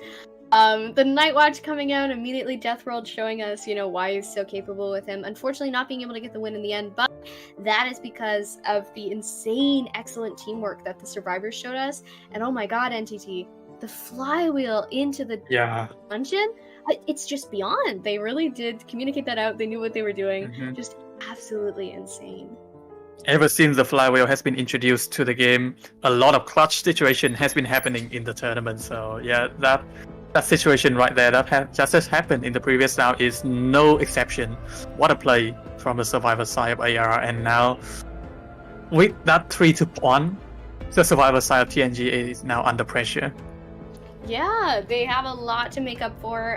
They are going to need to be able to obtain a 4 escape in order to pull this round. But if they get a 3 escape, they will be able to tie it up. So the stakes are high. Things are not looking too good for them. They're going to be a little bit difficult. But here we are. We are checking everything out. We are getting into it. And this is pretty classical. We're seeing the Priestess be banned, and then we are seeing the Mercenary and the Antiquarian being taken out immediately, which is, not at all surprising. Yeah, not even bother with the Seer. I think due to the fact that Nanino can actually play Galatea or Bonbon, the Seer is not that great up against such a character. So they would rather go for a character that can be a good harasser and a good rescuer to ensure that the game can go on their favor. Yeah, they're going to want to take as many strong characters as they can, and especially considering how much they've proven themselves in this meta thus far, the Antiquarian and the Mercenary are just totally entirely what you would expect under these circumstances, and here they are coming out to play, coming out to show us what they're made of, as they have been doing all around. But we'll take a look at our next bands here, which are the Psychologist and the Female Dancer. This open up the ability for the survivor team to go for that, either the patient, the barmaid, or even the acrobat, or even the seer that have been left out in the first man pick session. So let's see what they will go for. I am excited, of course. They have been pulling out just a niche pick every once in a while. Not always, not an entirely off-color comp, but like one fun character. Like we saw the Magician on commentator for the Ever Sleeping Town match that they did, and oh my god, that was beyond. He was doing real, actual magic, I think. Yeah, keep out wow all the time. And yeah, also in this map, I have seen a lot of players that utilize the toy merchant very well. So let's see if they have a toy merchant at hand for the side of TNG. Yeah, she's so good on Chinatown. I would love to see her as well, especially because she's not banned yet, and we're in an early match, so she could not be banned as the last selection here. So if they do, oh my god, she's home, NTT. We had the toy merchant here in tow. Please tell us more about how she is strong on this map. Yeah, also catapult that can help the survivor transition away, and the fact that the toy merchant can place the catapult on the second story means that the distance brought out by that catapult can be way better than the one below ground. And also, there are some places for the toy merchant to place the catapult that can help them get to the second floor easier. We're gonna see Acrobat as our last man here. Goodbye, Mr. Acrobat. Yeah, not want to deal with that Acrobat at all. Catapult is one on the bridge to gain a lot of distance, like near the second story, which is just kind of killer. I mean, that's so hard to catch up to. It makes me so happy to use. Yeah, OP, no catapult. No more catapults. The toy merchant's going to be on the field, but she's going to start with 0 catapults because NTT decided that she just can't have them. So, oh my god! There he is! Oh my god! Coming in. We are both sidekicks this time around. So yeah, the prediction are on point. I predict the toy merchant. You predict the magician. So this game gonna be one hell of a match for both sides. Definitely, especially. Yeah, against this Bonbon. So the Penguin coming out to Chinatown. Mr. Guard 26 is going to make his millionth debut in the tournament scene. Of course, Bonbon being a very classic character to play. It's very hard to enter any kind of competition in IDV and not see at least one Bonbon. Nanino, of course, playing Bonbon prior the other day, of course, for a match already, on top of playing the Sculptor. So to be expected, and something that's going to be very exciting to see, as I do believe the first time that he was played, he got a 3 elimination. Yeah, I love Bonbon. I cannot get tired of it. So. It's actually great to see Bonbon here, and that is the reason why the Survivor team did not go for that Seer. the Seer is so hard countered by Bonbon that it's such a risk to took him. So they instead go for the Toy Merchant, which can counter Bonbon by flying up, and also the Antiquarian that can whack the bomb. Yeah, just send them to the back room. Yeah. Oh my god, I forgot that you could swipe the bombs for a second. That truly is the scariest thing of all time. Yeah. Not gonna be easy for the poor little penguin, but he is the hunter after all. He has weapons to work with, he has bombs, they'll recharge. And here we are getting into the exciting part of today, among all the other stuff. We're gonna hop into our spawn location. So Entity, would you like to tell us a little bit more about who we might be chasing, who might be going where, what their decisions are, the strategies at play? Very casual spawn right here. The mercenary at the middle, so you want the rescuer to be at the middle. Oh, Nanino spawning at the restaurant, so either the cipher behind the hotel or the archway will be blocked off for the survivor team. So White will have to make the decision here. Commentator will actually, I think commentator will go into the hotel. And the first chase being in the corner house, which is the Antiquarian, is not such a great one to go for. But I might think Nanino might go for another one. Yeah, Antiquarian, of course, being a survivor that maybe you don't want to chase first, but let's hop into the action. This is the second half of the first round in terms of our third matchup today on IVA Day 3. Lots of threes. I'm Veronica, I'm here with NTT, and we will be your casters for today. And we are starting off, shockingly, it seems that Nanino's Bonbon is actually going to gun for this Antiquarian here, which is very interesting. Definitely a choice to make, but if you're confident in yourself, you can make anything happen. Dreams do come And also a very shocking choice that actually Nanino is going for a 6-9, so detention and insolent Bonbon. A very chase center Bonbon here that we are having. Oh, a nice swipe with the bomb that Antiquarian got a hit right there, the delay hit on the Bonbon, able to capture a hit onto Nanino, so now he'll have to watch out for those bombs, more careful than before, because he has now been chipped off 2 damage. Yeah, absolutely. We are going to see, of course, as you mentioned. Oh, there it is! The first catapult coming in for support. A beautiful transition in order to make it to the hotel area in which commentator is waiting. But we're going to see another bomb on the Antiquarian. Unfortunately, missing that remote bomb there. But we're seeing some little guarding at this pallet, and it's going to work. We're going to see commentator get the stun on this poor Bonbon. Yeah, what a teamwork that they're having right here. Antiquarian will now be able to transition away from the hotel area. Will Nanino lost sight of her though? I don't think so. Antiquarian is still at the line of sight of Nanino. Nanino is trying his best to bring down this Antiquarian as soon as possible. But he has to watch out for those catapults that the Toy Merchant had been setting up for this Antiquarian. Yeah, they're buying her a lot of time, supporting the kite beautifully. A flywheel coming into play, and another missed remote bomb, unfortunately. So this kite going really good so far, buying a lot of time, gaining a lot of support. We're almost 2 minutes into the match, and we have not yet seen a chair, so this Antiquarian is really making it count. Link coming in to finally cut everything off, and she will receive the first chair. Not taking any risks right there. The catapult is right in front of her, so yeah, that blink has to be made in order to prevent Faith from kiting probably for around 30 seconds more if she managed to get into that catapult. So yeah, now with the chair right beside the archway, the former cipher of Toy Merchant will be camped also. So that's good on this hunter side. Lots of progress on that, so totally worth it. Hello, Mercenary coming in for the save. We are going to see him on 75 health, but he gets to manage the save off, which is his job, and that's what matters. So Antiquarian, of course, coming in here, dodging even more bombs, maintaining the stick, making sure not to get too close to the Bonbon quite yet. Gotta dodge those bombs. Unfortunately, missing the swing, and now going to take a swing from the Bonbon instead, so she will be going down. Yeah, she had to watch out right there. Again, Nanino, I think all the hunter players are now capable of sidestepping those bamboo stick swiping from the Antiquarian. So yeah, Nanino able to block the Antiquarian on the chair once again. Commentator is just looking around the corner, waiting for Nanino to not paying attention so that he could sneak in a rescue. So that's what he's doing right now. Let's see. Ooh. Coming able into to do it. Rescue. It is gonna work. We are gonna see it happen. Now the Antiquarian needs to be protected, but unfortunately it's not gonna be the case. We're going to see the Antiquarian go down again in front of the cipher that is almost done. It is so close that it is actually painful. But the Antiquarian unfortunately will now be sent back to the manor, which means that we do have a variety of chase targets to choose from, and it seems that we may be transitioning over to the Magician near the hotel.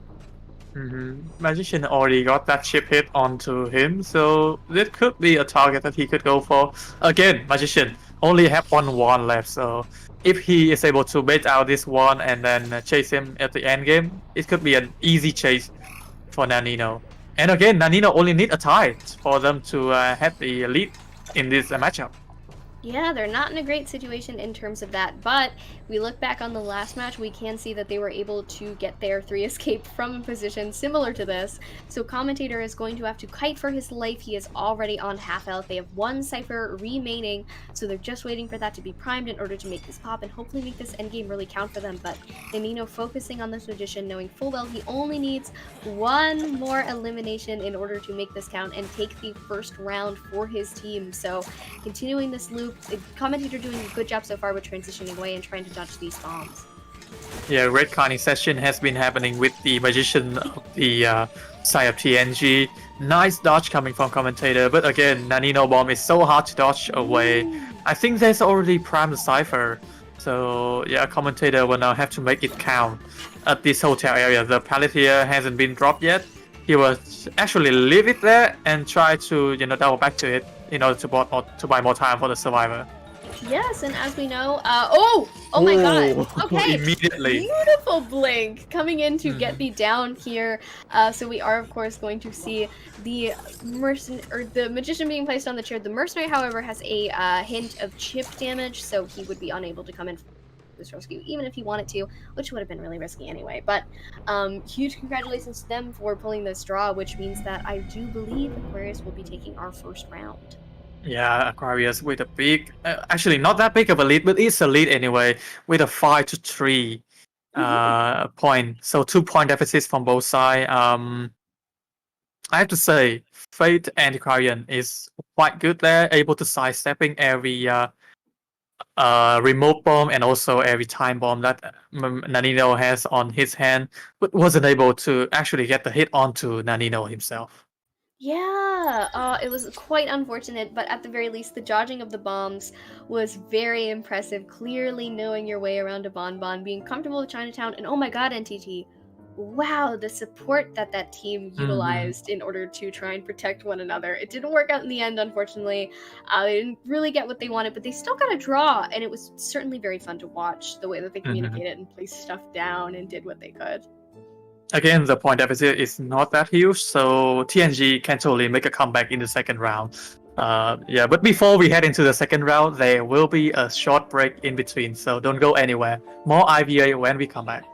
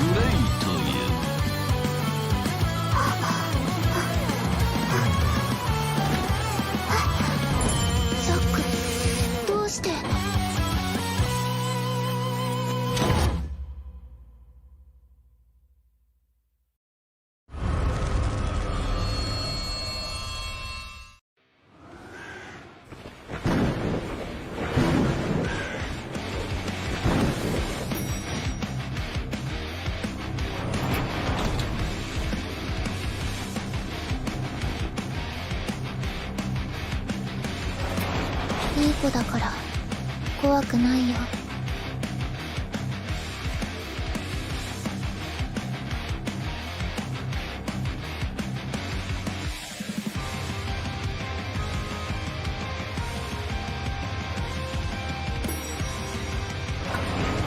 今だけ俺に殺されるな。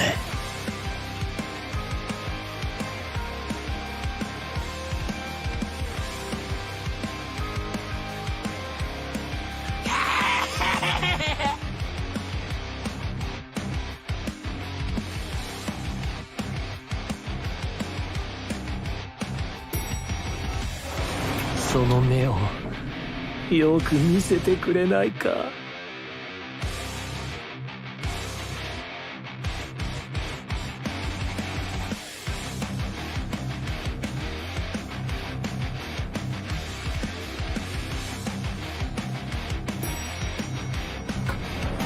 らイエスと答えて。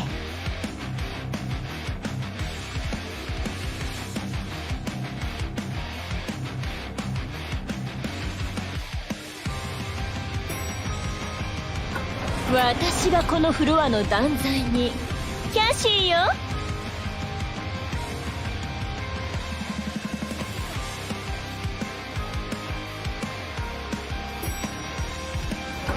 私はこの教会の神父だ。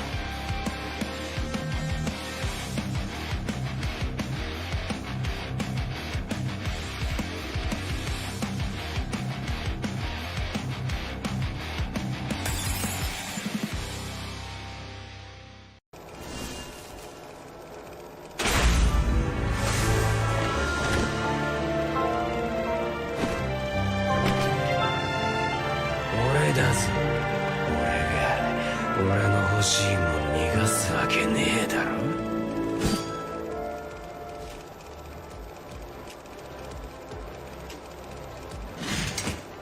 3、2、1。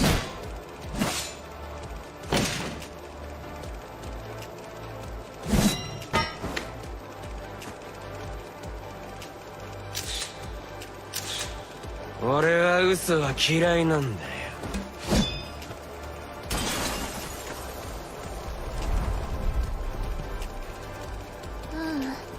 ザック、忘れてない。忘れてなんてない。だって誓ったもの。ザックと私、二人で誓ったもの。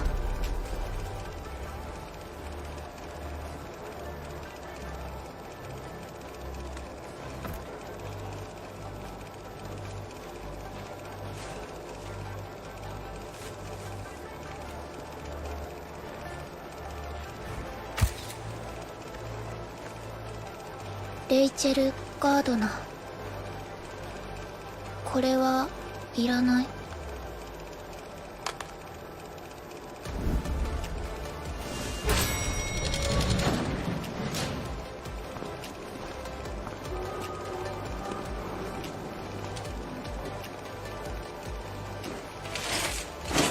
その目をよく見せてくれないか。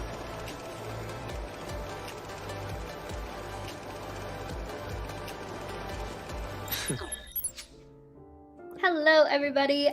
Good morning, good afternoon, good evening, good night, whatever time it is. Nice to see you again. I'm Veronica. I am here today with my wonderful co-caster NTT, and we are going to be here for our third matchup on a IVA playoffs day 3. So NTT, of course, we've hopped right into the action. We are coming off of the first round for teams Touch and Go and Aquarius, and we have started off on a strong note.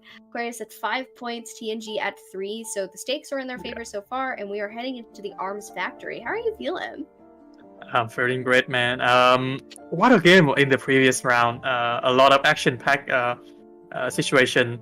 Antiquarian has been a key to the success of both teams. So let's see if they, if the hunter player for both sides will actually let that Antiquarian out in the open for the survivor side to pick. As we head into, I believe, the Arm Factory for round number 2.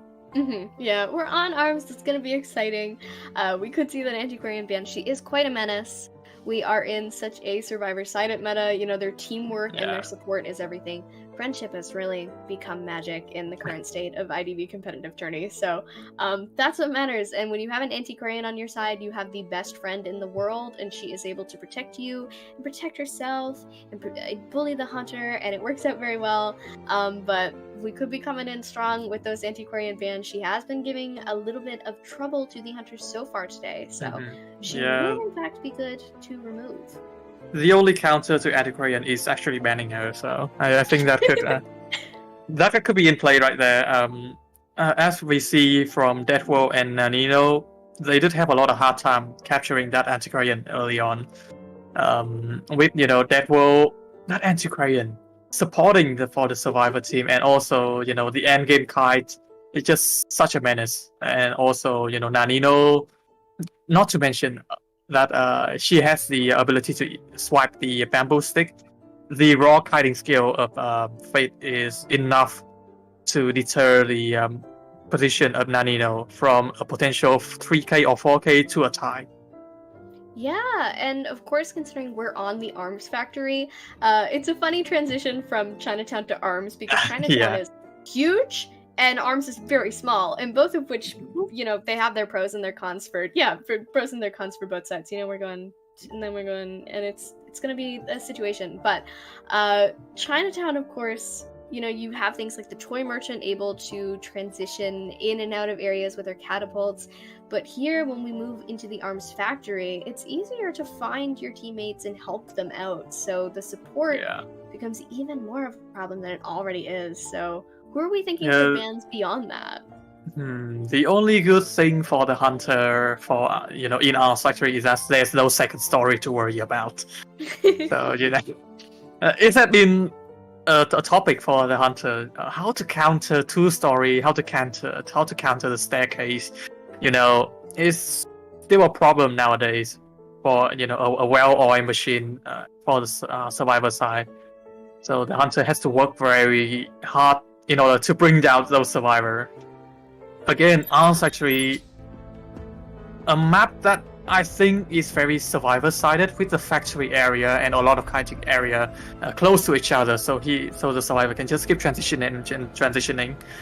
Let's see. Actually banning the antiquarian right away for Nanino. The antiquarian alongside the dancer, who is really a point of contention in terms of how good she is for support here on the Arms Factory. She really does work well in those close quarters, and there are a lot of good kiting areas for her to put down her support boxes in. Factory is already a difficult chase, as you mentioned. It's hard to keep up, but as soon as the dancer comes in, then it's going to be even worse. But we're going to see our hunter band coming in as the sculptor, actually, NTT. Wow. Did not expect it at all. They did have a lot of hard time against Nanino Bonbon, but they opt to go for Galatea, as they know Nanino is also a very experienced Galatea player. So I'm excited to see what their character will be. It will be, for certain, a mercenary. As for the other choice, they might still be scared at Bonbon, so they might not pick the Seer early on. Yeah, he might not be worth it under these circumstances, especially when they have things like the mercenary to bring out instead. There he is. Hello. We've also got the psychologist on the field. Very good support. They go hand in hand in a way. You can heal up that mercenary from a distance, and that allows him to come in for yet another wonderful rescue. Yeah, we have seen that all the time in tournament, both official and unofficial tournament, where the psychologist can heal up the mercenary to go in for the second rescue, and that saves a lot of time for the survivor because they don't have to spend time, healing. They don't have to spend time transitioning, switching the rescuer. The psychologist could just heal the mercenary back, and he could just go in for the second rescue. Yeah, it buys them so much time in terms of being able to continue working on their ciphers, doing their own thing. Just a few precious seconds and that mercenary can go right back into the chair, along with being able to support other harassers. So we're actually going to see the Prospector and the Acrobat band together as a little duo. So you want both of them out. They're very strong kiters, so it's no wonder that you wouldn't want to deal with either of those, especially if Nanino is considering taking out that Bonbon again. Yeah, talking about harasser, the Prospector has immediately been banned after you say that. So let's see if TNG has something else up their sleeve. They could use another harasser, which is a battle or the forward, but they are quite hard in the current meta because those can be easily countered by some hunter, which can be Anne, can be Bonbon, can be some other, even Naya. Yeah, plenty of characters that can be used here that are going to work out, and especially, we are in that huge survivor teamwork meta, so if you have, two really, really, really good survivors, you can usually bring in another character that's, kind of good, and another one that's off color, and that's a harasser. Yeah, the Enchantress coming in instead of that forward or that batter or anything. And you know what? She lacks the decoding debuffs that they do, so it's not all that surprising. Yeah. And with the Psych, if totally necessary, she can take a heal from her as well, which will negate the time that they require for that. And the good thing about Enchantress is that she could stun the hunter way easier than the other two. Like the other two, you have to create distance, you have to charge in, or try to aim the ball. No, with the Enchantress, come in, stun, get out. So much easier on you and your health, but our final ban is actually going to be the Seer after all, so totally not wanting to deal with him, not really sure what else we could be taking out. So that Seer is totally off the table. In case they were considering it for the last second, he will not be an option. So NTT, I'm very curious about who they could take out for this final slot. There are a lot of characters that could work in this team comp, I think, especially if they're predicting bot. Very curious. Last ban right there from Nanino with the CRN. There's still the acrobat. Oh my god, really? Gardener? That's gonna be exciting. That's interesting. That's quite interesting. The Gardener can work well against Dream Witch, against Bloody Queen, even against Bonbon. So I could see Gardener being in this team comp. And not to mention the ability to break the chair, so buying more time for the survivor to decode. This could be the change of pace for the survivor team because they really need that point deficit. And Bonbon will appear again on the hand of Nanino on this second round, first half. Now this might be a tricky situation because, if I remember correctly, in the elimination stage for IVA, they actually used a Gardener against a Bonbon on Arms in order to obtain, I think they got either a 3 or 4 escape with it, so definitely gearing up and sticking to their guns and using a strategy that they've really perfected in the past. So I'm very excited to see if that comes into play again. They definitely are very comfortable with that Gardener harassment by breaking the they are very comfortable because they do have a badge survivor that having a badge Gardener, a 38th Gardener coming from the side of white.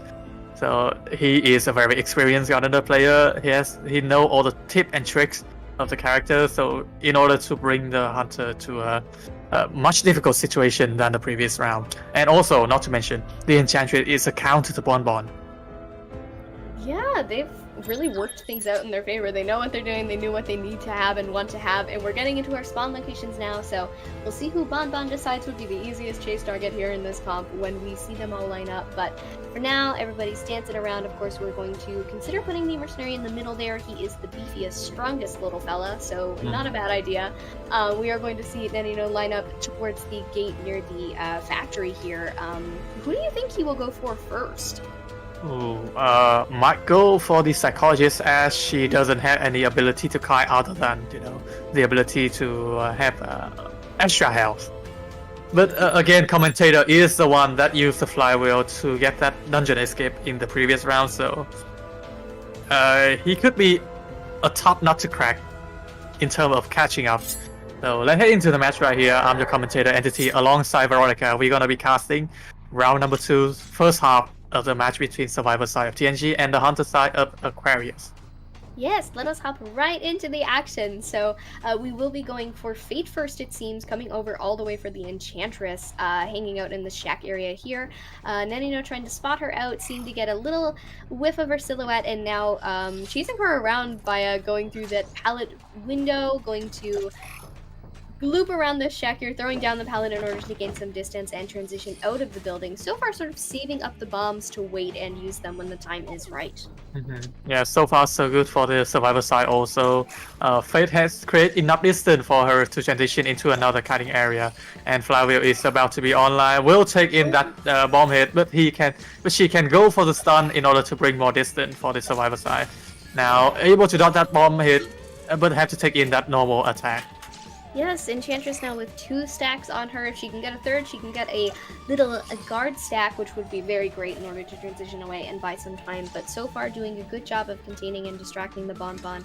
However, she's practically a sneeze away from dying, so she's gonna have to be very careful about how she proceeds. Beautiful flywheel to avoid that hit, and using the 3 stack to get rid of the remote bomb in her way and transition further back to the shack area NTT. Yeah, that's what annoying about the Enchantress. She could long stun you and she could short stun you. Everything worked in her favor. Blink to get the Enchantress down on the ground, so this will be the first one on the chair for the Survivor team. But again, she fought out the Blink, so it's good for the Survivor team. Yes, the blink has been used, which is good. Now the Bonbon does not have that until it comes off of its cooldown, and as we know, Blink has a pretty hefty one, so we're going to be waiting a while for that Bonbon to go through a wall miraculously once more. White's Gardener is in the area, going to be forced off of her Cypher, but seemingly coming in to try and help out, come and grab this Enchantress. The Mercenary sneaking in past. Wolfie is here in order to come and perform the rescue, his duty as the rescuer. A lot of dancing around here. They're gonna have to be very careful about this, trying to not get down to Terror Shock during this hit. Nice mind game coming from Wolfie. Wasn't able to get a Terror Shock right there from Nanito because Wolfie is such a menace when it comes to mind gaming. Nice hit coming from the Nanino side, and Enchantress will be down at this very moment. But we can see that White is actually going in and disrupting every possible chair around the area.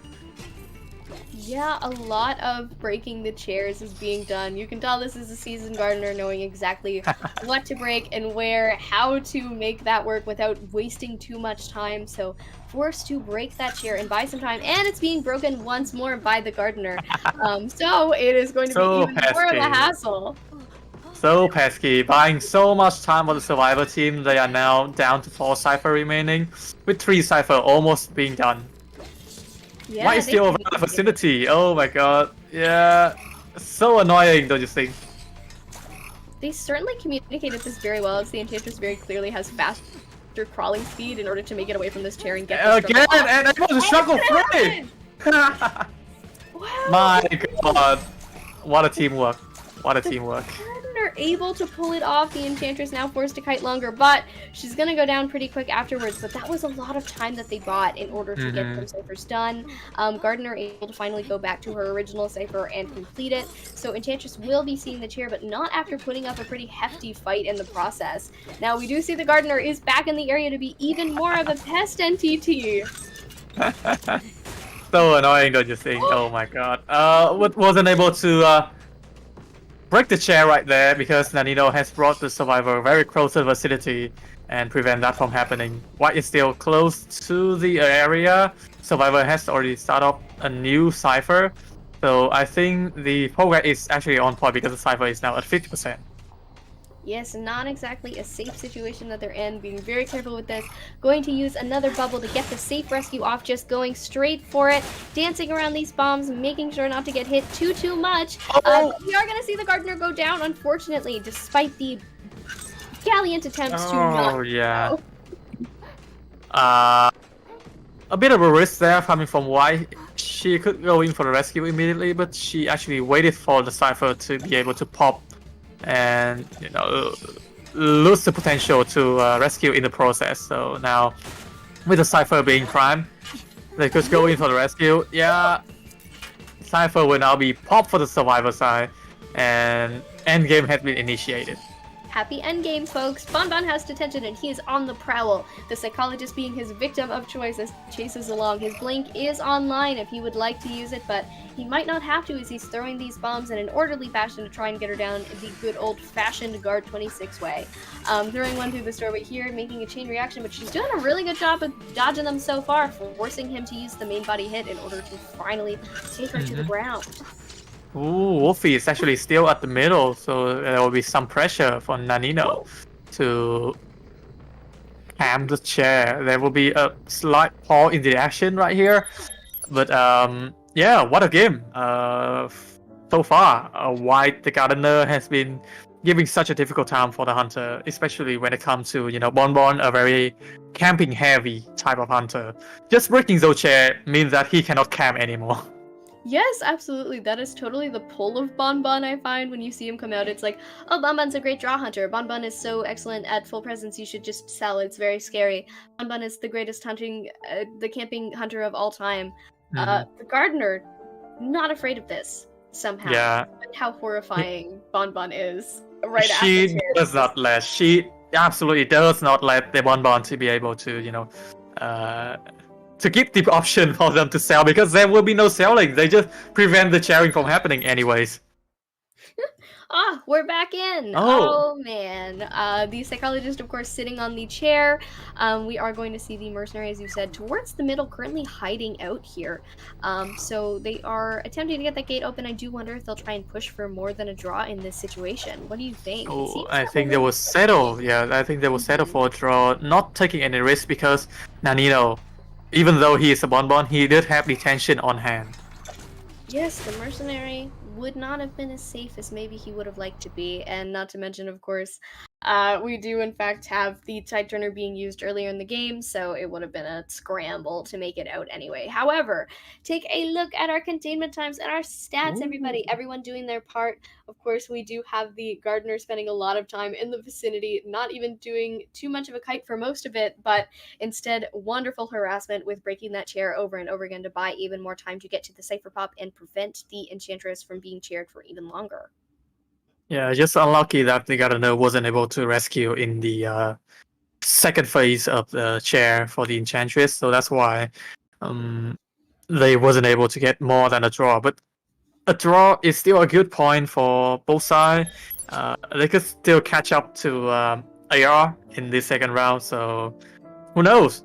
There might be a comeback for TNG in the next half of round number 2. Yeah, if they do manage to pull it off, it does mean, I believe, that we'll be seeing a BO3, because it means they'll both have a round each, and then we need to see who wins the last one to even it out, because it's not fair to just flip a coin or anything. They have to be able to go up there and show off what they can do. But that being said, yeah, we're starting with a draw coming off of a 5-3, so they are pretty close in terms of skill and match, which means that really it could be anyone's game. So if TNG pushes for their win, we should be going into a BO3, but if Aquarius is able to pull this one, we will be ending on this quick note of 2 rounds for these teams. So yeah, it could be a rush for this matchup right here, or TNG. I know TNG is actually a very strong team. They defeated 0-2 in the previous day. So yeah, I have high hope for them. I hope they can come back in this matchup. So yeah, let's see the outcome of round number 2 after this very short break. So don't go anywhere.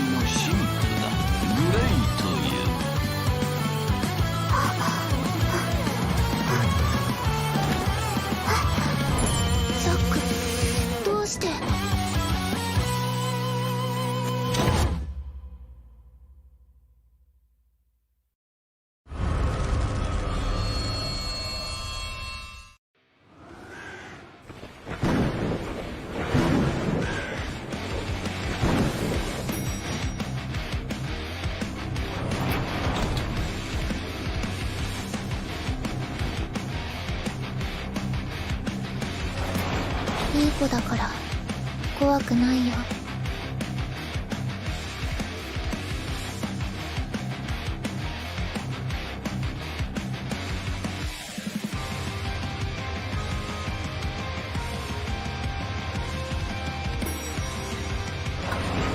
今だけ俺に殺されるな。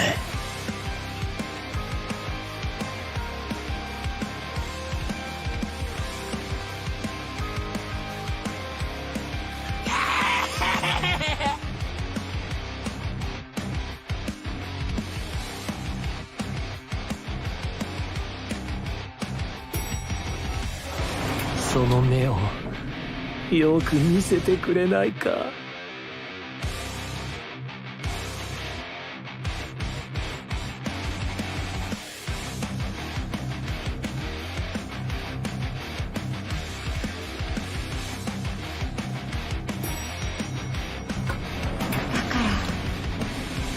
イエスと答えて。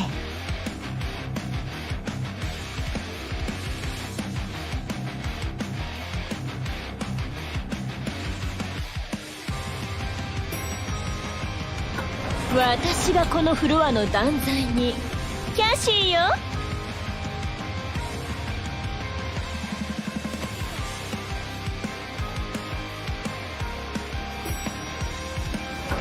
私はこの教会の神父だ。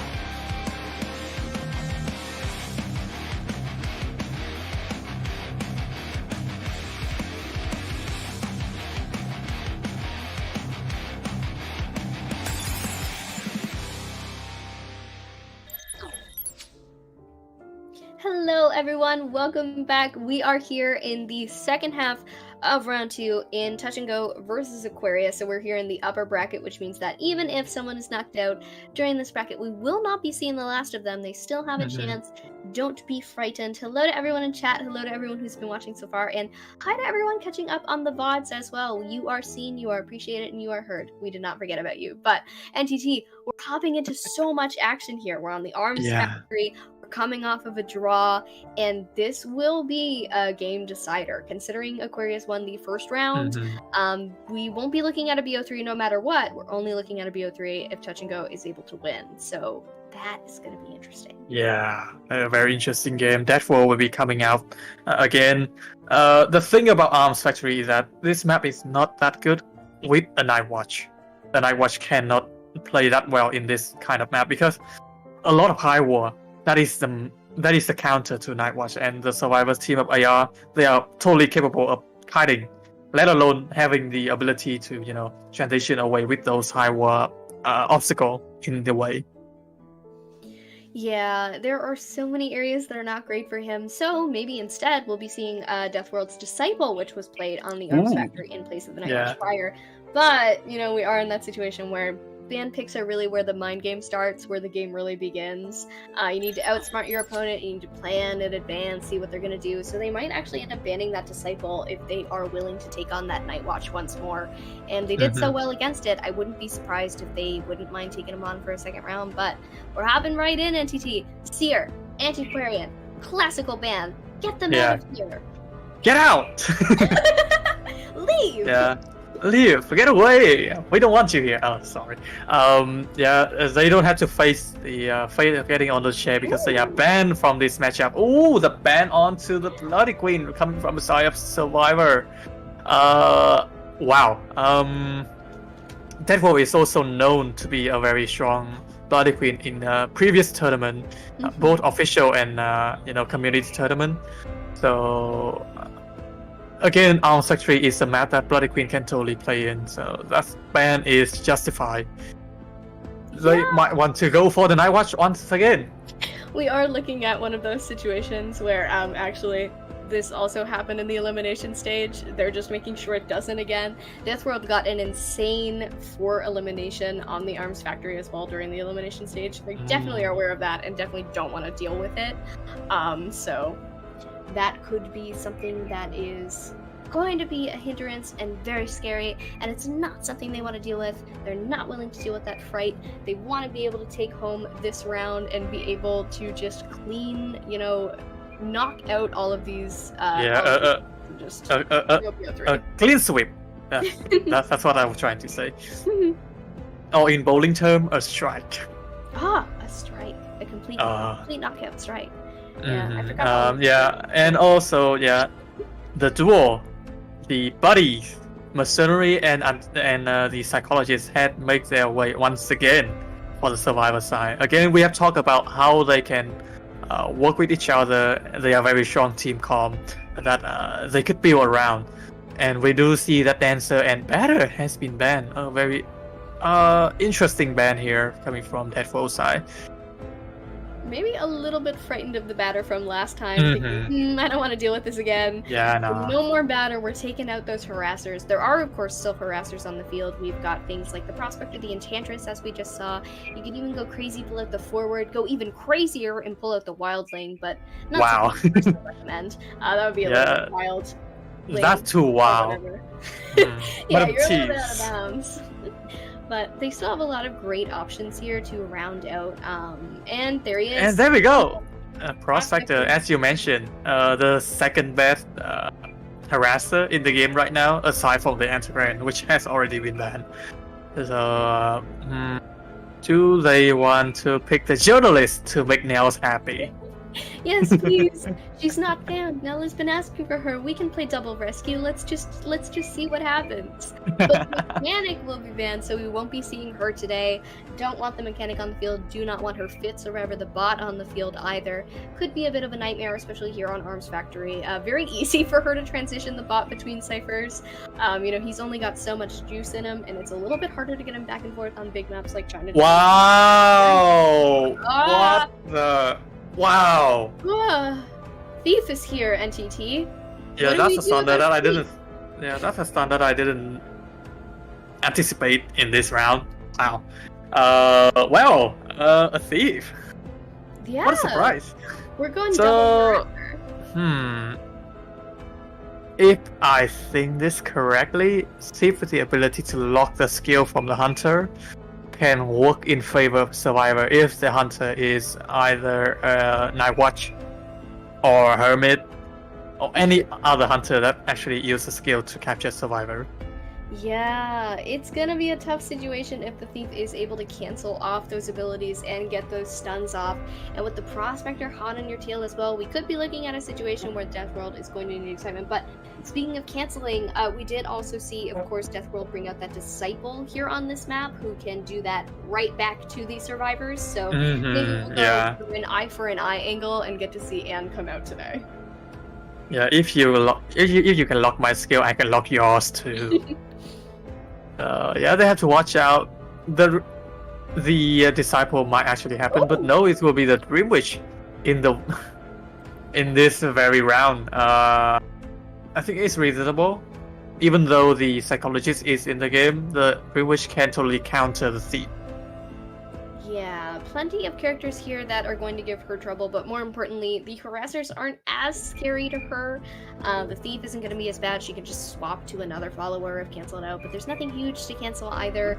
And it's going to be very interesting, I think, to see the Dream Witch here on Arms Factory as well. I mean, she performs really well on here, especially considering it's so small that she has a lot to be able to guard in terms of her cipher control and map control. So what are your thoughts in general with her against this team comp? With the Dream Witch, I think she could actually go for any character in the team comp, either Prospector, Thief, even the Psychologist, or maybe not the Mercenary because that's the Rescuer. But yeah, any other character that's not the Rescuer, she could go for. And let's see the spawn position coming from the Survivor side. Actually, I'm wondering if Deadpool will go for a conventional 3-6 Patroller Dream Witch or the one that we have been currently seeing, which is a 6-9 Blink Dream Witch. Yeah, I am interested in that as well. We've got a lot of secrets that we're waiting on from the Hunter tier to be revealed to us. And we're going to see one of them right now. So the spawn selection is going to be in the factory itself. Of course, if you mentioned, anyone except for the Mercenary is a super viable chase target, which means that if you go straight upwards, you got the Thief. You go straight to your left, now we're able to attack the Psychologist. Exciting stuff. It's exactly what we want to see. With that spawn from Death World, he could actually block off the Cypher in the shack area, so the Prospector might have to go for another one. Might have to transition out of that no man's land. Let us hop right into the game. I'm Veronica, I'm here with NTT today, and we are hopping right into the action with you. So the first survivor we're going to be chasing is actually the Thief here in the factory area. Of course, not a bad selection, but actually transitioning around, following, you want to be able to create that sort of situation. Put some pressure on him this early in the game. It is what you need to do. Already creating sort of sandwich situation and blocking off the window right away.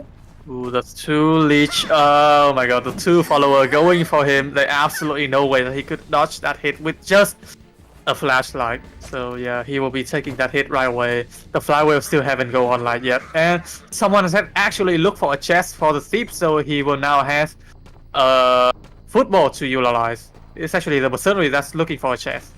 the Thief using that dash with the football in order to transition Ooh. over to the shack.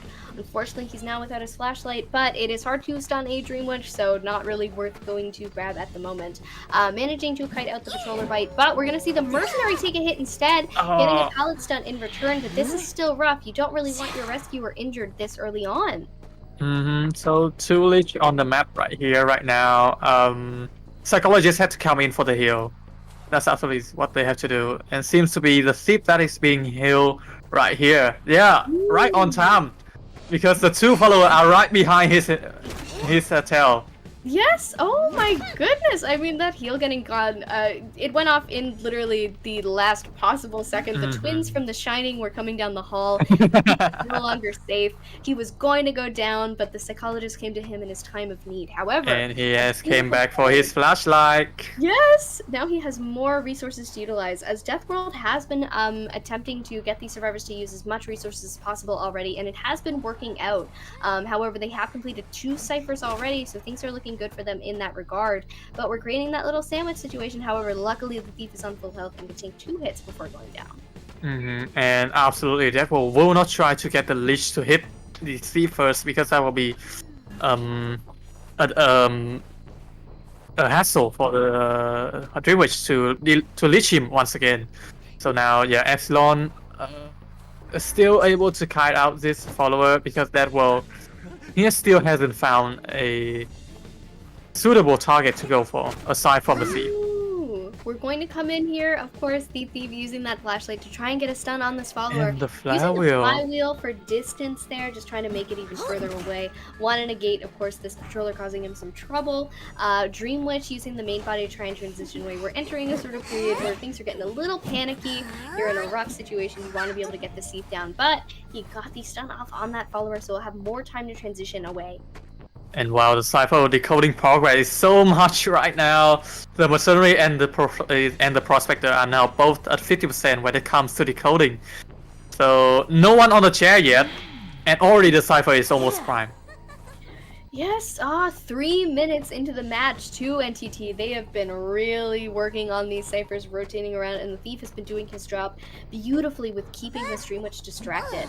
So we are going to see, of course, him with another flashlight stun in order to negate the hit, but we've got another follower coming up right on his left. Watch out, Thief! Watch out! He can't hear us! He is doing his best Watch here, out. and we're going to see him back into the corner Oh, here. can he make it? No, not quite there yet.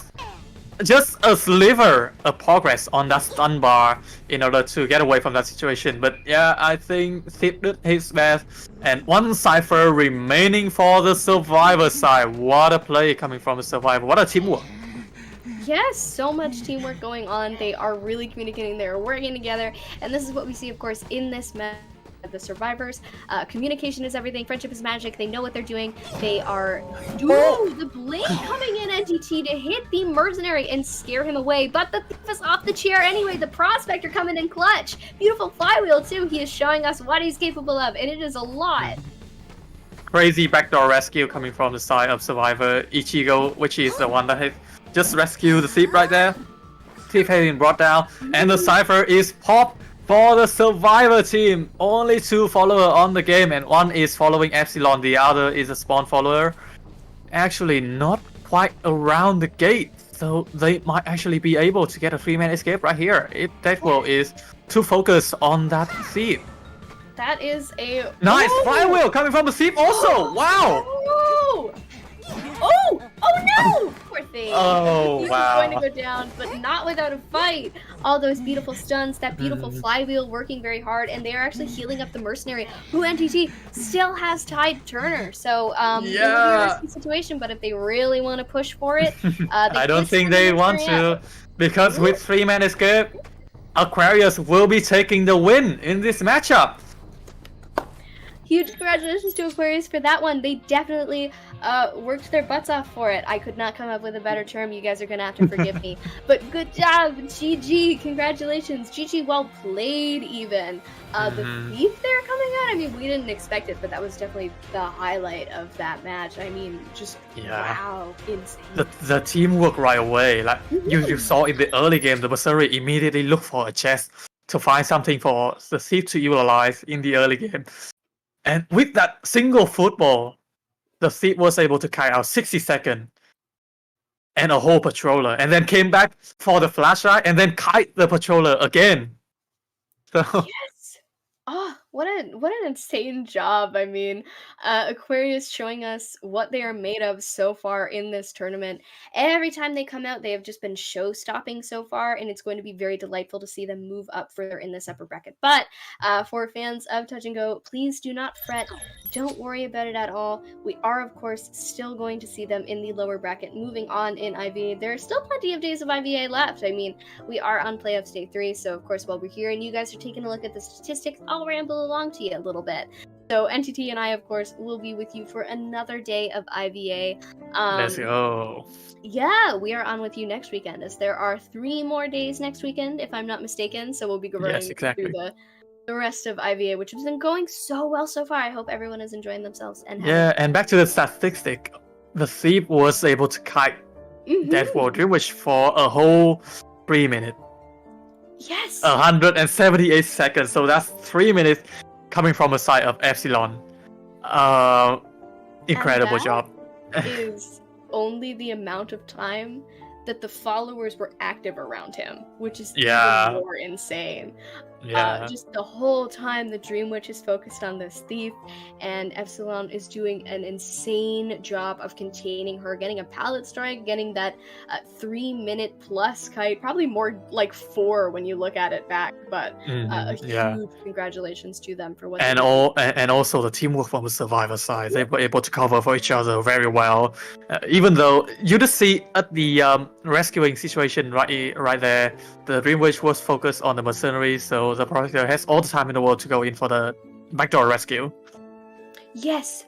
Oh, that was nuts. If I could put everything in this match in a highlight reel, I would. The entire match would go in a highlight reel. That would be the entire IVA highlight reel for me. I mean, the way they were able to work against the Dream Witch and communicate and make sure that they worked it out, and with that, they did in fact score their win. It is what they needed, and they did so with total grace, and they did it so very well. I mean, I'm just still so flabbergasted by all of it.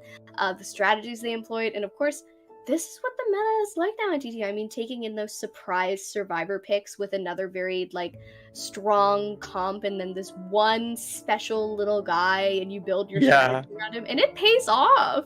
It seems like the meta for Southeast Asia server is just to use the basic survivor, which is a thief, the lawyer, the gardener that we did see, and always yield out the most optimal result that we could not ever expected. Yeah, they are able to pull off so much, and good game, well played to everyone who played today. We are, of course, at the end of the day, so we've got a lot to wrap up with you guys, but this match has been absolutely delightful. It has been very fun to cast. Thank you all for having me, and thank you for having my homie NTT as well. We were able to showstop you guys with the hair, but yeah, moving forward, of course, IVA will be on again next weekend, so I hope if you guys are able to make it this time, you're able to make it then as well, because next weekend we will be heading into the finals. We are in playoffs right now. As you know, we're on day 3, so day 4 will be starting next Friday, if I'm not mistaken, on the 9th. Yeah, Friday, Saturday, and Sunday next week. More IVA action around then. Is an action-packed action of Identity 5 today, so I cannot wait for the future days of the tournament.